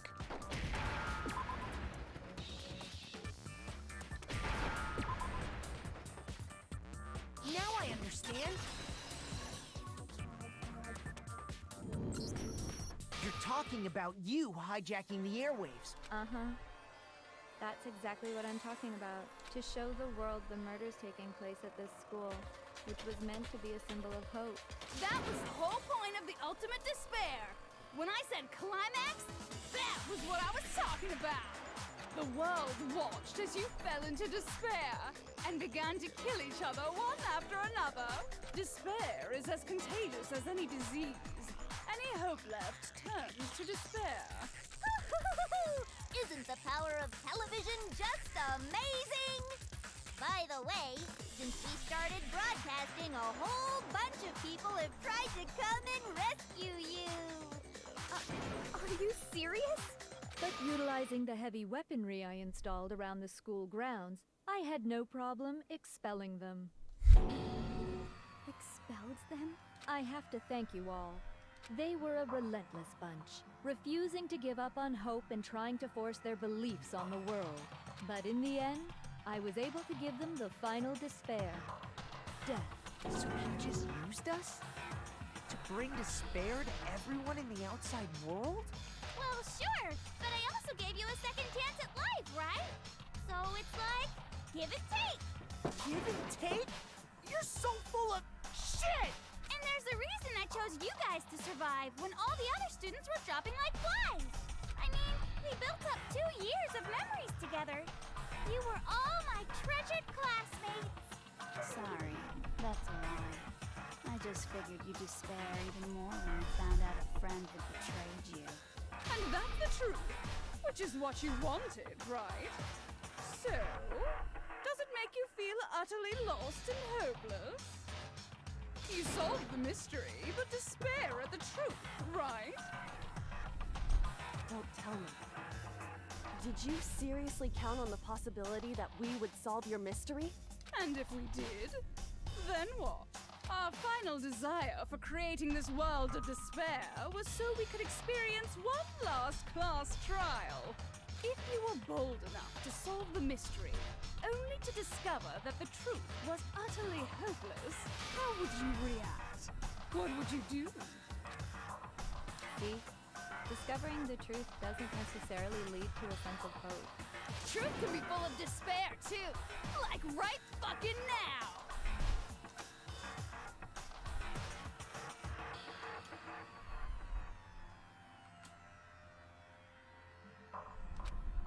Not to mention, all those motives I talked about were totally meaningless. I mean, with the world having ended and all. Meaningless? And murdering each other? For nothing? And think about it. You chose to lock yourselves up here, then started murdering each other to get out. We weren't just random strangers either. We were classmates. We'd spent 2 years together. No, even I can't laugh at that. We get it. We get it, okay? You're totally awesome, right? So help us! I'll do anything! Just help me! A peasant begging for his life? Oh, how delightful! We've never witnessed such a travesty firsthand. But I'm sorry to say, begging doesn't work on me. All I want is despair, and there's no reason for it. And since there's no reason, there's no argument against it. There's just no understanding it. No argument, no understanding. What better definition of ultimate despair could there be? Wait, hold on. You've just been going on about whatever you feel like. But there's no real reason for us to believe anything you have to say. Huh? You say the world's fallen apart, but I haven't seen it for myself, so I don't acknowledge it. I don't accept it as the truth. Until you see it with your own eyes. Truth and falsehood overlap one another. In other words, you're not unlike Schrodinger's cat right now. Is that what you're saying? If so, what then? Are you saying you won't accept the truth until you can go outside and see for yourself? Well, you better not. You go out into that world and you're all gunners for sure. Trust me, I'm not lying about any of this. Well, even if it's all true, I refuse to give in. I refuse to lose to you. For the sake of everyone you've killed. Huh? everyone I've killed? What are you talking about? You're the ones who killed them! I didn't kill anyone. I simply gave you a little nudge in the right direction. And that's all it took for you to start killing each other. You're nothing but bloodthirsty animals. That's why anyone was murdered here, peasant. Say what you want about hope, but we're all creatures of instinct, right? Despair comes naturally. Hell yes! That's funny as shit! No! This isn't just some game to us. It's murder! Plain and simple! You stole our memories, invented reasons for us to do it. You pushed us all into a corner! It's all your fault! You certainly have a talent for passing the buck, don't you? That must be your hope, huh? But we don't have much time left to keep up this banter. We have to draw things to a close soon. What do you mean? I'm talking about the vote, of course. You didn't forget about that little rule, did ya? Oh, and also, since this will be the last vote, I decided to change the rules. What?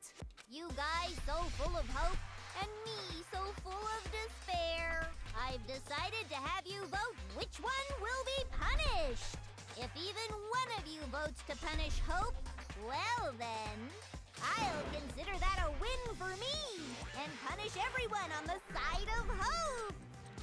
It's just one person? Oh, but don't worry, I won't be voting, of course. Even if you don't, you've still got the upper hand in all this! It's okay. Nobody would actually vote to kill themselves, right?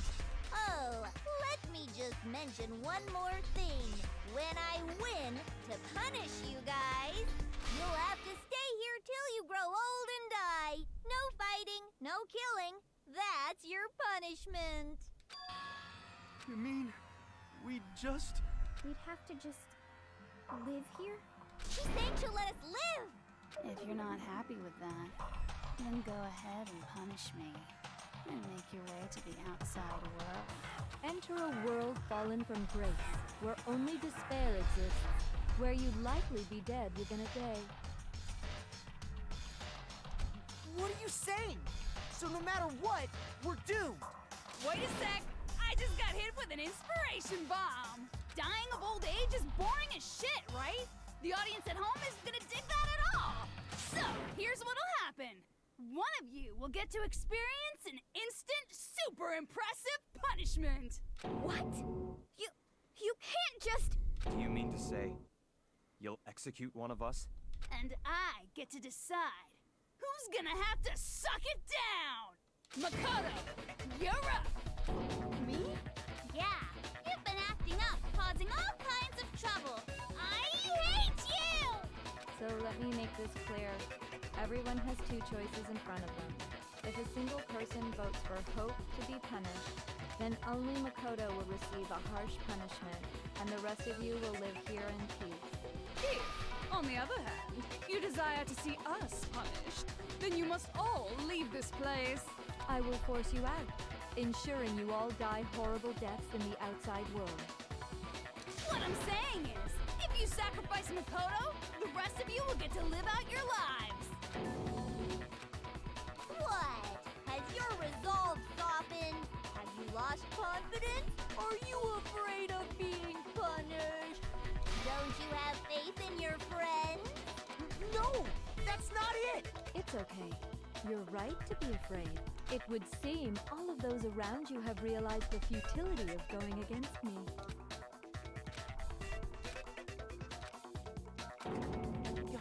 It's so beautiful. Your lovely faces, eroded by despair, have come together as one. Besides, Yoko, you could never betray your father, could you? What? I mean, the headmaster's only wish was that all of you would survive, right? That's why he tried to trap you all here after all. The least you can do is try to honor your dead father's wishes. Kyoko! One person's despair is enough to seal your fate. Isn't that just the most hopeless outcome ever? So, who do you think's gonna give in? Whose despair is gonna sign your death warrant? No one. Nobody's gonna give in to despair! We're not gonna lose to you! So boring. Stubborn till the very end, huh? Well, that's fine. Then let's just hurry up and get it over with. It's time for the final vote. Everything will come to an end. Your stupid hope. And your stupid life! The final vote. This is it. The ultimate confrontation. I have to show everyone. I have to make them remember. I have to convince them not to give up. To live in despair, that's not really living at all.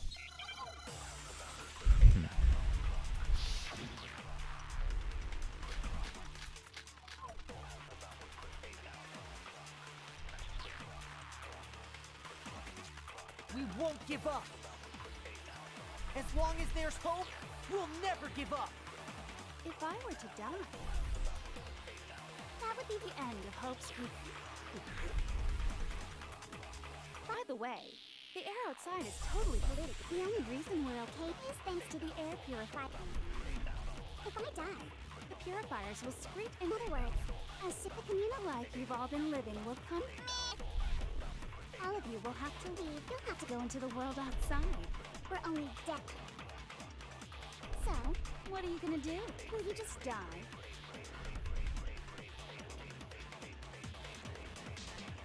There's no hope left in the world when you sleep. It's on a bed of despair. The world is in despair. You are in despair. If I don't do something, everyone's going to be consumed by despair. You claim there's no hope left in the world, but if despair is contagious, like you say, then so is hope. I'll use my own hope to plant seeds of hope inside everyone else. We won't give up. As long as there's hope, we'll never give up. If I were to die, damn it. That would be the end of Hope's Peak Academy.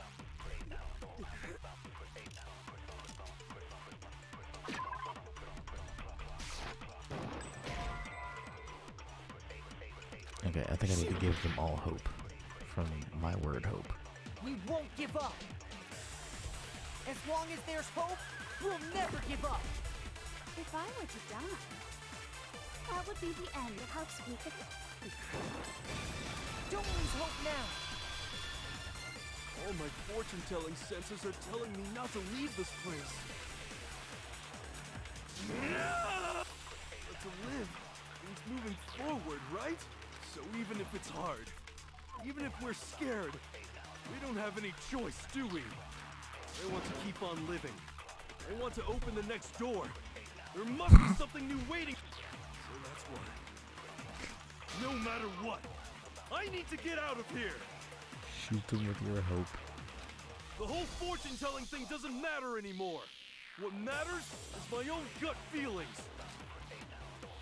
We won't give up. As long as there's hope, we'll never give up. If I were to die, that would be the end. I decided to have faith in myself. By the way, the air outside is totally... The only reason we're okay in here is thanks to the air purifier. Don't lose hope now!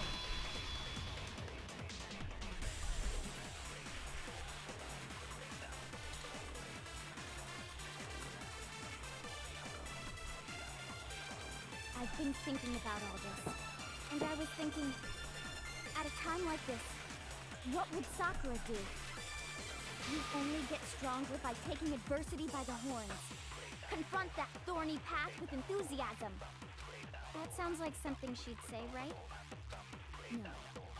I think that's definitely what she'd say, which is why Yeah! I've made up my mind! We won't give up. As long as there's hope, we'll never give up. If I were to die, that would be the end.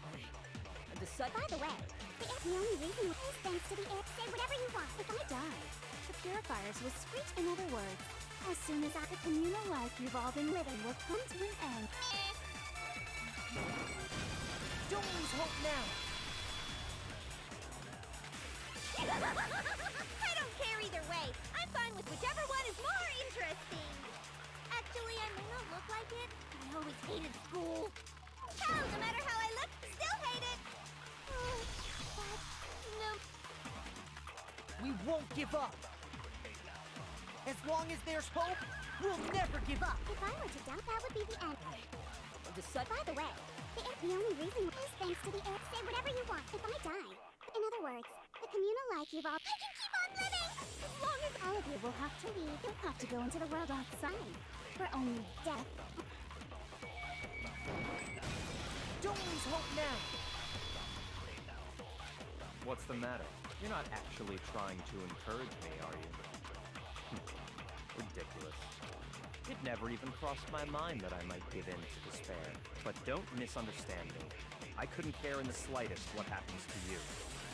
I just have to keep my word. I swore I would end the life of the Mastermind. Besides, the Togami family isn't dead, because I'm still alive. So until I can restore the Togami family and bring it greater glory than it's ever known, We won't give up! As long as there's hope, we'll never give up! If I were to die, that would be the end. By the way, the only reason is thanks to the air. Say whatever you want if I die. In other words, the communal life you've all all of you will have to go Yeah, music to the real world good, outside, real good right where now. only death and despair are awaiting. I already said I would claim the Mastermind's life, by whatever. So, what are you gonna do? Will you just die? Is that what you want? Don't lose hope now!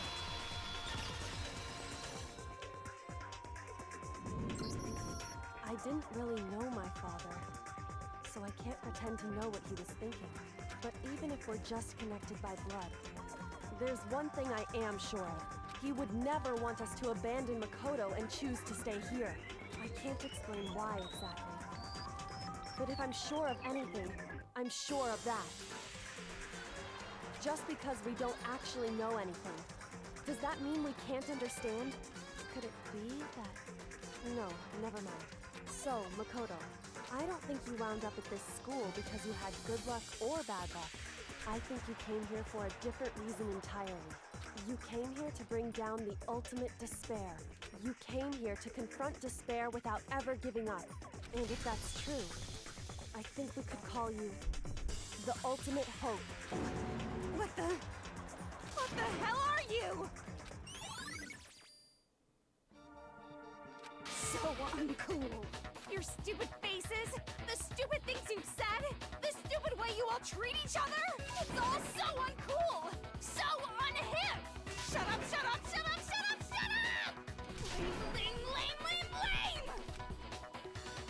Not any kind of elite anything. Hope isn't a talent you develop, but still. But I still...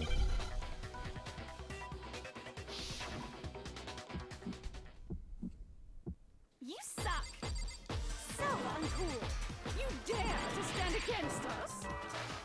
Hope is a joke. Who are you? Your idiocy ends here. You're gross. Suffer from despair.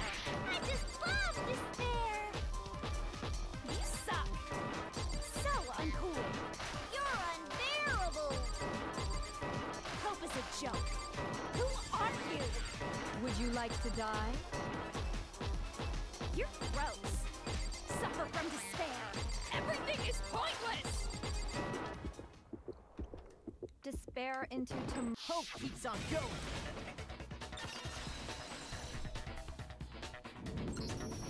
I refuse to give up! I refuse to get bored! I refuse to throw it all away! I refuse to despair! Because all I have going for me is the desire to keep moving forward! What's going on? What's happening?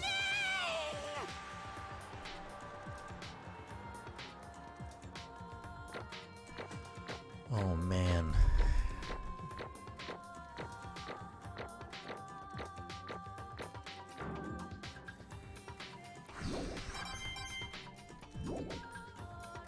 It looks like we've reached the end. I think it may be time to vote. We just gotta pull the lever, right? Good!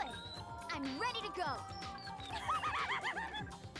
Let's put an end to these trials. Put an end to the killing. I'm just waiting for another hour of dialogue With to our happen. own hands.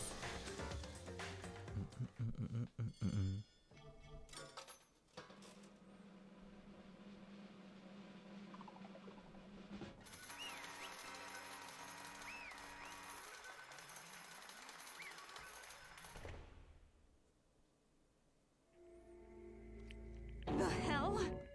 Indeed. You've lost, Junko. I lost? I lost? Me? No way. I can't be. You still don't accept it. Even the ultimate despair herself is vulnerable to the onslaught of despair, it would seem. What the heck? But there's no use trying to fight it now. Well, that's just... Totally the best! Huh? So this is despair. We came to the school 2 years ago, created our incredibly detailed plan. I even killed my own sister for it. And now I... To come this far and fail at the very end? True It's the most despair. ultimate despair. What are you talking about? And now Don't you see? I was so hopelessly desperate. I was so bored of the world the moment I was born. But that's what I've been looking forward to this once-in-a-lifetime experience. It is my first and last colossal despair here at the moment of death. To have the chance to taste of the highest grade despair, the utter failure of my dreams. Despair. I'm so hopelessly happy right now. Wait, is she enjoying this? Anyway, are you prepared to admit defeat? You think I care whether I won or lost? Either way, it doesn't change a thing. Outside is only despair, inside is only despair. No matter where you go, despair awaits you. That's not true. Not possible. You're wrong. Huh? Don't make me Let me tell you this right now, we no longer fear despair. Because we've decided to enter the outside world with hope. Yeah, Makoto totally seduced us to his side. Everyone. Hey. You said that despair is as contagious as any disease, but that the same is true of hope. All you have to do is look at us to see how true that is. Kyoko. No. Stop it. I hate those faces you're making. To see those awful looks cause me nothing but pain. Fine, let me just say one last thing. If you guys want to get all hung up on the word hope, that's no skin off my nose, but just be warned. From this point on, one despair after another will stand in your way. No matter where you run, no matter where you hide, maybe you'll find some hope, but there's a very fine line dividing that hope from bitter despair. Knowing that, you still plan to cling to your hope? Of course, because we... Shut up. That was a rhetorical question. You interrupted my monologue. I'm almost done though, so whatever. Because it's almost punishment time, right? Do you really intend to go through with this? That was the agreement, right? Hold on. It's not like I want you to die. You don't have to. Stop. Stop it! Wait, what? How many times do I have to tell you? The act of living brings me no hope at all. All I want now is to taste the despair of death that can only get once in a life, so... Don't get in my way!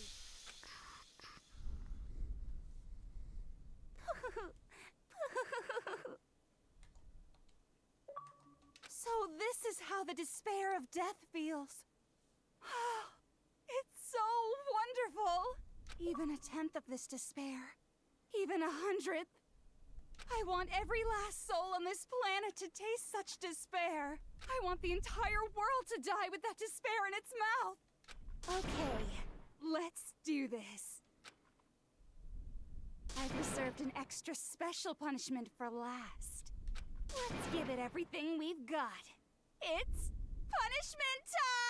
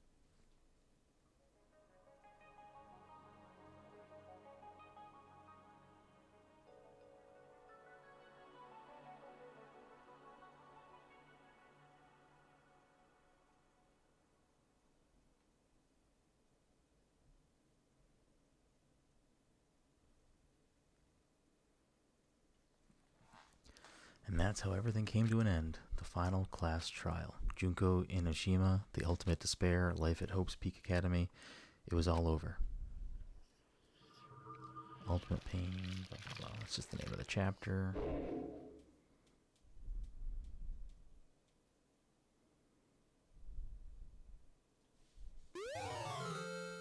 We received the Monokuma hair tie present.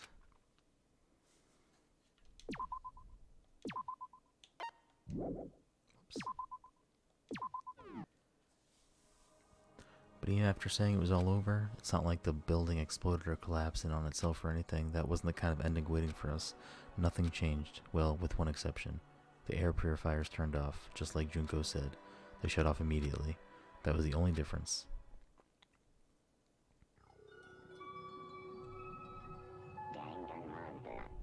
How long is the epilogue? How long is the epilogue? We left the courtroom and made our way to the main hall. We stood in front of the door. Nobody made a sound. I felt almost absent-minded. This was our epilogue before the final ending. We were stuck there in limbo, unmoving. Okay, fine. Okay, oof. We were stuck there in limbo, unmoving, unsure. But in the end,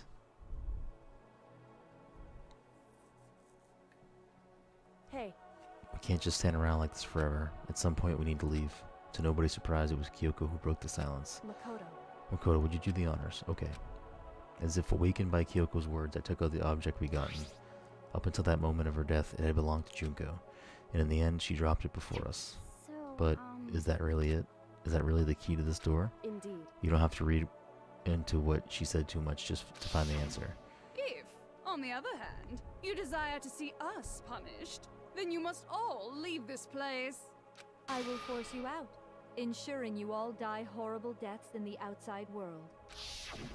In other words, I will force you out. She said that just before dropping that. It makes sense that it would be our way out of here. But you never know. Maybe it's actually a switch that's going to make the school self-destruct. I mean, Junko never said specifically that she let us leave here alive. It's true. You may be right about that. Maybe. Yes. But even so, it's impossible to think we wouldn't take our chances with it. Yeah, I guess that's true. There's nothing to worry about. If something ever happened to Master, I'd take my scissors and jam him so far up. Hey, where's the courtroom? Where's the mastermind? It's all over. We're just about to leave the school. What? Leave? We can go outside? Then that means me and Master can get married? And then he'll give me a little jewel of a baby? That's enough. Please stop. That would be a greater horror than anything I've encountered so far. Anyway, don't worry. I have no doubt that we'll be able to leave here without a problem. It's what happens after we get out that I'm worried about. But you know, in the end, I think part of me still thinks maybe when we get out of there, we'll see that everything said about the world was a lie. And then on the other side of the store is a world as peaceful as we remember. A lie, peaceful as we remember? Well, no matter what it looks like, it's still our world. It's where we're meant to live. Yeah, I guess so. And how do I put this? Unlike this school, the world is really big, right? Since it's so big, I'm sure there must be some despair no matter what. But there also has to be lots of hope, right? In other words, the act of searching for hope to try and find it, that by itself is the true meaning of hope. As long as you have that hope, you can keep moving forward, no matter what trouble you may fall into. Am I wrong? Is that what you mean, Makoto? Yeah, pretty much the gist of it. I don't need any of you to spell that out for me. You know, Junko mentioned that there were still others out there who hadn't cast away hope just yet. Maybe I should just find them and make them work for me. To rebuild the world, we must first rebuild the Togami destiny. I'll go with you. I'll follow you anywhere you want to go. You got it. Well, my first stop is going to be the closest donut shop I can find. I can figure out the rest from there. And what are you going to do if there are no more donut shops or donuts? Okay. I'll just get some flour and make some myself. And if there's no flour, I'll just grow some wheat. I get it now. If there's no road, you just got to build one. Creation, fate is telling me to remake the world. That's my hope. How about that? I've reached the next stage. The next chapter of Yasuhiro Hagakuri's life story is about to begin. Thanks, Hina. You've totally opened my eyes. Hey, personal space buddy, you're seriously creeping me out. Makoto. Come on, Makoto. Even if everyone in the outside world is gone, even if the world is steeped in despair, as long as I have people like you around, I can face forward and keep moving. If we can get out of there and do something, have some sort of impact. But what can we do? There's so few of us and we're so small, so what can we do? No, we can probably do anything. Yeah, we can do anything. Well, I guess this is goodbye. And goodbye to Sakura. But hey, if we gotta say goodbye, we may as well do it with a smile on our face. Hey guys! You guys want your fortunes told anywhere, anytime. You just let me know. I'll be there. You know how much I hate being annoyed, but if something does come up, you may as well let me know. I can't guarantee I'll actually bother listening, but, you know. I don't know why, but I have a burning desire to start writing. I might be able to pull it off. A story about Master and me, and the others, I guess. I can't say I'm sorry about what happened, but still, it does feel kind of strange. I really don't know what to say. I guess we graduated?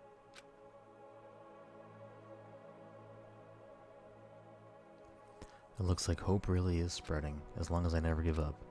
I have to push even harder. I'm gonna keep moving forward with hope in my heart. Since I have hope, I can show courage. Since I have hope, I can move ahead. The world can move ahead. The door began to open with my hands, with our hands, hope and despair mingled together, opening the door to the future.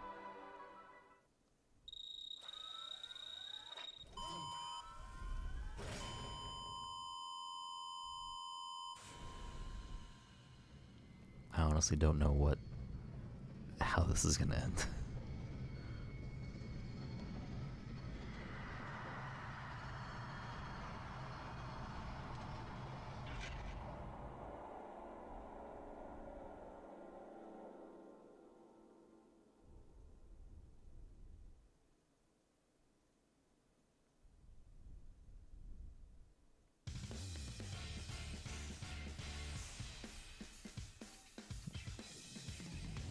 That's how it ends?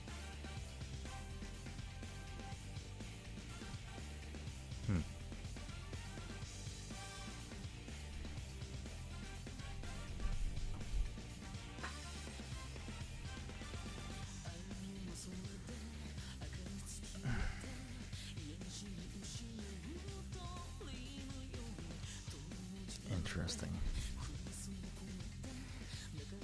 Now the second game is better than this?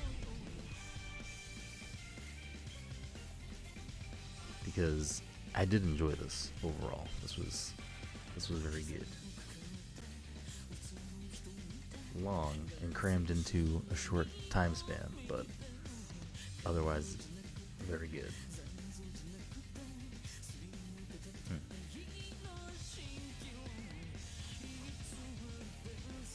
I'm so curious about the second game now, simply because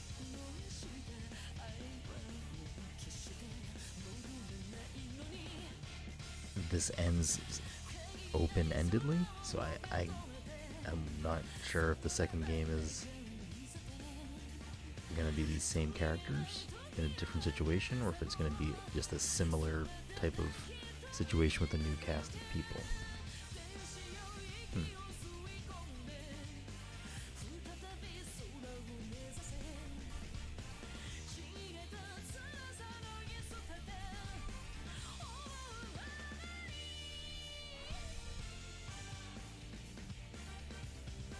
I will definitely get to DR2 at some point then. Oh, you think one is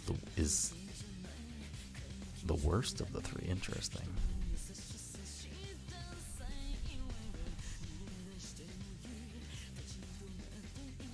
Interesting. Fuck. Alright, well, I'll have to make time to play 2 sooner than later this year, because if it's that much better than this game, then I'm excited. I still can't believe that I figured out the Junko thing.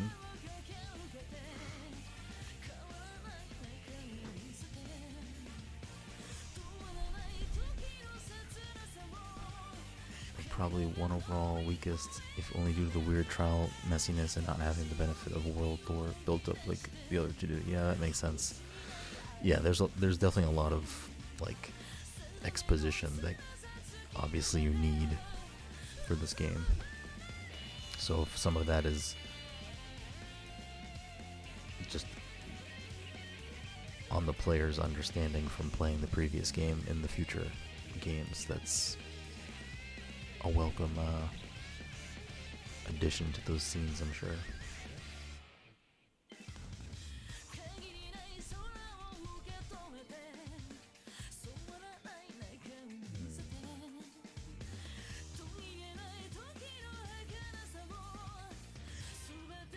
There's no more story when the credits end, right? Like that was the final scene of the game.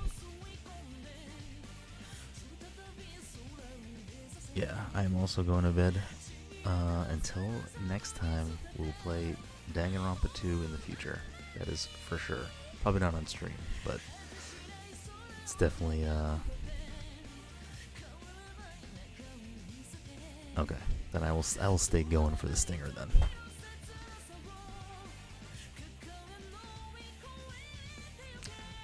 I didn't see an option to skip the credits.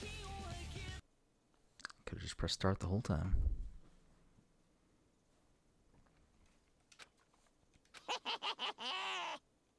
Interesting.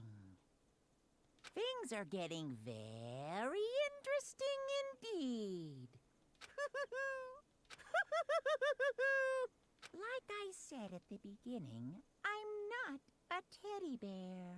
I am Monokuma. And I am this school's headmaster.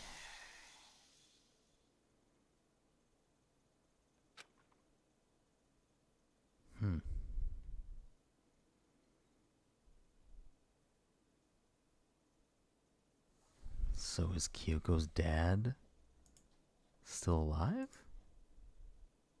Is Kyoko's dad Monokuma? Or is Monokuma just the headmaster of the school now? That Kyoko's dad is dead? Fuck.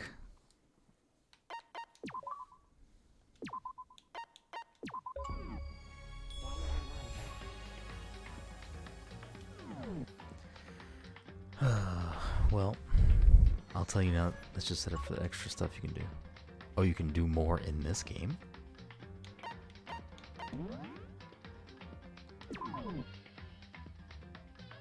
School mode? It's almost 4 o'clock in the morning. I can look into that another time. Interesting. Alright. Big fan. This was a good game. You can do a life sim type thing, lets you fill out social links. Ah, interesting. Okay. We did it. We did it, everybody. Until next time.